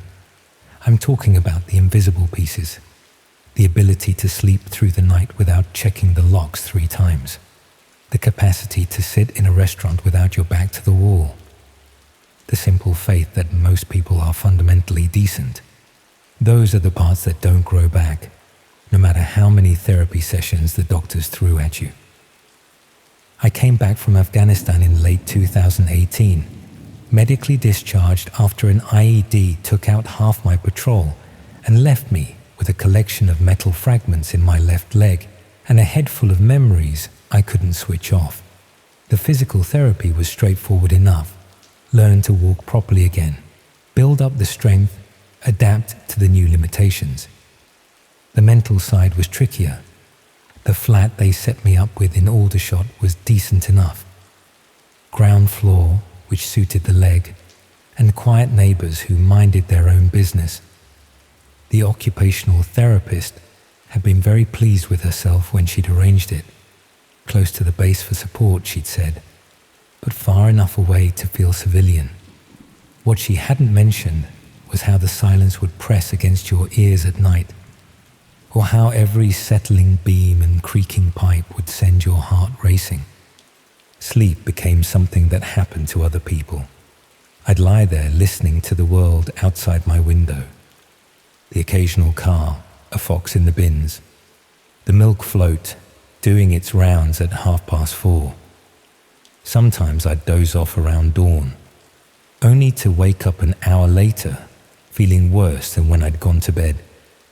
That's how I discovered the internet had a whole world that came alive when the rest of Britain was asleep. Forums for insomniacs, chat rooms for shift workers, communities of people who existed in the margins of normal daylight hours. I wasn't looking for anything specific, just human contact that didn't require explaining why I was awake at 3 in the morning or why crowds made me nervous. The transition from regular internet to the darker corners happened gradually. Someone in an insomnia forum mentioned privacy tools, ways to browse without leaving digital footprints. Given my background, the concept of operational security appealed to me. Old habits, I suppose. In the army, you learn to cover your tracks, to move without being seen, to gather intelligence without revealing your position. Installing Tor felt like putting on body armor, that same sense of protection, of creating barriers between yourself and potential threats. The dark web wasn't what I'd expected. Less criminal marketplace, more like a parallel internet where people could speak freely about things that wouldn't be tolerated on Facebook or Twitter. Political dissidents, whistleblowers, people living under authoritarian regimes. It felt purposeful, almost noble. The first few weeks I just observed. Reading forums about government surveillance, privacy rights, digital freedom. There was something therapeutic about it. Being part of a community that understood the value of staying hidden, of operating below the radar. These people got it in a way that civilian therapists never could. It was in one of these privacy forums that I first heard about red rooms, not from someone promoting them, but from a discussion about online myths and digital urban legends. Someone had posted a long thread debunking various dark web horror stories, explaining how most of the sensational stuff you read in newspapers was either exaggerated or completely fabricated. Red rooms, according to this poster, were particularly ridiculous. The technical challenges alone made them impractical. Streaming live video over Tor was unreliable, the latency was terrible, and the bandwidth requirements were enormous. More importantly, they argued, the risk to reward ratio made no sense. Why would criminals expose themselves to that level of surveillance and law enforcement attention when there were easier ways to make money? The post was thorough, well-researched, and completely convincing. It also had the unintended effect of making me curious about whether they actually existed. I told myself it was just intellectual curiosity. After years of intelligence work, you develop a natural skepticism about official narratives. When someone tells you something is impossible, your first instinct is to test that assertion. Not because you want to find something horrific, but because you want to understand how the world actually works, rather than how people say it works. The search took weeks. Most of the links I found led to obvious scams, sites demanding payment upfront or requiring personal information that any sensible person would never provide. Others were clearly honey traps, probably run by law enforcement agencies trying to catch people with questionable intentions. But occasionally, buried deep in technical discussions or hidden in the metadata of seemingly unrelated files, I'd find references that seemed more genuine. The breakthrough came from an unexpected source. I'd been helping out at a veteran support group, not talking, just making tea and setting up chairs, when I overheard a conversation between two ex-Signals operators about online payment systems. They were discussing the profit margins on different digital services, and one of them mentioned that the real money wasn't in legitimate businesses, but in providing services that people couldn't get through normal channels. He didn't elaborate, and I didn't ask, but something about the way he'd said it stuck with me. The next time I was browsing the dark web, I started looking at it differently. Instead of searching for red rooms directly, I started following the money, payment processors, digital transfer systems, the financial infrastructure that would be needed to support something like live streaming to paying customers. That's how I found the marketplace. It was hidden several layers deep, accessible only through a series of referral links that changed daily. The front page looked like any other dark web market. Drugs, fake documents, stolen credit card details. But there was a section marked Premium Services that required additional verification to access.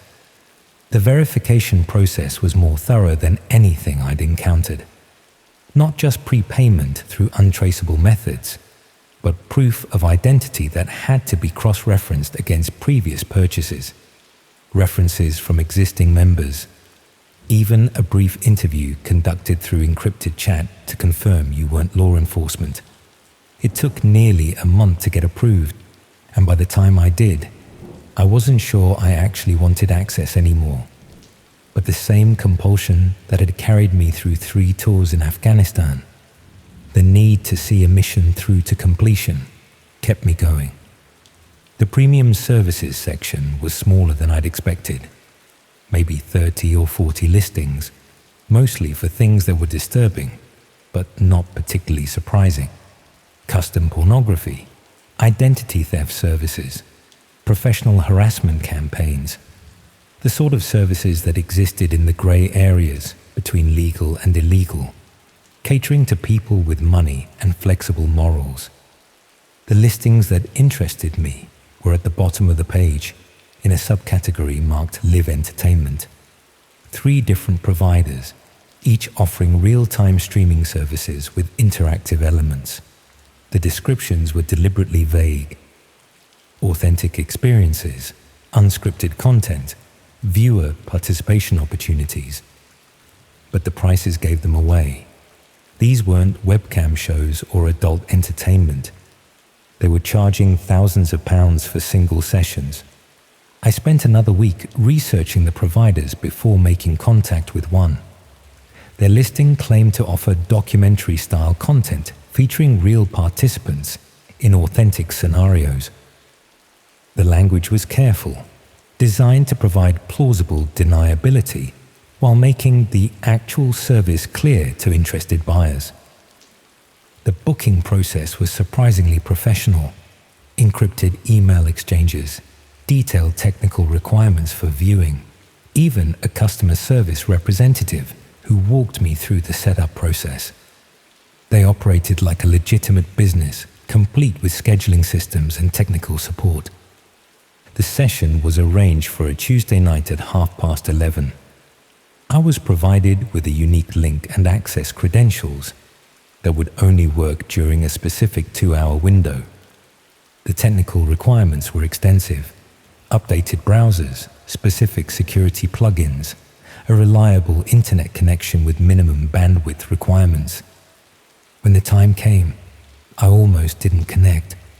I sat at my laptop for nearly 20 minutes, cursor hovering over the link, trying to decide if I really wanted to see what I was about to see.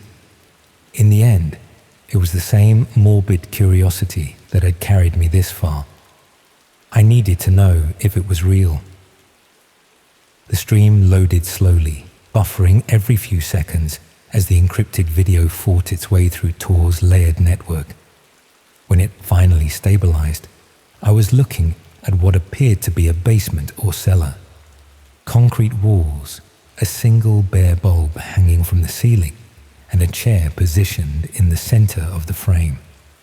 For the first 10 minutes, nothing happened. Just an empty room with occasionally flickering lighting. As the video quality adjusted, I was beginning to think I'd been scammed when a figure appeared at the edge of the frame. It was a man in his 40s or 50s, wearing coveralls and latex gloves. He moved methodically around the room, checking equipment I couldn't quite see, adjusting the camera angle, preparing for something. His movements were practiced, professional. This wasn't his first time doing whatever he was about to do. A chat window had appeared beside the video player, showing messages from other viewers. There weren't many, maybe 8 or 10 people total, but they were clearly regulars. They talked about previous sessions, compared notes on different providers, discussed technical aspects of the streaming quality like they were reviewing a television program. Then someone else entered the room. She was young, probably early 20s, and clearly confused about where she was or how she'd gotten there. The man in coveralls guided her to the chair with gentle but firm insistence, speaking to her in what appeared to be a calming manner. She kept looking around the room, taking in the concrete walls and bare bulb and camera equipment with growing alarm. The chat exploded with activity. Viewers were making requests, placing bets, discussing what they wanted to see happen next. Payment details were being shared. Transactions were being arranged in real time. I watched in horrified fascination as what I was witnessing transformed from documentary into auction. I should have closed the browser, should have reported what I was seeing to the police, though I had no idea how to explain how I'd found it, or whether they'd even believe me. Instead, I found myself paralyzed by the same terrible fascination that had carried me through firefights in Helmand, that state of hyper-awareness where time slows down and you observe everything with crystalline clarity while being unable to act. The man in coveralls began responding to specific requests from the chat. He would pause, read something on a screen I couldn't see, then nod or shake his head. Sometimes he would hold up different tools for the camera, letting the viewers choose which one he should use. It was interactive in the most disturbing way possible. A live-streamed crime where the audience was complicit in every decision. Then something changed. The chat messages stopped, replaced by a single repeated warning from multiple users. Terminate session, terminate session, terminate session. The man in coveralls looked directly at the camera, his expression shifting from professional calm to genuine alarm. He moved quickly to something off screen, and seconds later the video cut out entirely. I stared at a blank screen, showing only a connection error message. When I tried to reload the page, the link was dead. The entire marketplace had vanished, as if it had never existed at all. Over the next few days, I tried to convince myself that what I'd witnessed had been staged. Elaborate theatre designed to part fools from their money. The production quality had been too professional, the interactive elements too seamless. Real criminals wouldn't operate with such sophisticated customer service and technical infrastructure. But I kept thinking about those final moments before the feed cut out. The way the man's expression had changed when he'd seen those warning messages. The speed with which everything had shut down. It felt less like a performance ending and more like an emergency evacuation. 3 weeks later, I received a package. It arrived by regular post, addressed to my flat with no return address. Inside was a single photograph, printed on ordinary paper with a home printer. It showed the interior of my living room, taken from the position of my laptop screen. I was visible in the background, sitting at my kitchen table, clearly recognizable despite the low light. On the back of the photograph, someone had written a single line in neat handwriting. "We know what you watched." I called the police immediately, reported the break-in, showed them the photograph, explained about the package. But what could they do? No signs of forced entry, nothing stolen, no way to trace where the photograph had come from. The officer who took my statement was polite, but clearly thought I was either paranoid or making it up. I've changed the logs 3 times since then, installed security cameras, motion sensors, even hired a private investigator to check if anyone had been asking questions about me. Nothing. Whoever had been in my flat had left no trace beyond that single photograph. But sometimes, late at night, when I'm lying awake, listening to the sounds of the building settling around me, I wonder if they ever really left. Because the thing about surveillance is that once you know you're being watched, you never stop feeling those eyes on you. I still get packages occasionally, never more than once a month, always delivered by regular post. Sometimes it's another photograph, my kitchen, my bedroom, the view from my living room window. Once, it was a printout of my medical records from the army. Last month, it was a copy of my therapy notes from the NHS. Each one carries the same message on the back. We know what you watched. I don't know if it's a threat or just a reminder. I don't know if they want something from me, or if they're simply ensuring I remember what I witnessed. But I've learned that some doors, once opened, can never be closed again. The worst part isn't the invasion of privacy, or even the constant feeling of being monitored. It's knowing that somewhere out there, that basement with the concrete walls and single bare bulb might still be operating. That other people might be sitting at their computers right now, watching live streams of things that should never happen, placing bets on human suffering like it's a sporting event. And I'm the only one who knows it's real. At least, I hope I'm the only one.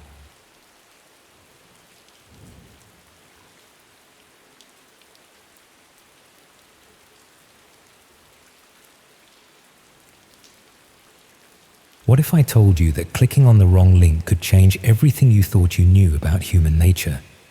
That somewhere beneath the surface of the internet you use every day, there are spaces where the worst impulses of humanity play out in real time, watched by ordinary people who've stumbled too far down the rabbit hole. I'm a marketing consultant from Manchester. Nothing particularly exciting about my life. I help small businesses figure out their online presence, manage their social media, that sort of thing. Last autumn, between clients, I found myself with too much time and a dangerous amount of curiosity about the parts of the internet I'd only heard whispered about in tech forums. It started with a legitimate research project. One of my clients had been targeted by online harassment, and I wanted to understand how these campaigns typically operated. Someone mentioned that the real coordination often happened on the dark web, away from the scrutiny of mainstream platforms. Setting up Tor felt like crossing a line I shouldn't cross, but I told myself it was just research, professional development. The first few weeks were disappointing, to be honest. Mostly just drug markets and forums discussing things that would get you arrested if you posted them on Facebook. The whole thing felt less sinister than I'd expected, more like a slightly seedy car boot sale than the digital underworld I'd imagined. But then I started hearing about red rooms. The concept seemed absurd at first. Live streams where viewers could supposedly watch and influence violent acts happening in real time. Most people I encountered online dismissed them as elaborate hoaxes, digital urban legends designed to part gullible people from their Bitcoin. The technical challenges alone made it seem implausible. The bandwidth limitations of anonymity networks, the difficulty of maintaining stable connections, the enormous resources required to operate such services without getting caught. Yet some users insisted they'd encountered the real thing. They described details that seemed too specific to be complete fabrications. Hidden payment systems using obscure cryptocurrencies, invitation-only access requiring vouchers from existing members, sophisticated streaming infrastructure that somehow worked despite the limitations of anonymous networks. My professional instincts kicked in. How would someone actually build such a system? What kind of technical infrastructure would be required? It became a puzzle I couldn't let go. The same way I might obsess over a particularly challenging marketing campaign or branding problem. The research consumed my evenings for months. I learned about cryptocurrency mixing services, about layered VPN systems, about streaming protocols designed for unreliable connections. I discovered communities where people discussed theoretical approaches to anonymous video distribution, always careful to frame everything as academic security research. Around Christmas time, I found something that changed the trajectory of my investigation entirely. It was buried in a discussion about experimental streaming technology, presented not as anything sinister, but as a demonstration of new protocols designed for secure communications. The poster claimed it was a proof of concept for a system that could work in authoritarian countries with heavy internet censorship. The link led to a sparse login page. No branding, no explanation, just username and password fields. Below that, a note indicating that new accounts required an invitation code from an existing member. I should have closed that browser tab immediately. Instead, I spent the better part of January trying to work out how to get access. The breakthrough came through my legitimate work. I'd been helping a small cybersecurity firm with their content marketing, writing blog posts about privacy tools and network security.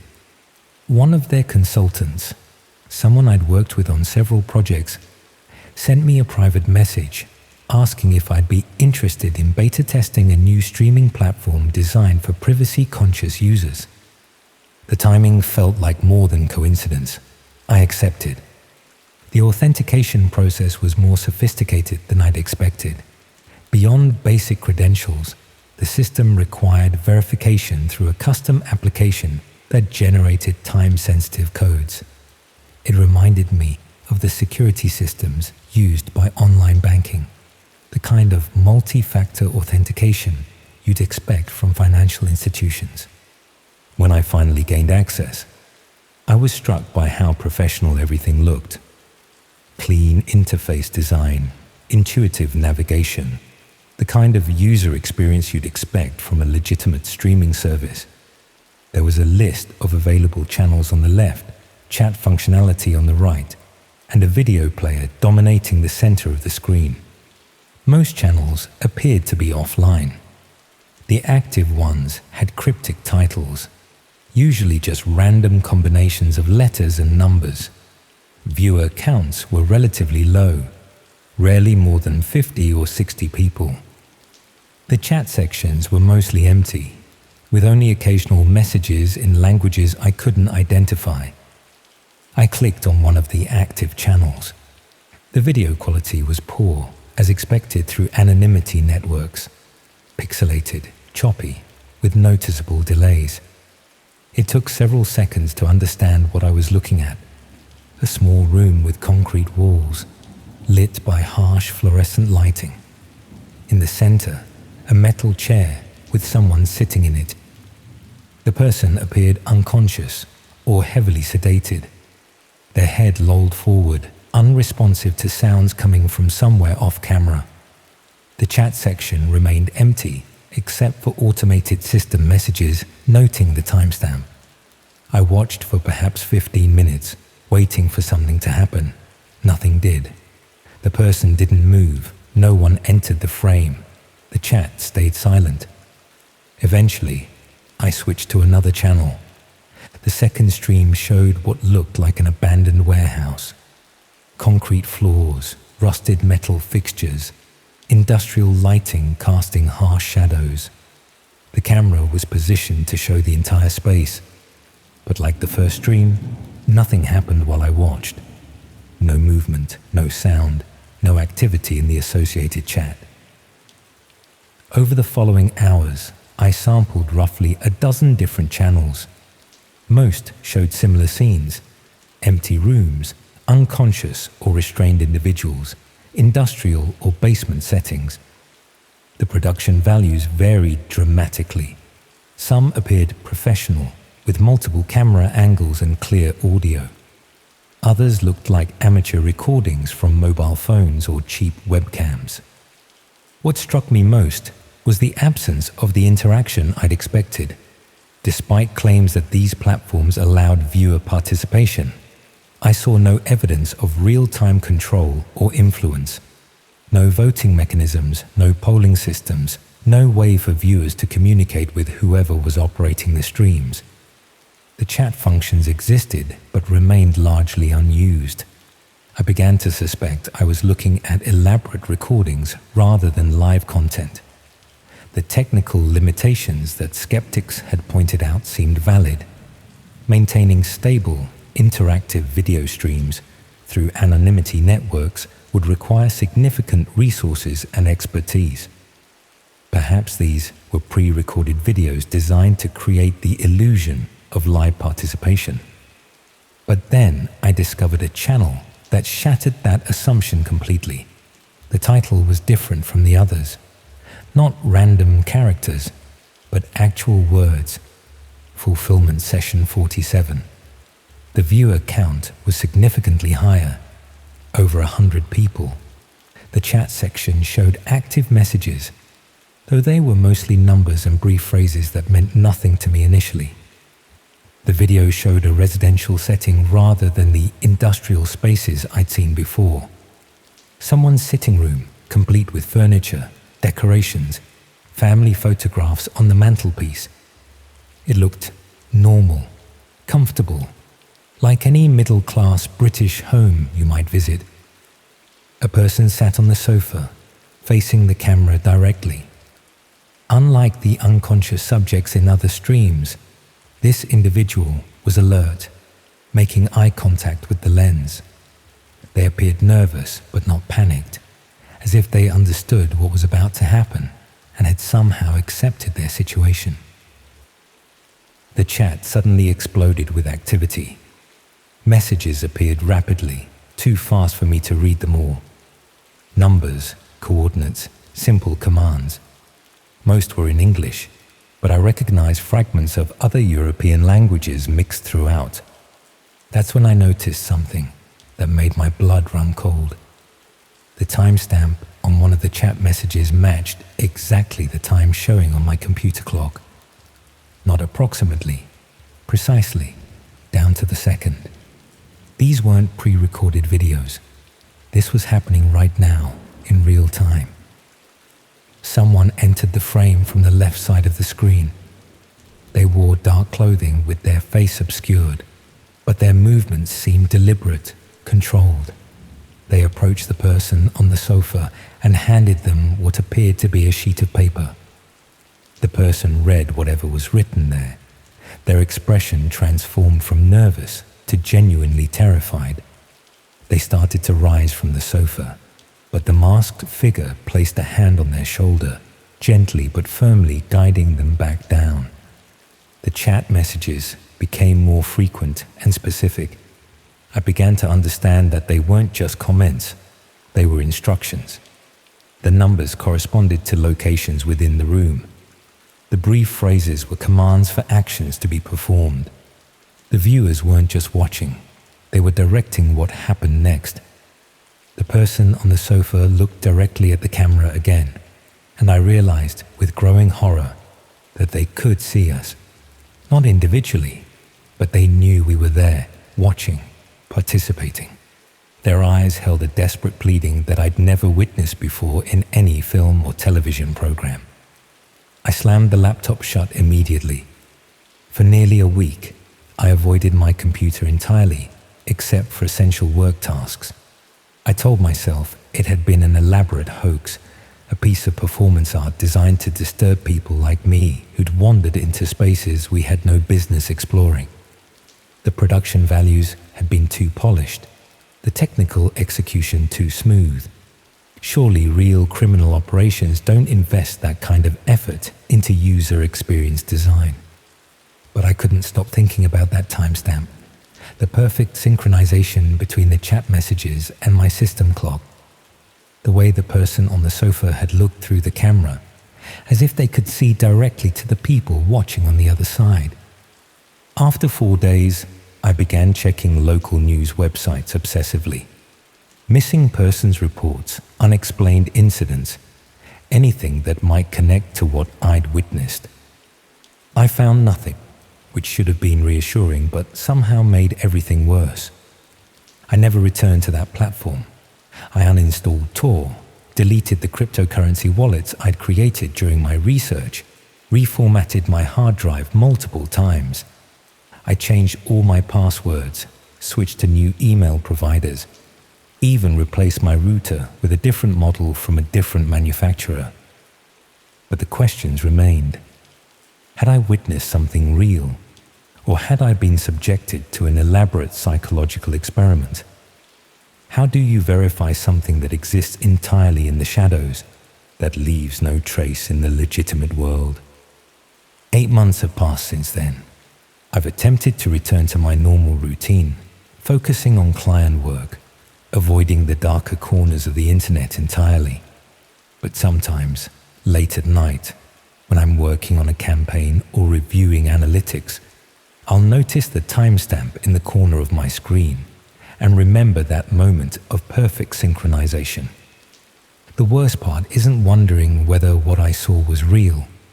The worst part is knowing that somewhere out there, other people are still watching, still participating, still directing what happens to individuals whose faces they'll never be able to forget.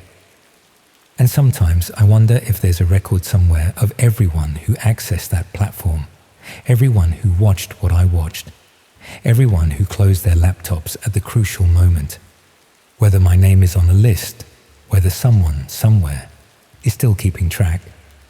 I've become more paranoid about online security since then. I monitor my network traffic regularly, check my systems for unusual activity, maintain better operational security practices than any marketing consultant has any reason to need. Not because I'm doing anything wrong now, but because I can't shake the feeling that someone, somewhere, might still be watching me. The internet feels fundamentally different now. Every click, every page load, every moment of connectivity carries the weight of knowing what's possible in the spaces between legitimate websites. The surface web that most people know is exactly that, a surface concealing depths that most people never imagine exist.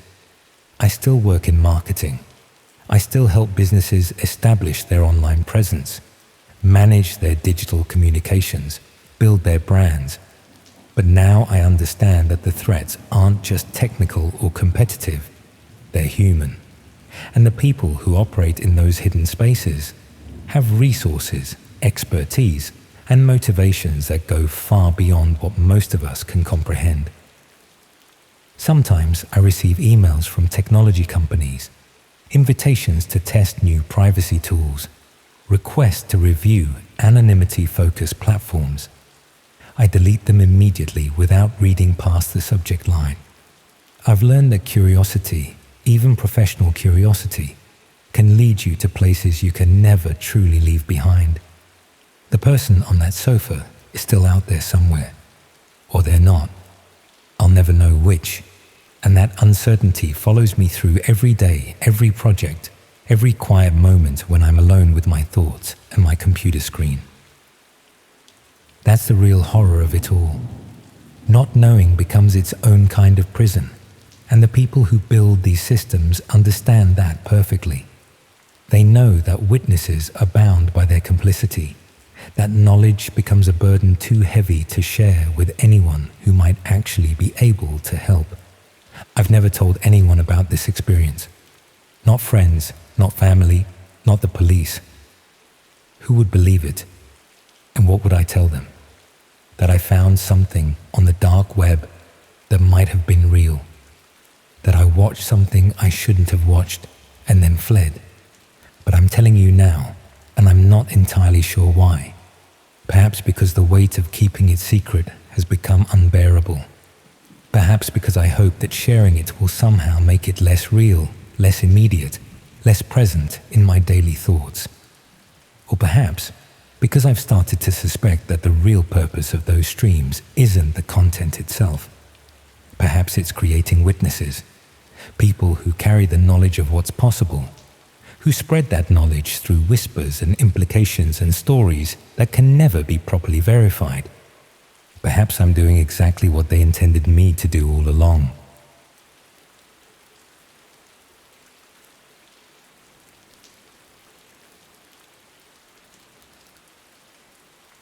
Everyone has a shadow self, the person we become when no one is watching, when the mask slips and our private thoughts emerge. I always considered mine relatively harmless. Late-night rabbit holes of research on obscure topics, occasionally watching people in cafes, imagining their lives, sometimes typing out angry emails I'd never send. Normal stuff. At least that's what I told myself. I teach digital media studies at a mid-tier university. It's not groundbreaking work, but it keeps me engaged, analyzing how technology shapes communication, behavior, and culture. My research specialty is online community formation, particularly around niche interests. This focus has taken me to some fascinating corners of the internet over the years, though always as an academic observer rather than a participant. 3 months ago, I began a new research project on anonymity and digital identity. The plan was straightforward. Examine how people behave differently in spaces where their real-world identity is disconnected from their online actions. I focused initially on anonymous forums, encrypted messaging platforms, and identity-obscuring applications. Standard academic research conducted within ethical guidelines, with IRB approval and proper protocols. What I didn't include in my research proposal was my growing curiosity about truly anonymous spaces, the layers of the internet inaccessible through standard browsers.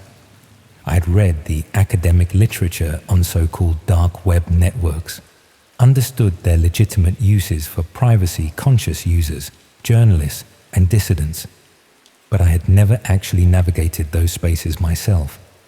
It represented a gap in my experiential knowledge, one that increasingly felt like a limitation in my research. So I installed a specialized browser, followed basic security protocols, and began exploring. The experience was initially underwhelming. The dark web resembled the early internet. Text-heavy pages with minimal design, slow loading times, frequent dead links. Most sites were marketplaces for illicit goods, financial services operating outside regulation, or forums discussing privacy technology and philosophy. Nothing particularly shocking or unexpected. About 2 weeks into my exploration, I discovered a subforum dedicated to discussing something called experience rooms. The conversation was deliberately vague, full of insider terminology and oblique references. Members debated the authenticity of various rooms, sharing technical criteria for evaluating legitimacy, but never explicitly stating what these rooms actually contained. The ambiguity intrigued me professionally. It was a perfect example of how communities develop coded language to both include insiders and exclude outsiders. One username appeared consistently in these discussions: Analyst Prime. Unlike most participants who either celebrated or debunked various rooms, Analyst Prime took a clinical, almost academic approach. They discussed psychological profiles of viewers and subjects, reference engagement metrics and response patterns, and occasionally mentioned a research framework they had developed. Their posts contained the kind of analytical language I might use in my own academic work, which perhaps explains why I found them credible when others seemed like sensationalists. After observing the forum for several days, I sent Analyst Prime a private message explaining my research interest in anonymous communities and asking for clarification about these experience rooms they discussed so analytically. I expected to be ignored or rebuffed. Instead, I received a prompt response, asking about my academic background and research methodologies. We exchanged several messages discussing psychology, digital ethnography, and observation bias. Analyst Prime eventually explained that experience rooms were live streaming platforms where viewers could observe people in various situations without the subject's knowledge. Most were fraudulent, pre-recorded content or paid actors pretending to be unwitting participants, but some, they claimed, were genuine. Analyst Prime described themselves as a behavioral researcher studying the psychology of both the observers and the observed in these environments. They offered to show me an authentic room for academic purposes. I should have declined. I should have ended the conversation, deleted the browser, and continued my research through legitimate channels. Instead, I told myself this was a unique research opportunity, a chance to understand a digital phenomenon firsthand, rather than through second-hand accounts. Analyst Prime sent me an address and access credentials for what they called an observation session, scheduled for 2 a.m. the following night. They explained that this particular stream would be appropriate for a first-time academic observer. No illegal activities, no explicit content, just authentic human behavior under observation conditions. They recommended I prepare by reading several psychological papers on voyeurism and surveillance effects, which they linked to normal web academic repositories. The legitimacy of these references lowered my guard further. At 1:55 a.m., sitting in my darkened home office, I accessed the address using the credentials provided.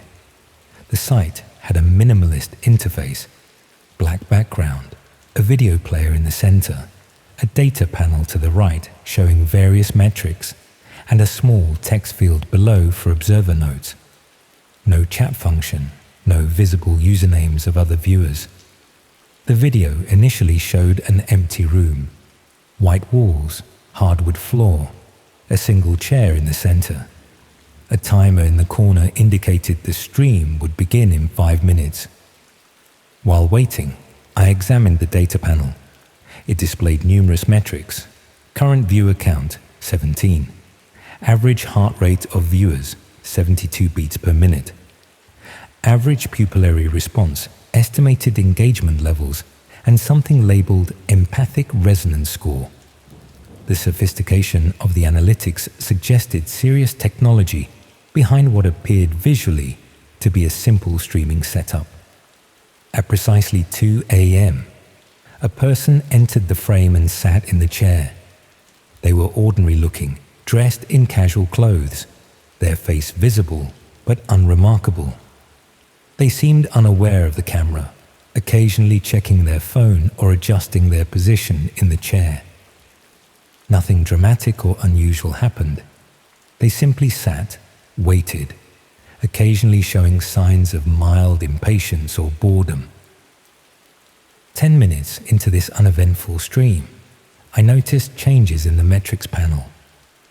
Viewer heart rates had increased slightly. The empathic resonance score was rising. Most notably, my own heart was beating faster despite the mundane scene. A new metric appeared. Anticipation factor, 78%.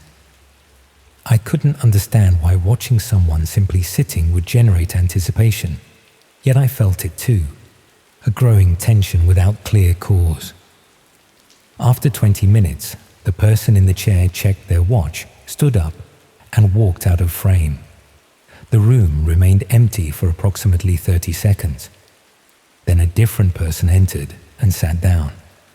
This new individual also seemed unaware of being recorded, also checked their phone periodically, also displayed mild impatience. The same scenario repeated with no significant variation. What changed dramatically were the metrics. Viewer heart rates increased further.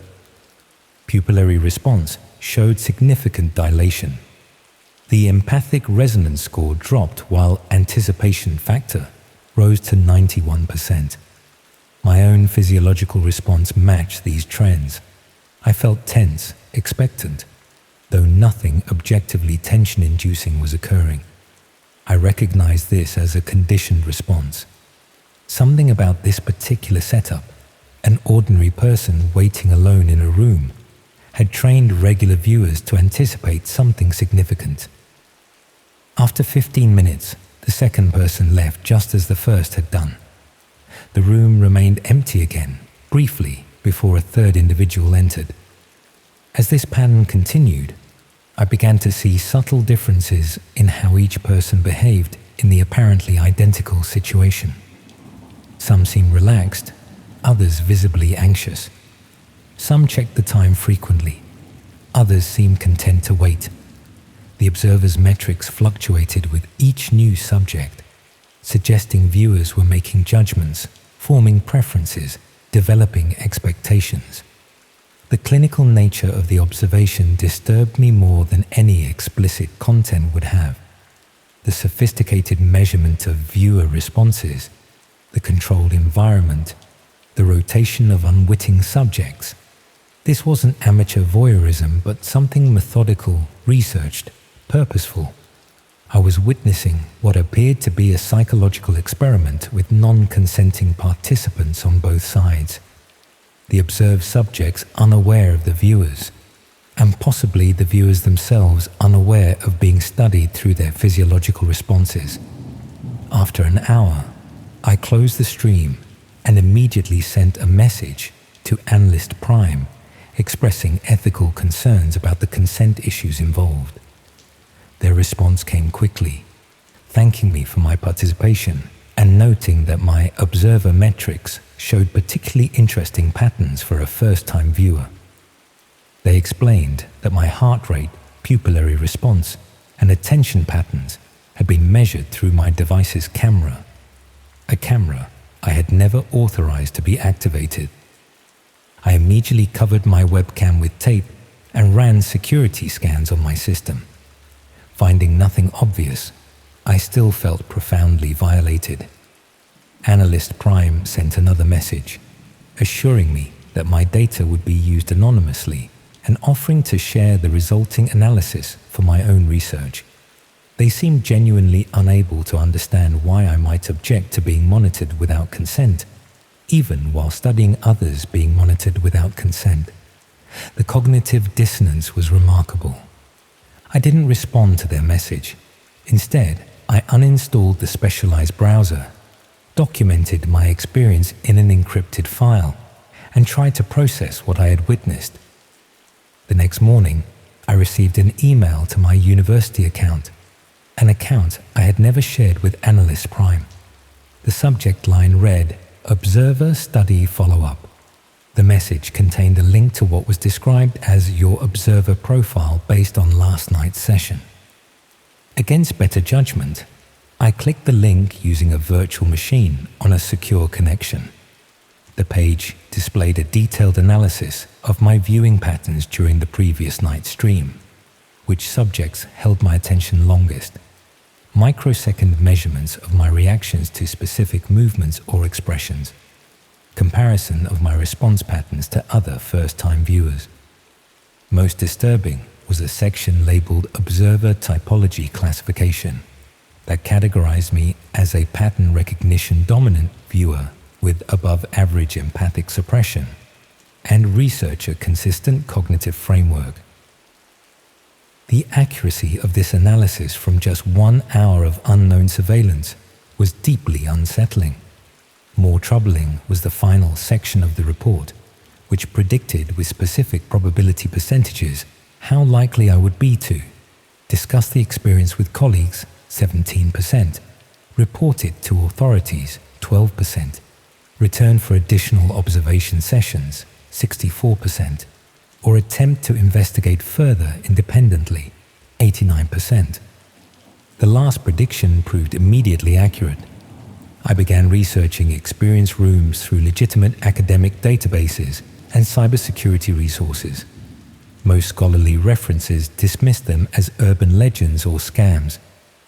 Law enforcement bulletins mentioned them only as potential fraud schemes rather than actual surveillance operations. The few credible mentions described them as elaborate role-playing scenarios rather than non-consensual observation. A week later, I received another email, this time containing only a date, time, and link.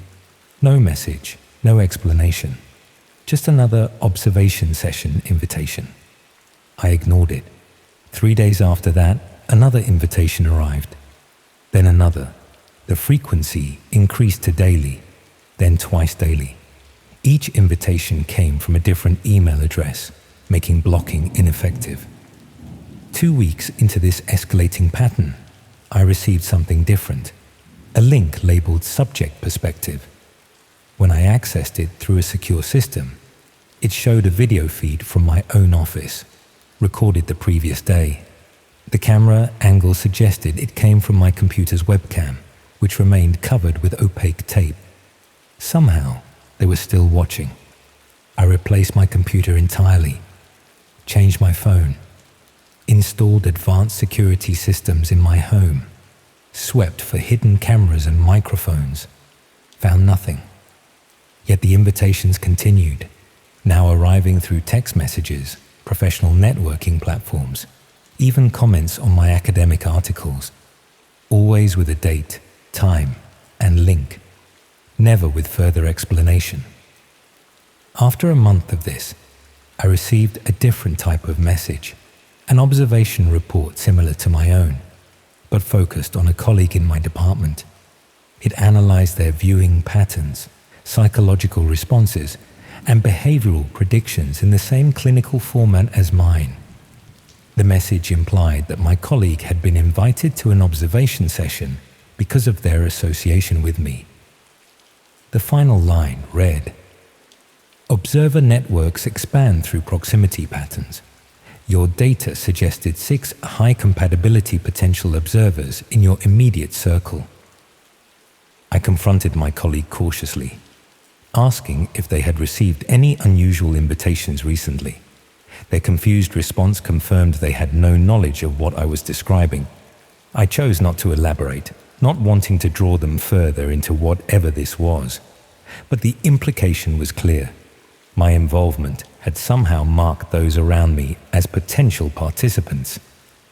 Yesterday, I received the most disturbing communication yet. Not an invitation or a report, but a video file. It showed a compilation of moments from my daily life over the previous week. Me teaching class, buying groceries, meeting with students, working in my office. Each clip was brief, captured from different angles and distances. Some appeared to come from security cameras or colleagues' devices. Others had no plausible source I could identify. The compilation ended with footage of me sleeping in my bedroom the previous night, shot from an angle that suggested a camera in the smoke detector. The file's metadata included viewing statistics. 27 observers had watched this compilation of my life. Their average heart rate, pupillary response, engagement levels, and empathic resonance scores were listed in precise detail. My existence had become content for the very system I had tried to study. This morning, I discovered a new application on my phone that I never installed. Simply labeled Observer, its icon is a minimalist eye design. I can't delete it. When opened, it shows only a counter currently reading 31 and a timer counting down from 24 hours. I don't know what happens when it reaches 0. I've turned off the phone, but found the same application appearing on my new laptop minutes later. I'm writing this account now as documentation and warning. I don't know who or what Analyst Prime represents. I don't know the purpose of these observation networks or why they focus so intently on expanding through my social connections. What I do know is that the line between observer and observed has completely collapsed in my life. Every moment now exists as potential content, every reaction as data for analysis. The most terrifying realization isn't that I'm being watched, it's that I've begun watching myself through their framework, analyzing my own reactions, considering how they might appear to observers, modifying my behavior to affect the metrics I imagine are being recorded. My internal experience has been colonized by the observation paradigm. I've internalized the clinical gaze that was directed at me. The counter on the Observer app now reads 28. Whatever happens when it reaches 0, I doubt it represents the end of this experience. More likely, it marks a transition to a new phase, perhaps from passive subject to active participant in ways I can't yet imagine. The only certainty is that in a system designed to categorize everyone as either observer or observed, eventually everyone becomes both simultaneously. The feedback loop never ends. It only expands to include more unwitting participants, more data points, more patterns to analyze.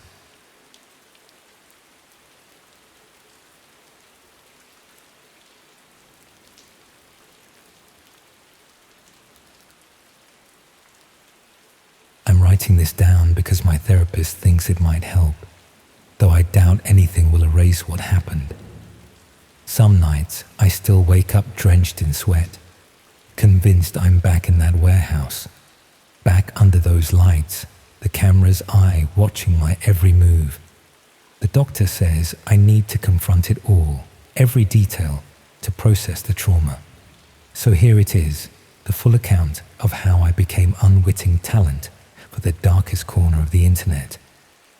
Before all this, I was just a struggling actor in London, 27 years old with more ambition than sense and a CV full of unpaid student films and community theatre.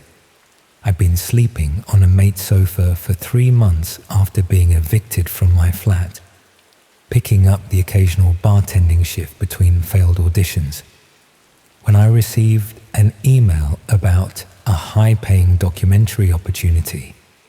I didn't even question it.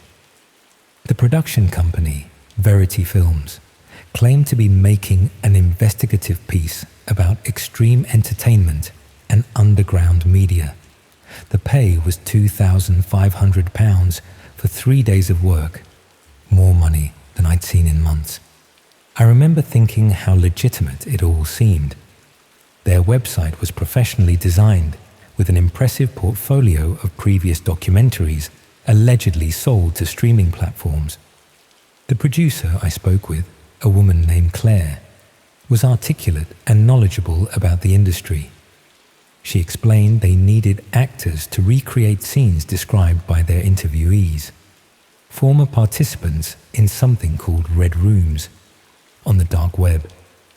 I'd vaguely heard of these before, sites where people supposedly paid to watch torture or worse, but had always assumed they were urban legends. Claire assured me the recreations would be simulated, tastefully shot, with professional effect makeup. Like those crime reconstruction programs, she said, just a bit more intense. The contract I signed was lengthy, full of clauses about confidentiality and the graphic nature of the content. In retrospect, I should have had someone look it over, but I was desperate for the money and flattered by Claire's insistence that I had exactly the right look for their project. I signed it without reading past the first page, a decision I would come to regret more than anything in my life. The filming location was an industrial estate in Dagenham, a sprawling complex of warehouses that seemed largely abandoned. Claire met me outside, her warmth from our previous meeting noticeably diminished. She led me through a maze of corridors to a loading bay where a black van waited. I remember feeling the first genuine flicker of unease when I saw the driver, a massive bloke with a face that looked like it had been repeatedly introduced to a brick wall. Claire explained we needed to travel to the actual set, which was more atmospheric than the production office. The windows of the van were blacked out, making it impossible to track our journey. I tried to make conversation, asking about the other actors or the director, but Claire's responses were clipped, distracted. After what felt like an hour, we stopped. I was led, blindfolded, through what sounded like another industrial space, the echoing footsteps and damp smell suggesting another warehouse. When they removed the blindfold, I found myself in a room designed to look like a dingy basement, with bare concrete walls, exposed pipes, and a drain in the center of the floor.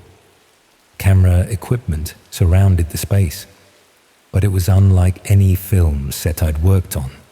No bustling crew, no clipboard-wielding assistants, just 3 men with professional-looking cameras and lighting rigs. Claire introduced a man she called the director, though she never used his actual name. Tall and slender, with prematurely white hair and round wire-rimmed glasses, he had the calm, measured demeanor of someone accustomed to being obeyed. He explained I would be portraying a subject in their documentary Recreation, someone who had supposedly volunteered for a dark web experience, but got more than they bargained for. My role, he said, was simple: react authentically to whatever happened.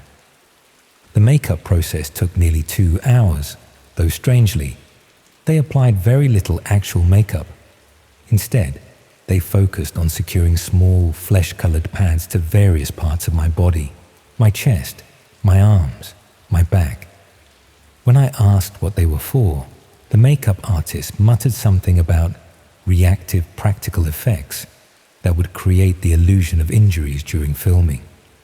The wardrobe was simple: faded jeans and a plain white t-shirt. After dressing, I was led to a metal chair bolted to the floor in the center of the set. The restraints, they assured me, were merely props, designed to look real but with quick-release mechanisms I could activate if I felt uncomfortable. For authenticity, the director explained, they wouldn't be giving me a script or specific directions. They wanted natural reactions. Just imagine you've signed up for what you think is an edgy live stream experience, he said, and then gradually realize it's something more sinister. I remember thinking it was an odd approach to filming a documentary Recreation, but also felt a flutter of excitement at the improvisational challenge. This could be my chance to showcase my range, to finally get footage for my showreel that might lead to legitimate work. The irony of that thought still makes me sick. The filming began ordinarily enough, with standard establishing shots and instructions to look frightened but trying to hide it. The director explained they would simulate various threatening scenarios to capture my reactions, reminding me repeatedly that everything was controlled and part of the documentary. The first hour was almost boring. Lots of waiting while they adjusted lights and camera angles, shooting the same reaction shots repeatedly. Then, the director announced that they were moving to Phase 2, and everything changed. The first jolt from the pads attached to my body caught me completely by surprise, a sharp, painful electric shock that made me gasp and jerk against the restraints. I immediately tried to trigger the quick-release mechanism, but discovered with mounting horror that it wasn't working. The director approached, smiling thinly, and explained that my authentic reactions were essential for their viewers. Viewers, he clarified, who were watching this unfold live on the dark web, paying thousands in cryptocurrency for the privilege.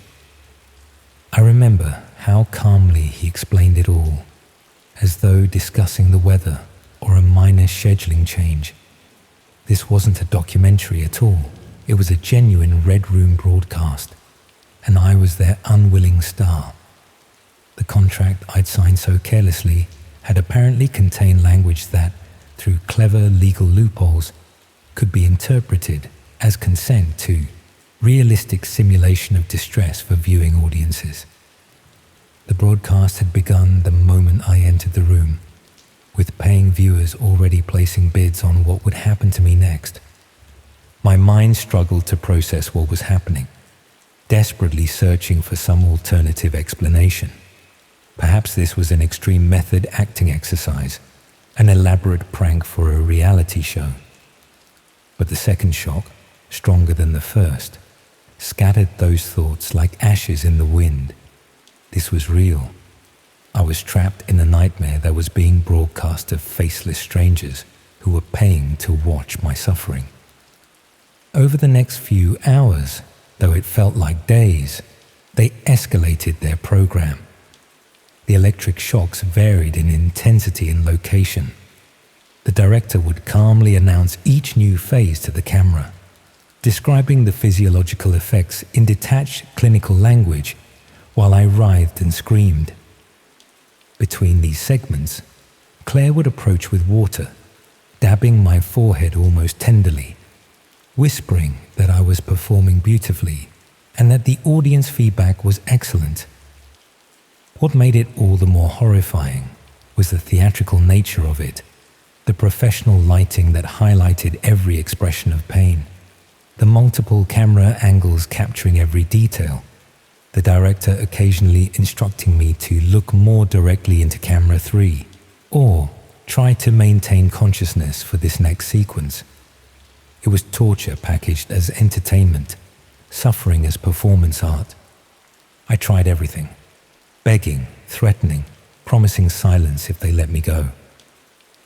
Nothing worked. The director simply incorporated my genuine pleas into the narrative, telling the viewers this was the moment our subject truly understands their situation. Notice the transition from confusion to genuine terror. The true breaking point came during what they called the viewer request segment. The director read out usernames and their corresponding bids for specific acts to be performed. I won't detail what followed. I'm still not ready to put those particular memories into words. What I remember most vividly was the clinical precision with which they worked, careful never to go too far, to keep me conscious and visibly responsive. They weren't sadists in the conventional sense. They were business people providing a service to a particular market. Somehow, that calculated approach made it all the more horrifying. I lost track of time completely. The bright lights, the pain, and the constant performance demands created a nightmarish blur.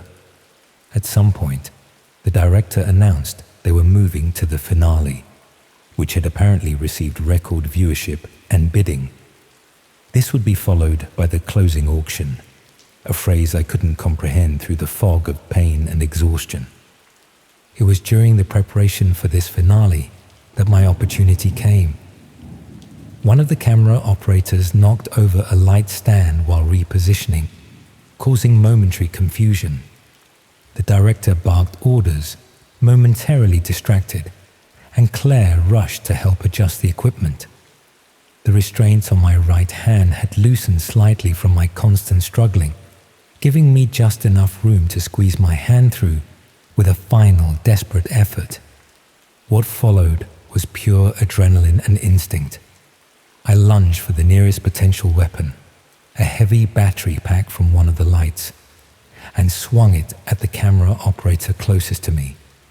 In the ensuing chaos, I somehow made it to a fire exit I hadn't noticed before, partly hidden behind some equipment.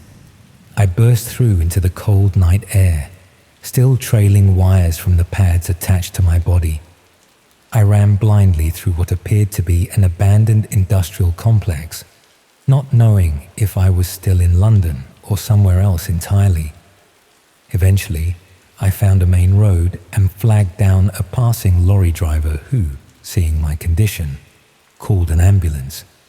The police investigation that followed was frustrating and ultimately fruitless. The warehouse was empty when they arrived, professionally cleaned of any evidence.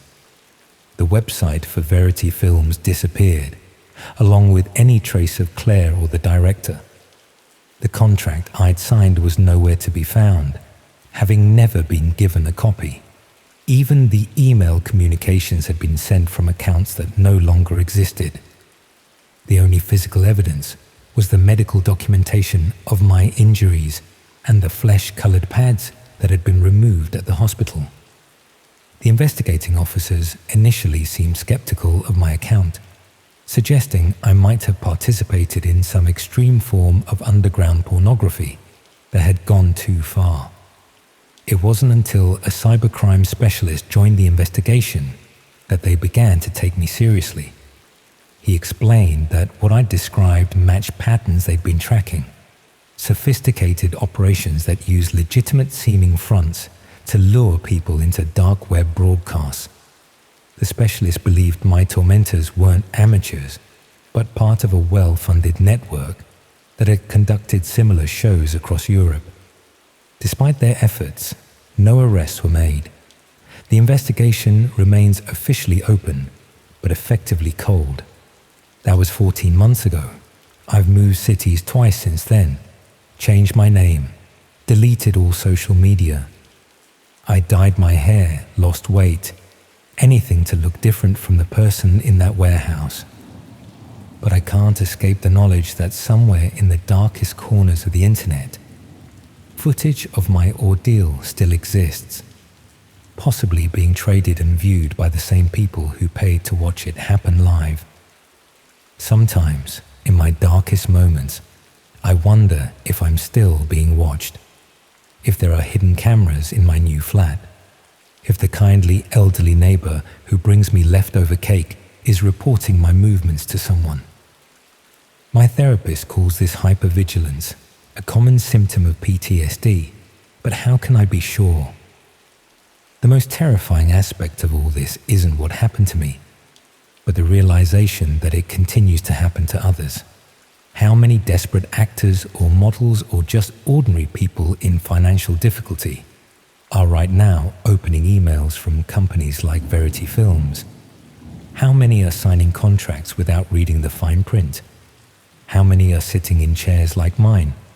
The moment of horrible realization yet to come. I've started volunteering with an organization that works to identify and report dark web broadcasting operations. Though I keep my personal experience private, it feels like trying to empty the ocean with a teaspoon, but it's something. Some tiny pushback against the darkness. Last week, I received an unmarked envelope at my new address, an address no one should have. Inside was a single photograph. Me, walking down the street outside my current flat. On the back, 3 words written in neat, precise handwriting. Season 2 coming. I moved again the next day, but deep down, I know it doesn't matter how far I run. In the age of the dark web, there's no such thing as disappearing completely. Somewhere, someone is always watching, waiting, perhaps bidding on the right to direct the next scene of my life, and the red light of the camera is always on.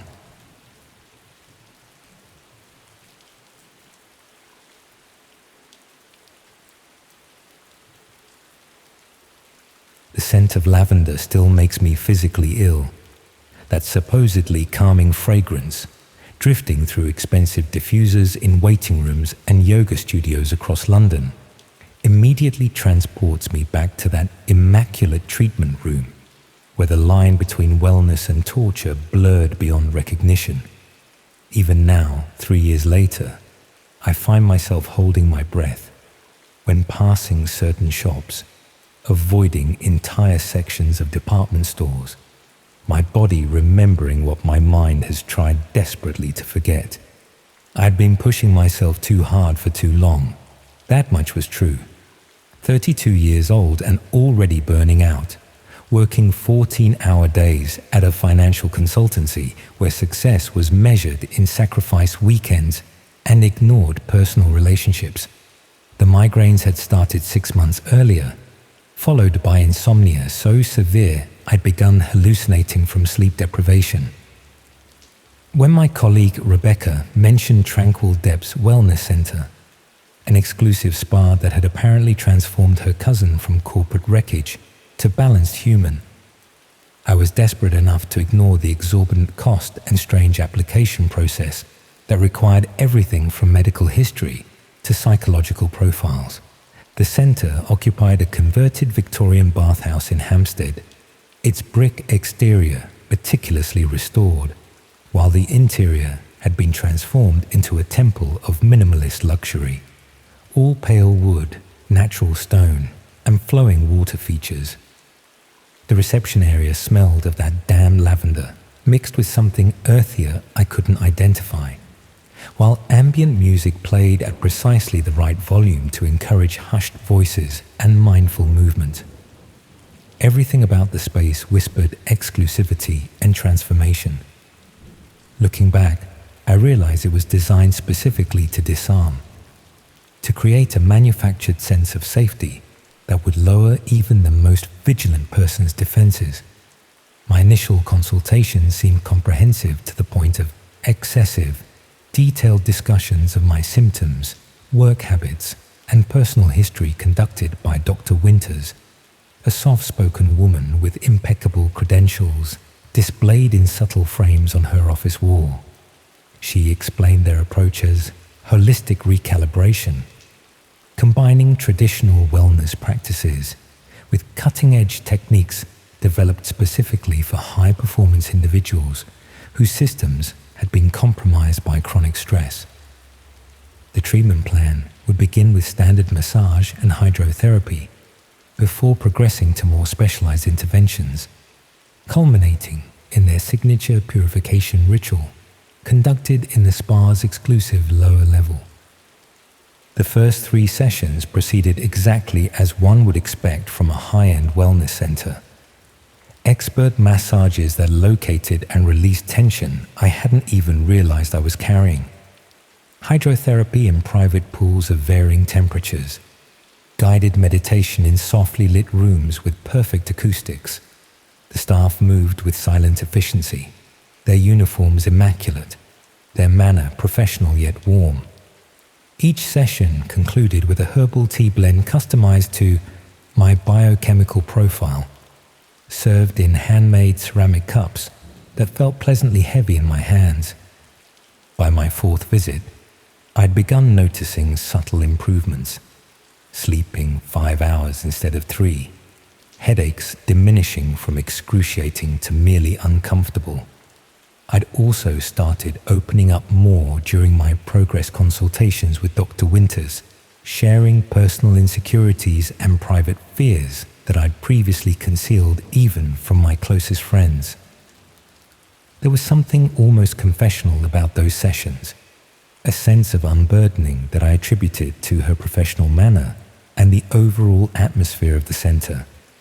I didn't recognize it then as the calculated cultivation of trust and vulnerability.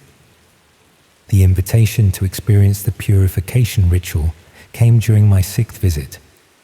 Dr. Winters explained it as the cornerstone of their program, available only to clients who had demonstrated commitment to their wellness journey. The procedure would take place in their specialized lower-level facilities, would last approximately 6 hours, and would require signing additional confidentiality agreements due to the proprietary nature of their techniques. Something about her description triggered a momentary hesitation. A flicker of instinctive wariness quickly rationalized away by my improved sleep patterns and reduced pain levels. Besides, I reasoned, what legitimate business doesn't protect its intellectual property? The day of the ritual began normally enough. I was led through the familiar reception area to a changing room, where I exchanged my clothes for one of their organic cotton robes. A staff member I hadn't seen before escorted me past the main treatment rooms to an elevator concealed behind what had appeared to be a decorative panel. We descended in silence, the subtle shift in air pressure suggesting we were traveling deeper than a standard basement level. The doors opened to reveal a space utterly unlike the sun-filled rooms above. Clinically bright lighting illuminated a corridor with sealed doors on either side, each marked with a symbol rather than a number. The aesthetic here wasn't wellness-inspired luxury, but medical precision. Polished concrete floors, stainless steel fixtures, staff in what looked more like surgical scrubs than spa uniforms.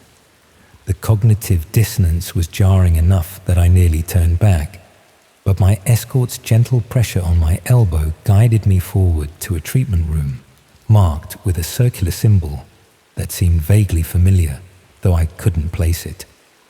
Inside, the room maintained that clinical atmosphere, a central treatment table that resembled a hospital bed more than a massage table, surrounded by equipment partially concealed beneath draped cloths. Dr. Winters greeted me, now wearing a white coat over her usual attire, accompanied by two assistants who were preparing what appeared to be monitoring equipment.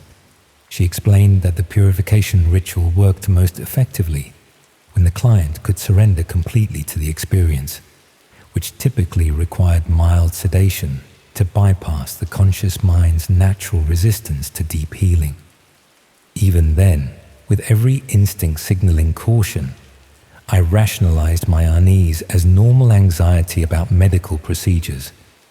The improvements I'd experienced seemed to validate their methods, and Dr. Winters had established herself as a trustworthy authority figure over our previous sessions. When she offered a small paper cup containing 2 blue capsules, explaining them as pre-treatment relaxants, I hesitated only briefly before swallowing them with the provided water. The sedative effect was almost immediate, not the gentle relaxation I'd expected, but a profound disorientation that made the room tilt and blur around me. I was vaguely aware of being helped onto the treatment table, of restraints being secured around my wrists and ankles. When I mumbled a confused question, Dr. Winters explained them as postural supports to prevent movement that might disrupt the treatment. The rational part of my brain was rapidly shutting down, but a primal core of awareness remained, registering details with increasing alarm. The assistants positioning cameras around the table, a computer being prepared with what looked like streaming software, one wall of the room sliding away to reveal a glass partition behind which shadowy figures seemed to be gathering. As consciousness began to fragment, I heard Dr. Winters speaking not to me, but to the observers behind the glass. Her tone had transformed completely, clinical, detached, almost academic, as she described my psychological profile, my particular vulnerabilities, my documented pain thresholds. She referenced previous subjects whose sessions had apparently established baseline responses for various stimuli, and outlined the unique aspects of my session that would provide new data for their research. The horrifying truth crystallized through the chemical fog clouding my mind. This was no wellness treatment. The entire center was an elaborate front for something far more sinister. A research facility conducting unsanctioned experiments, streaming the results to hidden audiences via the dark web. The realization came simultaneously with a cold sensation spreading up my arm from an IV that had been inserted without my awareness, bringing with it a paradoxical clarity even as it further incapacitated my body. Through increasingly lucid paralysis, I watched Dr. Winters adjust settings on monitoring equipment while addressing unseen viewers through a microphone, referencing cryptocurrency donations and viewing metrics. The glass partition now appeared transparent from my side, revealing a small audience of observers with tablets and notebooks, their expressions ranging from clinical interest to disturbing enthusiasm. One wall displayed multiple screens, showing what I gradually recognized as dark web interfaces, chat windows where users commented in real time, bidding panels where anonymous accounts placed substantial sums beside requested procedures, viewership metrics indicating hundreds of remote observers. The purification ritual revealed its true nature, as Dr. Winters began methodically subjecting me to escalating sensory experiences, beginning with seemingly benign stimuli carefully calibrated to my psychological profile, progressively shifting toward exploitation of specific fears and vulnerabilities they had extracted during our consultations. The paralytic properties of whatever flowed through the IV prevented physical resistance, while ensuring complete awareness, creating the perfect research subject for their studies in controlled trauma response. I cannot, will not, detail everything that followed during those 6 hours. Some memories remain mercifully fragmented, while others replay with unbearable clarity in recurring nightmares. What I remember most vividly was the clinical detachment with which they documented every physiological response, the remote viewers bidding for specific interventions as if selecting menu items, the utter betrayal of having my most personal fears, shared in presumed confidence, weaponized as research parameters. My salvation came from the most mundane of circumstances: a water pipe bursting 2 floors above, sending maintenance staff scrambling throughout the building and temporarily disrupting the power supply. In the momentary confusion of backup generators activating, someone failed to maintain proper dosage of the paralytic agent. As sensation gradually returned to my extremities, I managed to work one hand free from restraints loosened during a procedure.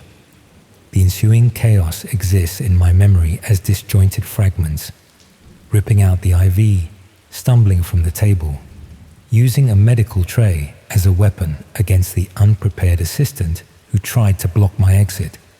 The fire alarm I triggered created further confusion, staff evacuating upper floors while the lower level team scrambled to secure research assets and terminate the stream. Somehow I found a service stairwell, emerging into the laundry area where I grabbed employee clothing before escaping through a delivery entrance. The investigation that followed revealed the full horror of Tranquil Depths.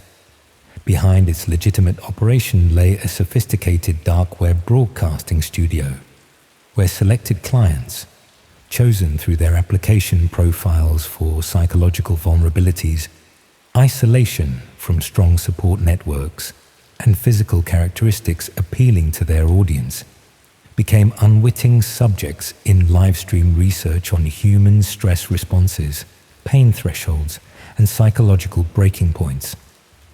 Wealthy viewers paid thousands in cryptocurrency to observe or influence proceedings, all under the guise of academic research into trauma response and neuroplasticity.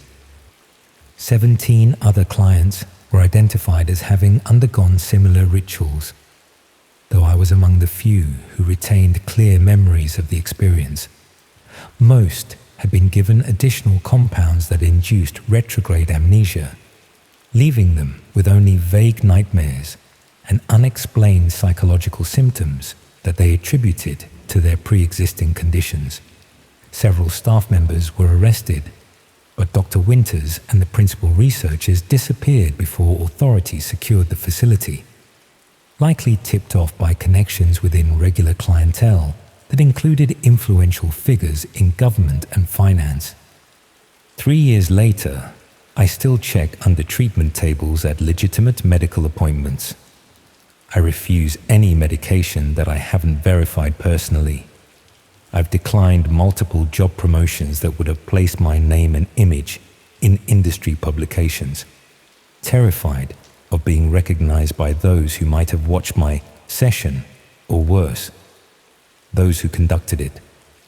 Because despite multiple arrests and international investigations, the core research team was never found. The dark website was simply relocated, rebranded, continuing its operations with new researchers and new unwitting participants. Sometimes I receive anonymous emails containing nothing but a lavender flower image and cryptocurrency wallet address, a reminder that somewhere the footage still exists, accessible to anyone with sufficient funds and the right dark web connections.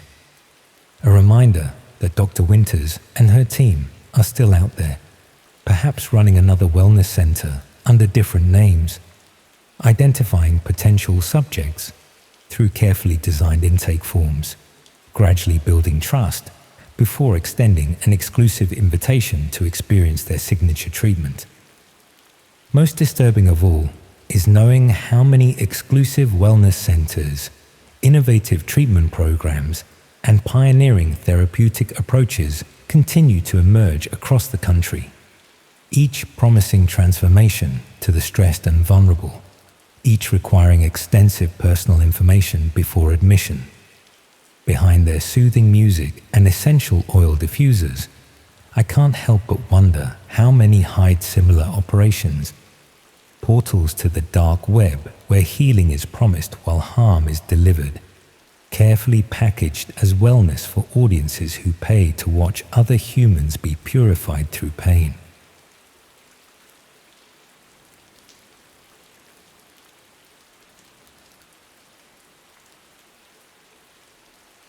I never thought I'd be sharing this story with anyone, but I need to get it off my chest before I lose my mind. You know how some experiences are so disturbing that you start to doubt whether they actually happened? That's where I've been for the past 3 months since that night at the Penumbra Gallery. I keep telling myself it couldn't have been real, that I imagined it all, but then I'll catch a news item about another missing person or see an advertisement for an exclusive art show, and it all comes flooding back. I tried going to the police, but the investigation went nowhere. It's like the whole thing has been wiped clean, and I can't shake the feeling that people with serious money and influence want to keep it that way. I've spent the last decade as an arts journalist for various online publications, specializing in the more experimental corners of the contemporary art world. My particular focus has been the intersection of technology and art, AI-generated exhibitions, VR installations, blockchain-authenticated pieces, that sort of thing.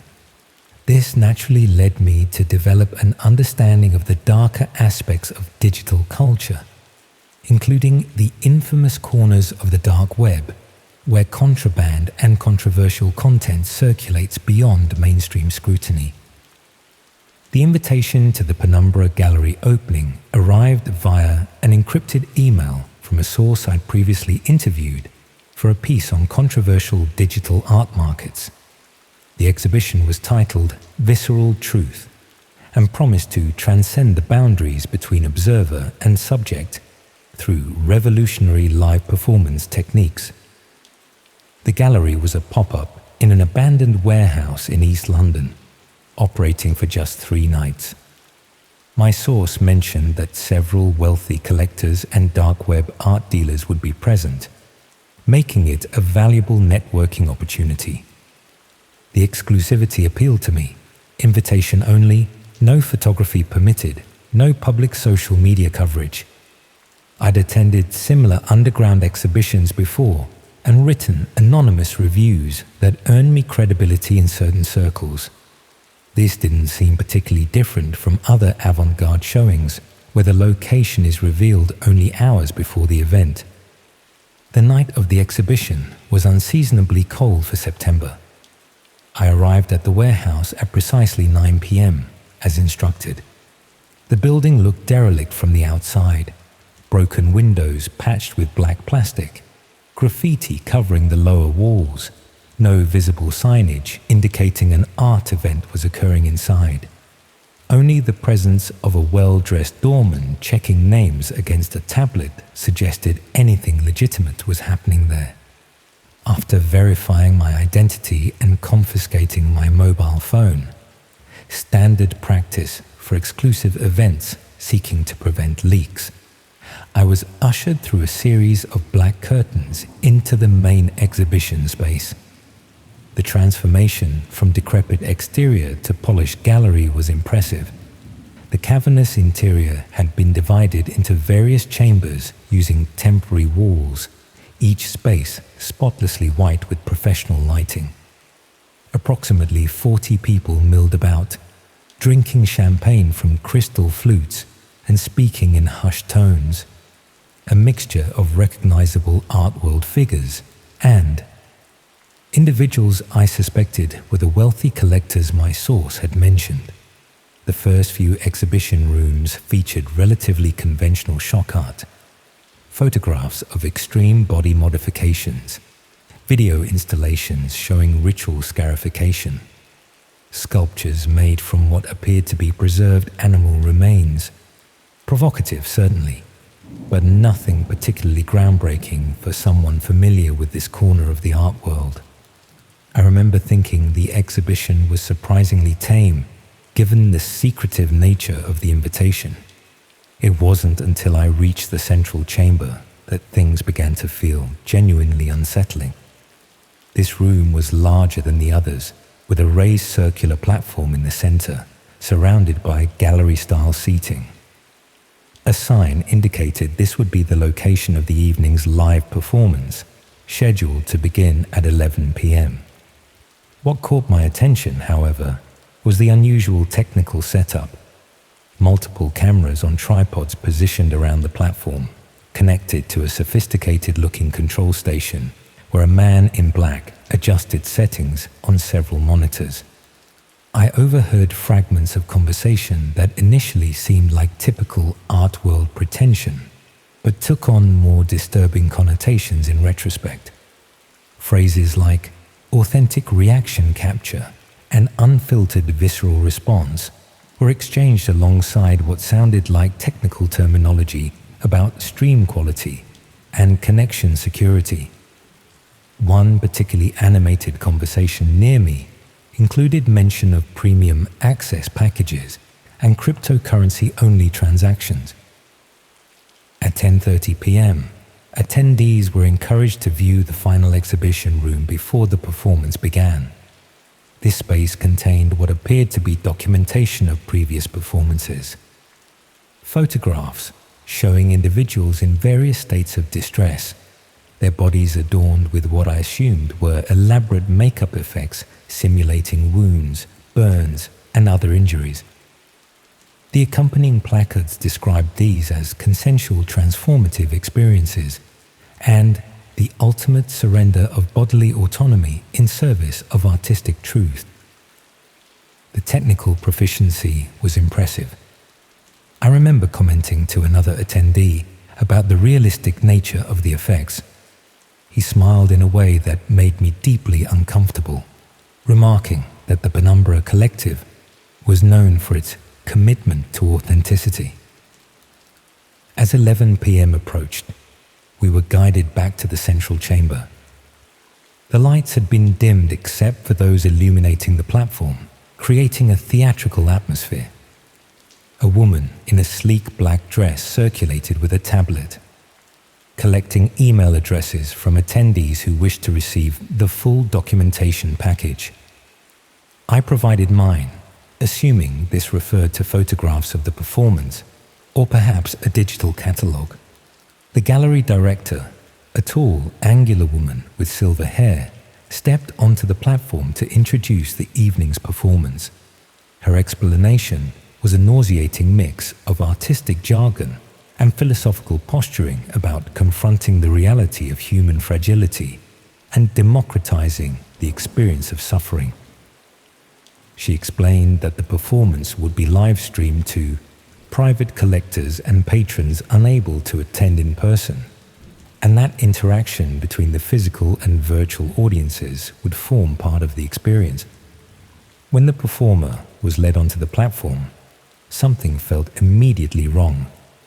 Unlike the confident, self-possessed individuals usually found in performance art, this man moved hesitantly, his eyes darting around the room with unmistakable fear. He was young, perhaps mid-20s, thin and pale with numerous tattoos. His wrists bore marks suggesting recent restraint, though these could have been makeup effects consistent with the exhibition's aesthetic. Two assistants positioned him in the center of the platform, securing his ankles to hidden anchor points on the floor. The gallery director explained this was for stability during the transformative process. But his increasing agitation suggested whatever was about to happen wasn't entirely consensual. The realization dawned on me with sickening clarity when the control station operator announced that the stream was live and bidding could commence.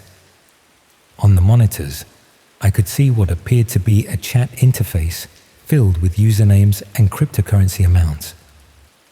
The gallery director began describing potential modifications while gesturing to different areas of the young man's body, each suggestion corresponding with flurries of activity in the chat.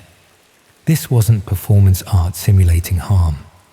It was actual torture being live-streamed to paying viewers on the dark web, disguised as an avant-garde exhibition for a carefully selected in-person audience who were either complicit or, like me, had been duped into providing legitimacy to the event.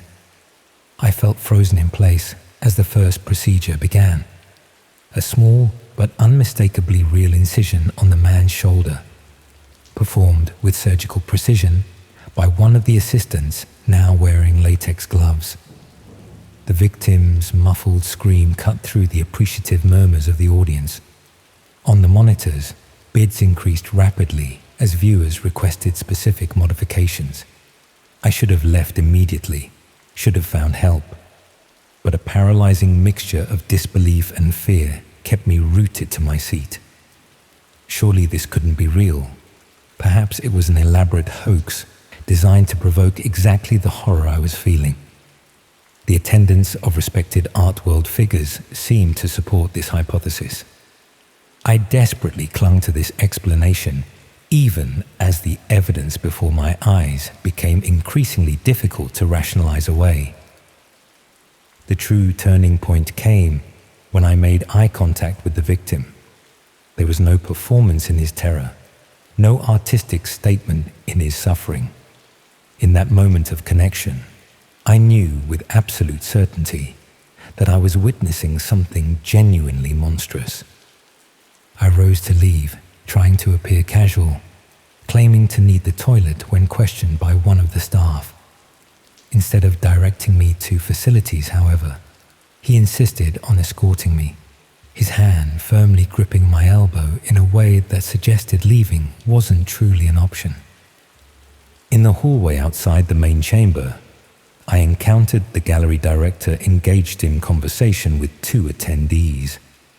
They were discussing private commissions and customized experiences in terms that made it clear the night's performance was merely an introduction to services offered through more discreet channels. When they noticed me, the conversation halted abruptly. The director approached, asking pointed questions about my publication and how I'd received my invitation. Her previously performative warmth had vanished, replaced by calculated assessment.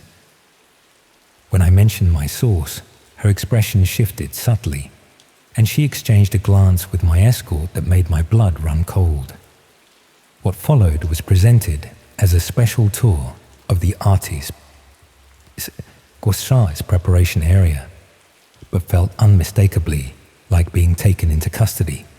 I was led through a service door into the warehouse's back rooms, where the carefully constructed gallery aesthetic gave way to the building's industrial reality. In one room, computer equipment far more sophisticated than necessary for a simple art installation processed what appeared to be multiple live streams. In another, 3 frightened-looking individuals, similar in appearance to the performer on the platform, sat huddled under the watch of a security guard. The director explained in the same poised, articulate manner she'd used during the performance introduction that I had been granted access to privileged information and would need to sign extensive non-disclosure agreements. The alternative, implied rather than stated explicitly, involved joining those awaiting performance opportunities. I signed whatever was placed before me, my hand shaking so violently I barely recognized my own signature. The documents included clauses about artistic confidentiality and performance ethics that thinly disguised their true purpose: to silence witnesses to criminal activity. After what felt like hours but was probably only 45 minutes, I was returned to the main gallery space where the performance continued. The victim was still conscious, but clearly in shock, his body now bearing multiple modifications that would leave permanent scars at best. The audience watched with the detached appreciation of conventional gallery patrons, occasionally consulting their phones, presumably to follow the online auction determining what would happen next. I remained only long enough to avoid suspicion, then claimed illness and requested to leave. My phone was returned, but when I checked it later, I discovered all photos from that day had been deleted and the device had been reset to factory settings. In the following days, I attempted to report what I'd witnessed to the police. Their initial interest waned rapidly after they visited the warehouse, finding it empty with no evidence of the gallery's existence. The names I provided led nowhere. The Penumbra Collective had no official registration. The gallery director was untraceable, and the building's ownership was buried under layers of shell companies. A week later, I received an email containing only a link. Against my better judgment, I clicked it, finding myself on a password-protected site that appeared to be a catalogue of performances available for private commission. The thumbnail images were mercifully blurred, but recognizable enough that I could identify the young man from the exhibition among them. The final message arrived yesterday, a digital invitation to the next Penumbra event, scheduled for next month at an undisclosed location. The invitation included a personal note mentioning how my journalistic perspective had been particularly valuable and suggesting I might wish to participate more directly in future performances. I've deleted my email accounts, changed my phone number, and am staying with a friend while I arrange more permanent relocation. But I know these precautions are likely insufficient. The Penumbra Collective operates at the intersection of the art world and the dark web, with connections and resources beyond what conventional authorities can easily trace. Every gallery opening I see advertised now fills me with dread. Every art performance a potential front for unimaginable cruelty. The boundary between provocative creativity and genuine atrocity has been irrevocably blurred in my mind. And somewhere, I know the next exhibition is already being prepared, with new performers selected and wealthy patrons eagerly awaiting their invitations.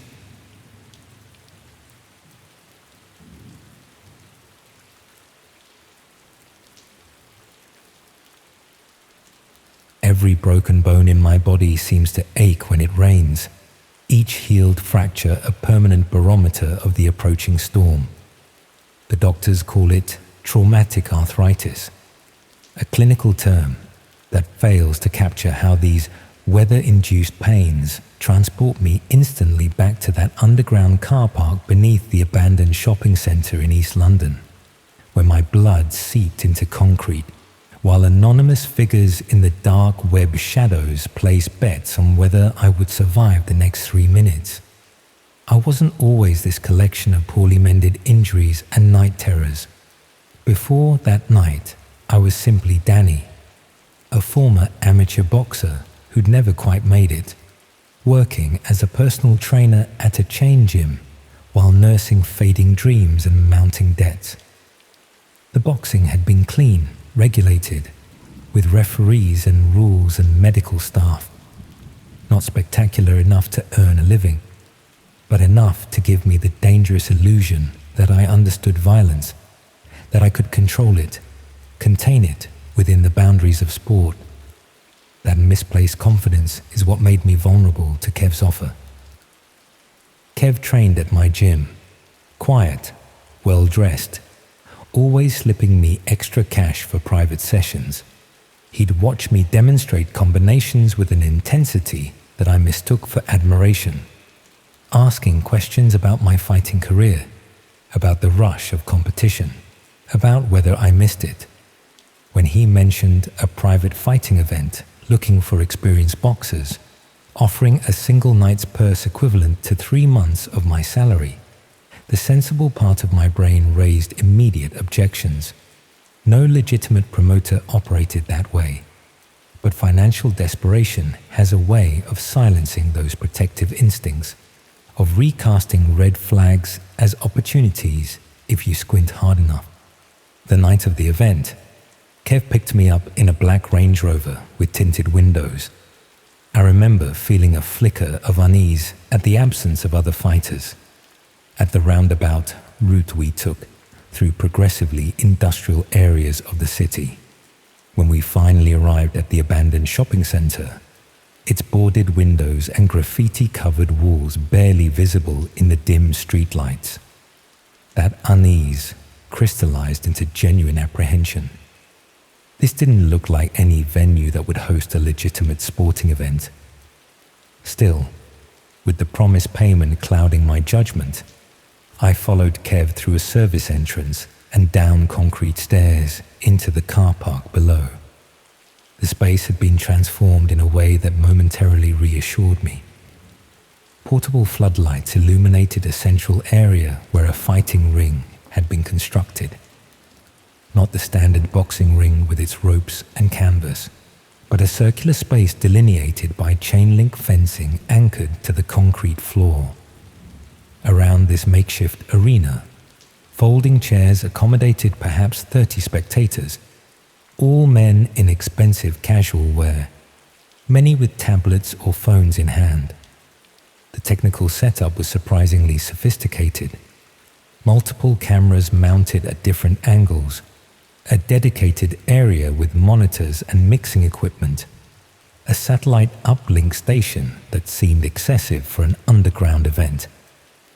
A man in a tailored suit approached, conducting a brisk assessment that felt more veterinary than medical. He checked my pupils, tested my reflexes, examined my hands and former injuries with detached professionalism. Throughout this examination, I noticed Kev speaking with another man who appeared to be coordinating the event, gesturing occasionally in my direction while looking at something on a laptop screen. It was only later that I understood they were reviewing my fighting record, my physical specifications, my potential market value to their audience. They led me to a preparation area partitioned off by plastic sheeting, where I changed into the plain black shorts they provided. No protective gear was offered, no gloves, no mouth guard, no hand wraps. When I questioned this, Kev explained this was old school bare knuckle style, with a grin that didn't reach his eyes. As I waited, I overheard fragments of conversation from the technical area nearby, references to stream quality, betting interfaces, and premium viewers. One phrase in particular lodged in my memory. Dark web traffic is peaking. They're waiting for the fresh meat. That was the moment reality began to fracture around me. The comforting narrative of an underground boxing match dissolving into something far more sinister. These weren't fight promoters. They were content producers for dark web audiences, broadcasting violence to viewers who paid substantial sums to watch real, unregulated combat with no rules or limitations. I considered leaving, manufacturing some excuse, but two security personnel had positioned themselves by the only exit, their attention fixed steadily on me. When they finally led me to the fighting area, my opponent was already waiting. A man significantly larger than me, with crude prison tattoos and the blank-eyed look of someone for whom violence was not sport but survival. As we squared off, I noticed for the first time that the chain-link fencing enclosing us was padlocked from the outside. There would be no walking away, no throwing in the towel. The realization hit me with physical force. This wasn't a match. It was a trap. What followed exists in my memory as disconnected flashes rather than a coherent sequence. The first punches, landing with bare knuckles against unprotected flesh. The crowd's reaction, not the roaring enthusiasm of boxing fans, but something colder, more analytical, as they watched through the mediating screens of their devices. the coordinator periodically announcing figures that made no sense until I realized they were cryptocurrency amounts being bid by remote viewers. After the initial exchange left me reeling but still standing, Kev approached the fence, his expression no longer maintaining even the pretense of friendly concern. He explained, in calm, measured tones that seemed absurdly incongruous with the situation, that viewers were paying to see escalation. Either I could provide that escalation by fighting more aggressively, or they would introduce modifiers to make the content more engaging. The first modifier arrived moments later, a length of steel pipe thrown into the ring. When neither of us immediately reached for it, electrical currents surged through the metal fencing, a shocking demonstration that compliance wasn't optional. The increasingly frenzied instructions from the coordinator made the true nature of this event brutally clear. This wasn't sport or even entertainment in any conventional sense. It was the commodification of human suffering, packaged and streamed to dark web viewers who paid premium rates to watch authentic violence without simulation or restraint. I'd like to say I maintained some moral high ground, that I refused to participate in their grotesque spectacle. The truth is more complicated and shameful. When survival instinct overrides every other consideration, moral calculations become luxury. I fought, not for victory, but for survival, with a desperate ferocity I hadn't known I possessed. I used the pipe when necessary, inflicted damage I can't bring myself to describe in detail. The worst part wasn't the physical pain, but the sense of my humanity being stripped away with each forced escalation. My reduction from person to content, from subject to object. The turning point came when my opponent, already bleeding heavily from a head wound, stumbled against the fence directly beside one of the cameras. In the momentary confusion, he managed to damage the equipment, disrupting the stream. The coordinator's panicked reaction to this technical failure created a brief window, security personnel rushing to address the broadcast issue, attention diverted from maintaining control of the performers. In that chaotic moment, another fighter was brought in to replace the damaged content, a terrified young man who couldn't have been more than 20, clearly not there by choice. As they unlocked the fence to push him in, I saw my only opportunity. I lunged through the opening, swinging the pipe with all my remaining strength at the coordinator's mixing equipment. The resulting electrical short circuit plunged sections of the car park into darkness, triggering a fire suppression system that created even more confusion. What followed was pure animalistic flight, scrambling through emergency exits, climbing perimeter fencing, running through unfamiliar industrial estates with no idea of direction beyond a way. Eventually, I found a night bus stop, boarded with blood-soaked clothes partially concealed under my jacket, and rode to the end of the line, expecting pursuit at every stop. The police, when I finally worked up the courage to approach them days later, were initially skeptical. My story sounded like paranoid fantasy or drug-induced delusion. The physical evidence was more convincing. Broken fingers, fractured ribs, defensive wounds inconsistent with any sanctioned fighting event. When they finally investigated the shopping center, they found only the most minimal evidence. Some abandoned technical equipment, traces of blood that included mine among other unidentified samples, and faint outlines where the fighting area had been established. The investigation stalled when digital forensics hit the sophisticated encryption and routing protocols used by the dark web broadcasters.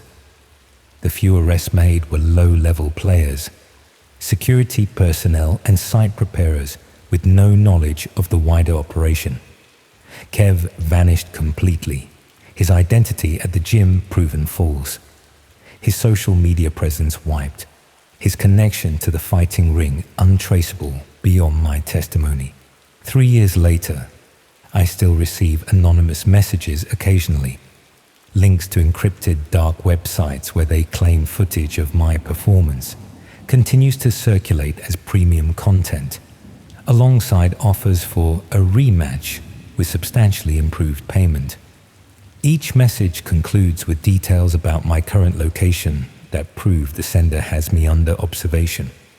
I've moved cities twice, changed my name, abandoned social media, but the messages still find me. Sometimes, in moments of paranoia, I wonder if the entire experience was a selection process, if my escape was part of their evaluation, identifying fighters with the proper combination of skill and survival instinct for more lucrative events. I wonder how many others received similar offers, how many disappeared into that underground economy of violence. How many faces on missing persons posters represent dark web content that continues generating revenue long after the person has been consumed by the insatiable appetite for authentic suffering? The most disturbing realization isn't that such operations exist in the shadows of the internet, but how easily ordinary people can be drawn into them through financial desperation, through misplaced confidence, through the fundamental human error of believing ourselves exempt from becoming commodities in a market that trades in pain. Every fighting gym I pass, every underground car park I hurry through, every expensive black vehicle with tinted windows, each carries the echo of that night when I discovered how thin the membrane truly is between the world we acknowledge and the dark web marketplace that thrives beneath its surface.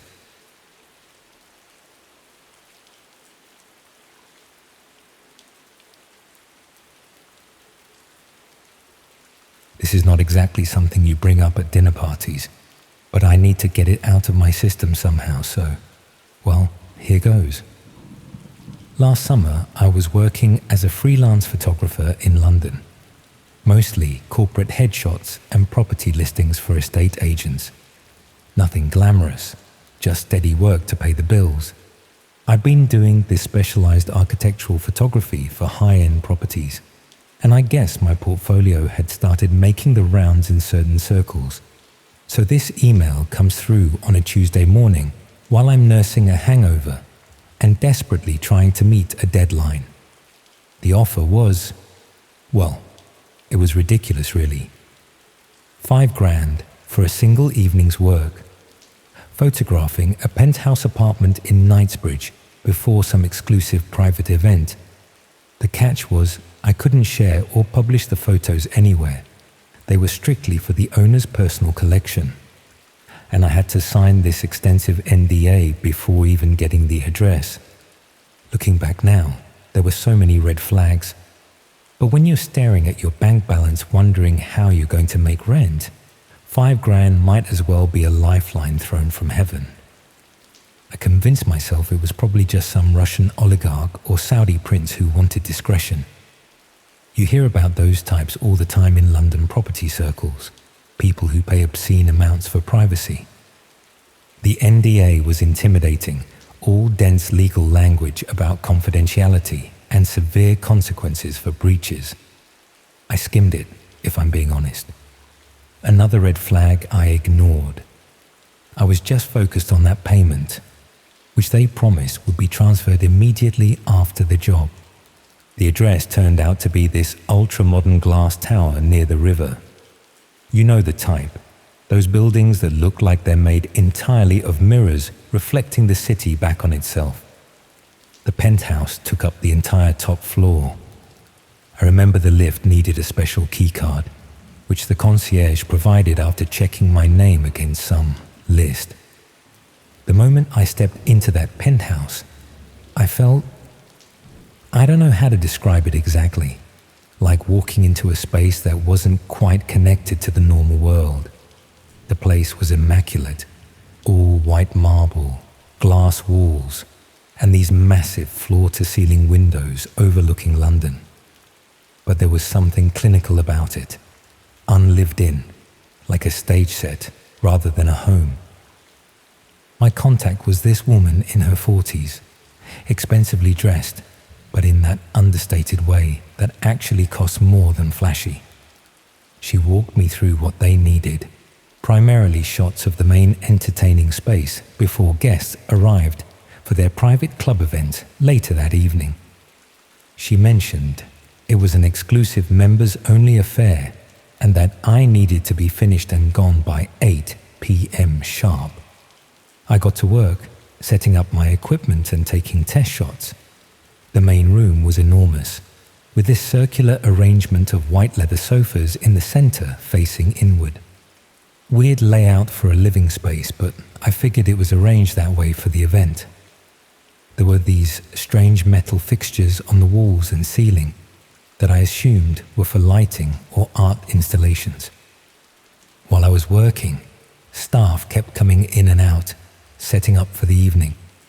They all wore these identical black outfits with no logos or identifying features. None of them spoke to me or even acknowledged my presence, just moved around me like I was furniture.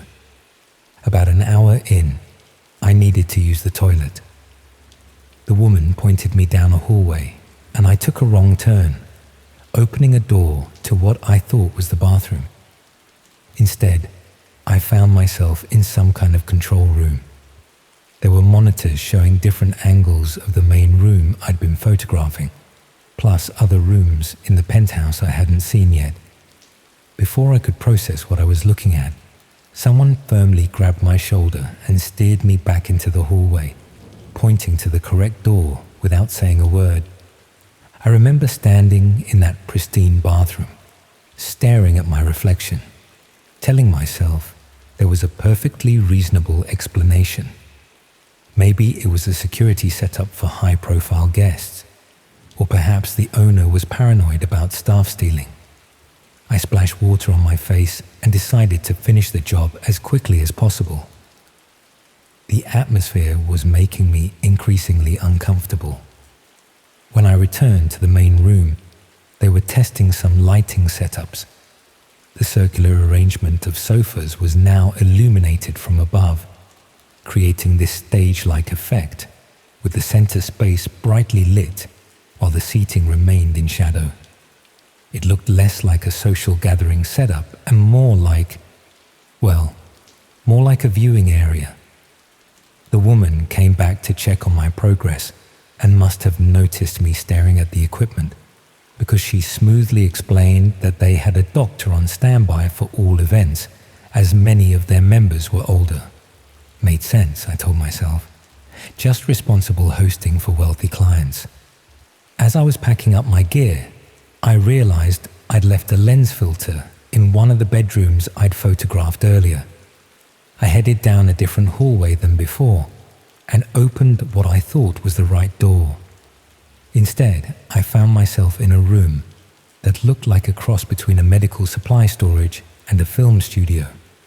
There were cameras on tripods, lights, more of that medical equipment, and these metal restraints attached to what looked like some kind of examination table. My stomach dropped.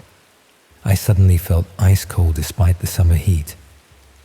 Before I could back out, I noticed a laptop open on a desk, its screen showing what was unmistakably a dark web browser. Something I'd only ever read about but recognized from news articles. And on the screen was a payment page with astronomical figures next to usernames. I quietly closed the door and practically ran back to the main room, grabbing my stuff without checking if I had everything. I needed to get out of there. Now the woman seemed to materialize out of nowhere, asking if I'd gotten everything I needed. I nodded, my mouth too dry to speak properly. She handed me an envelope, saying the transfer would be processed as agreed, but this was a bonus for my discretion. As I waited for the lift, clutching my camera bag, I noticed more people arriving. Wealthy-looking individuals in expensive suits and evening wear being checked against a list before being allowed up. Not one of them looked at me or each other. There was no warmth, no social greeting you'd expect from club members. Just this focused anticipation that made my skin crawl. The lift finally arrived, and as the doors were closing, I locked eyes with a young woman being escorted by two men in those same black outfits. She looked vacant, like she wasn't fully present. The men gripped her elbows in a way that didn't look supportive but controlling. Just before the doors shut completely, I swear I saw a flicker of panic cross her face, a silent plea that haunts me still. I got home somehow, though I barely remember the journey. My hands were shaking so badly, I could hardly get my key in the door. When I finally managed to open the envelope, there was £5,000 in cash and a note thanking me for my service to the circle, with a website address, an onion link for the dark web. Curiosity battled with dread that night as I paced my flat, the envelope sitting on my table like a live grenade. Eventually, I did something I'm not proud of. I downloaded a Tor browser and entered the link. What I found was a countdown timer and a membership fee that was more money than I'd make in 3 years. The page described an exclusive viewing experience for those with refined tastes and displayed blurred preview images that made me physically sick when I realized what they were suggesting. I shut my laptop and vomited in my kitchen sink. Those people weren't arriving for a sex club. It was a viewing party, a live audience for something unspeakable happening to real people. And I had helped them, photographed their space, made it look perfect for their marketing materials or membership site or whatever hellish purpose those images would serve. I spent the night alternating between panic and rationalization. Maybe I was jumping to conclusions. Maybe it was just some extreme but consensual thing for the super rich. But I kept seeing that young woman's face in the lift, the vacant look, the flash of fear. By morning, I'd convinced myself I needed to report what I'd seen. But report what exactly? I had no concrete evidence of anything illegal, just suspicions and glimpses of things that disturbed me. And that NDA I'd signed, the penalties suddenly seemed much more ominous than simple financial damages. I tried calling the building management company to ask about the penthouse, only to be told no such unit existed at that address. When I insisted, describing the woman who'd hired me, they said they had no record of such a person and suggested I might have the wrong building. 3 days later, my entire portfolio website disappeared. Every cloud backup I had was wiped. My professional social media accounts vanished. It was as if my career had been erased overnight. When I called my web host in a panic, they told me the takedown had been executed with a legal order they couldn't discuss. A week after that, I was evicted from my flat. The landlord claimed to have received complaints about illegal activity, though he wouldn't specify what kind. My bank account was frozen pending an investigation into unspecified financial irregularities. The message was clear. I'd seen something I shouldn't have, and these people had the power to dismantle my life without leaving fingerprints. I left London that night, staying with a cousin in Manchester, while trying to figure out what to do. I've moved twice more since then, changed my name, abandoned photography completely. I work in a warehouse now, cash in hand. I don't have social media, a credit card, or a permanent address. I look over my shoulder constantly, flinching whenever I see anyone in a black outfit or a luxury car slowing down near me. Sometimes I wonder if I overreacted, if I imagined the connections between what I saw. But then I remember the equipment, the setup of that room, the woman in the lift, and I know I didn't. I've read enough since then to understand what a red room is, a place where people pay to watch torture and worse in real time on the dark web. Most of them are considered urban legends, but I saw one being prepared. I know they exist. The worst part? I still have those photographs on a memory card I can't bring myself to destroy. It's the only evidence I have that I didn't imagine the whole thing. But it's also the thing that could get me killed if they ever found out I kept it. So I keep moving, keep looking over my shoulder, keep wondering how many other penthouses there are in how many other glass towers, where the wealthy gather behind closed doors to watch unspeakable things happen to people who disappear without anyone looking in the right places. Because who would know where to look? And who would believe it even if they saw it? What haunts me most isn't what I might have seen if I'd stayed. It's knowing that while I'm talking to you right now, somewhere in some gleaming penthouse with a view, those sofas are arranged in a circle, those lights are focused on someone's pain, and people are paying to watch, and there's nothing I can do to stop it.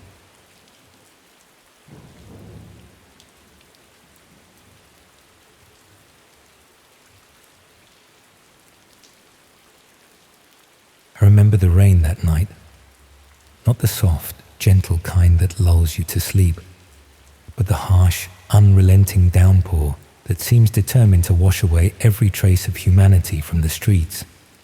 London had been suffering through 3 straight days of this biblical deluge, and I was desperate for a dry place with decent Wi-Fi after my flat's internet had gone down.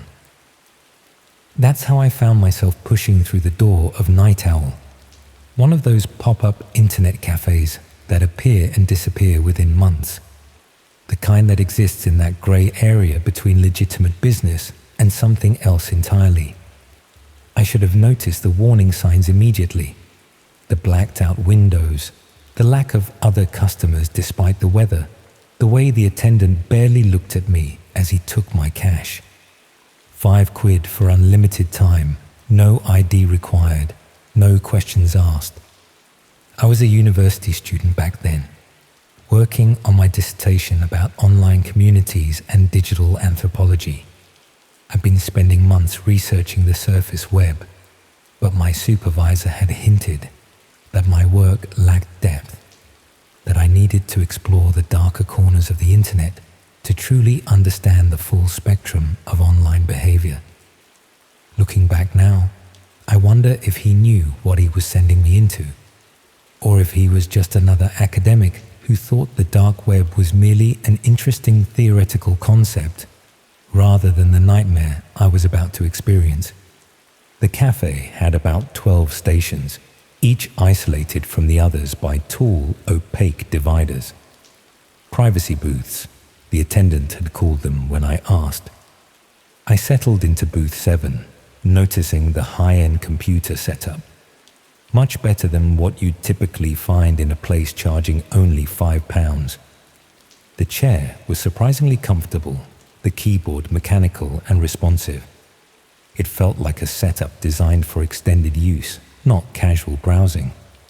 I'd done my homework before venturing into the dark web, downloaded Tor, learned about OPSEC, read countless Reddit threads from people claiming to have explored the hidden services. I thought I was prepared. I thought I was being cautious. I remember thinking how silly all those horror stories seemed now that I was actually doing it. Just another internet connection, just another browser, just different websites. Nothing to be afraid of if you were smart about it. The first hour or so was exactly what I expected. Linked directories, forums discussing privacy, some marketplaces selling things that would make your average high street shopper raise an eyebrow, but nothing that shocked me. I took notes diligently, occasionally glancing around the empty cafe, relieved to have the place to myself. The rain continued to batter the windows, creating a white noise that almost made the environment cozy despite the harsh fluorescent lighting. Then, just as I was considering packing up, satisfied with my initial exploration, a message popped up in the corner of the screen. Not an email or a chat window that I'd opened. just text appearing directly on my desktop.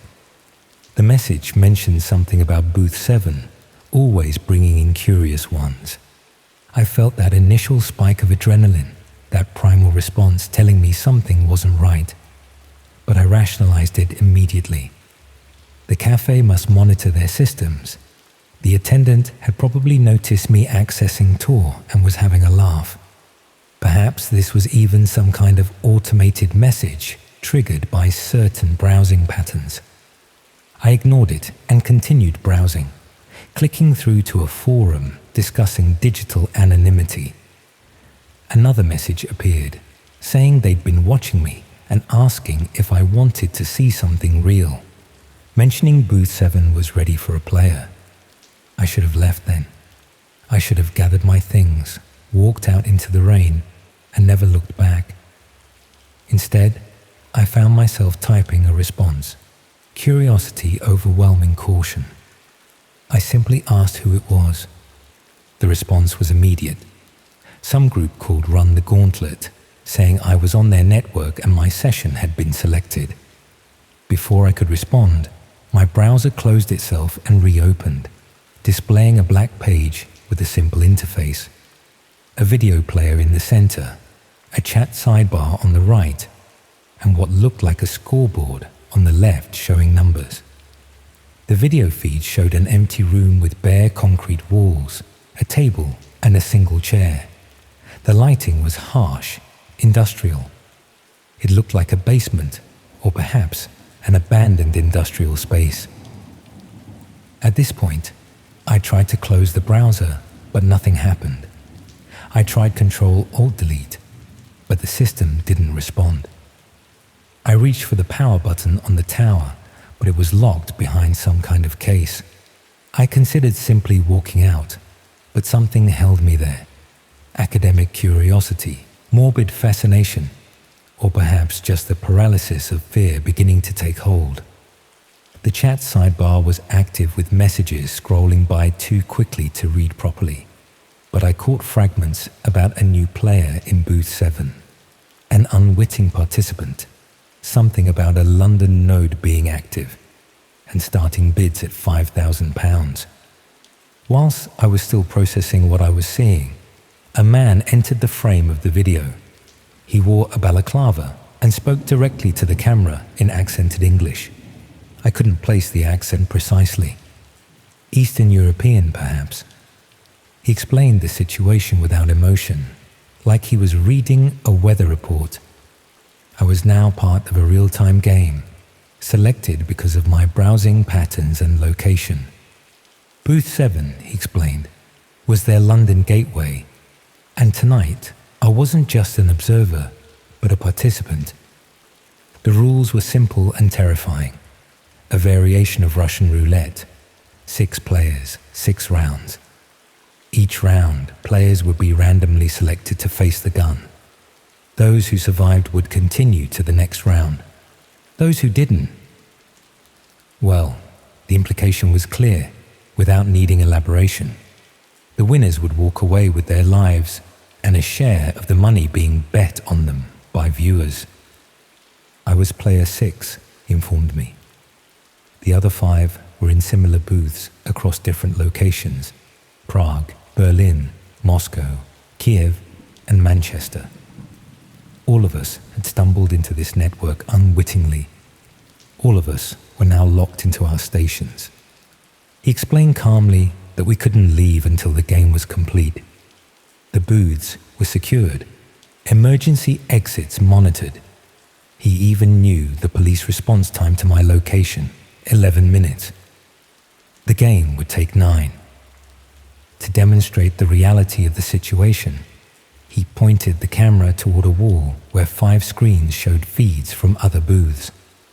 I could see the other participants, a young woman with purple hair frantically trying to get someone's attention outside her booth, a middle-aged man sitting perfectly still as if in shock, a teenager who appeared to be crying, and 2 others who seemed to be trying to break out of their stations. I felt my heart rate accelerating, my palms sweating as I realized the full gravity of what was happening. This wasn't some elaborate prank or digital simulation. The terror on those people's faces was unmistakably real. The first round began. The roulette selected player 3, the teenager, and player 5, a man who looked to be in his 30s. On screen, 2 men in balaclavas approached them, each holding what appeared to be real handguns. They placed the guns against the participants' temples. The chat exploded with activity, spectators placing bets, commenting on the participants' reactions, discussing the odds as if this were just another sporting event. I was watching in numb horror, unable to look away, unable to fully process that this was happening in real time. The countdown began. 3, 2, 1. A hollow click from player 3's gun. Relief washed over his young face, tears streaming down his cheeks. Player 5 wasn't so fortunate. The sound was deafening even through my speakers, a sharp crack that seemed to reverberate through my entire body. I won't describe what happened next. I can't. Even now, years later, that image is burned into my memory in a way that no amount of therapy has been able to erase. The man in the balaclava returned to the center of the room, casually informing the survivors that round 2 would begin shortly. 1 down, 4 to go. My odds were improving, he noted, with chilling detachment. I was in full panic mode now, looking around desperately for any way out. The dividers between booths reached almost to the ceiling.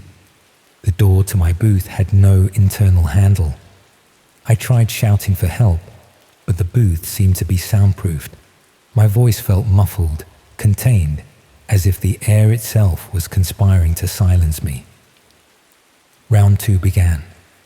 The selector chose players 1 and 6. My number. My heart felt like it might explode from my chest. On screen, a man approached my booth, visible now on one of the wall monitors. I hadn't even noticed the camera above my station. He was coming for me, and there was nowhere to run. I heard the cafe door open and close, footsteps approaching. I was frantically looking for anything I could use as a weapon, but the booth was minimalist, just the computer, chair, and a small shelf. The footsteps stopped outside my booth. I could see a shadow beneath the door. I pressed myself against the far corner, as if those few extra inches might somehow save me. The door opened, and a man entered, tall, wearing a black coat, his face concealed by a balaclava, just like in the video. In his hand was what looked like a real pistol. He addressed me quietly as Player 6, London Node, telling me it was my turn. He approached slowly, methodically, the gun hanging loosely at his side. I was begging, pleading, offering money, anything. He didn't respond, his eyes visible through the holes in the balaclava, coldly assessing me. Eventually he spoke, his voice almost gentle. "Just a game," he said. "Someone always loses." I closed my eyes as he pressed the cold metal against my temple. In that moment, everything slowed down. I could hear the rain outside, the soft hum of the computer fan, my own ragged breathing.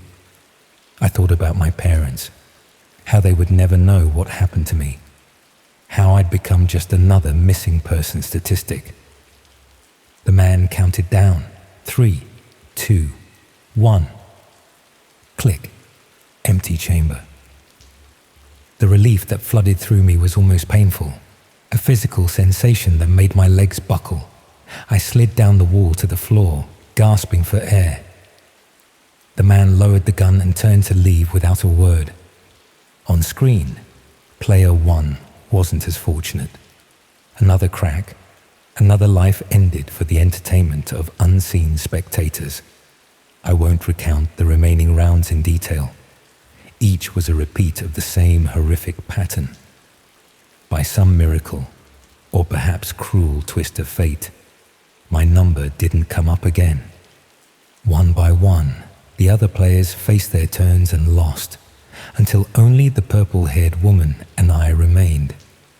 Final round. The ultimate game. 1 bullet, 2 players. The chat was frenzied now, massive sums being wagered on which of us would walk away. The selector chose player 6 again. Me. This time, when the door opened, I didn't beg. A strange calm had settled over me, the kind that comes when terror exceeds your capacity to process it. The man raised the gun again. I stared directly into his eyes, refusing to look away, refusing to close my eyes. If this was my end, I would face it. 3, 2, 1. Click. Nothing. Which meant... On screen, I watched as the purple-haired woman's expression shifted from hope to understanding to terror in the space of a heartbeat. The final shot rang out. Game over. The man in my booth lowered his gun. His words were few but clear. I had survived. My session was ending. He left, closing the door behind him. On screen, the host announced me as the winner. The chat exploded with messages, some congratulating, others expressing disappointment, all discussing the event as if it were just entertainment, not the systematic murder of 5 innocent people. The system unlocked. The browser closed itself. The computer returned to its desktop as if nothing had happened. After what felt like hours, but was probably just minutes, I managed to stand on shaking legs and push open the door of the booth. The cafe was empty. The attendant was gone. Even the sign outside had been removed, leaving just a blank storefront. I stumbled out into the rain, which was still falling heavily, now mixing with my tears as I blindly made my way through the streets. I went to the police, of course. They investigated, but found nothing. The building had been rented under a false identity. The computer in booth 7 had been wiped clean, with no evidence of what I'd witnessed. The other locations couldn't be traced. Without evidence, my story sounded like the delusion of a mentally disturbed student who'd spent too much time researching internet horror stories. I tried to find information about the other victims, searching news reports for missing persons matching their descriptions. There were too many possibilities, too many people who disappear without a trace every day. I'll never know who they were. It's been years now. I've tried to move on, to convince myself it was some elaborate hoax or hallucination. But deep down, I know what I saw. Sometimes, when I'm online late at night, I catch myself checking my desktop for unexpected messages. And whenever I pass an internet cafe with privacy booths, I walk quickly to the other side of the street, my heart racing at the memory of booth 7 and the game I never agreed to play. The worst part isn't the nightmares or the constant paranoia. It's the knowledge that somewhere out there Run the Gauntlet is still operating, still selecting unwitting participants, still entertaining those who pay to watch. And every time it rains heavily, I wonder who's sitting in booth 7 tonight.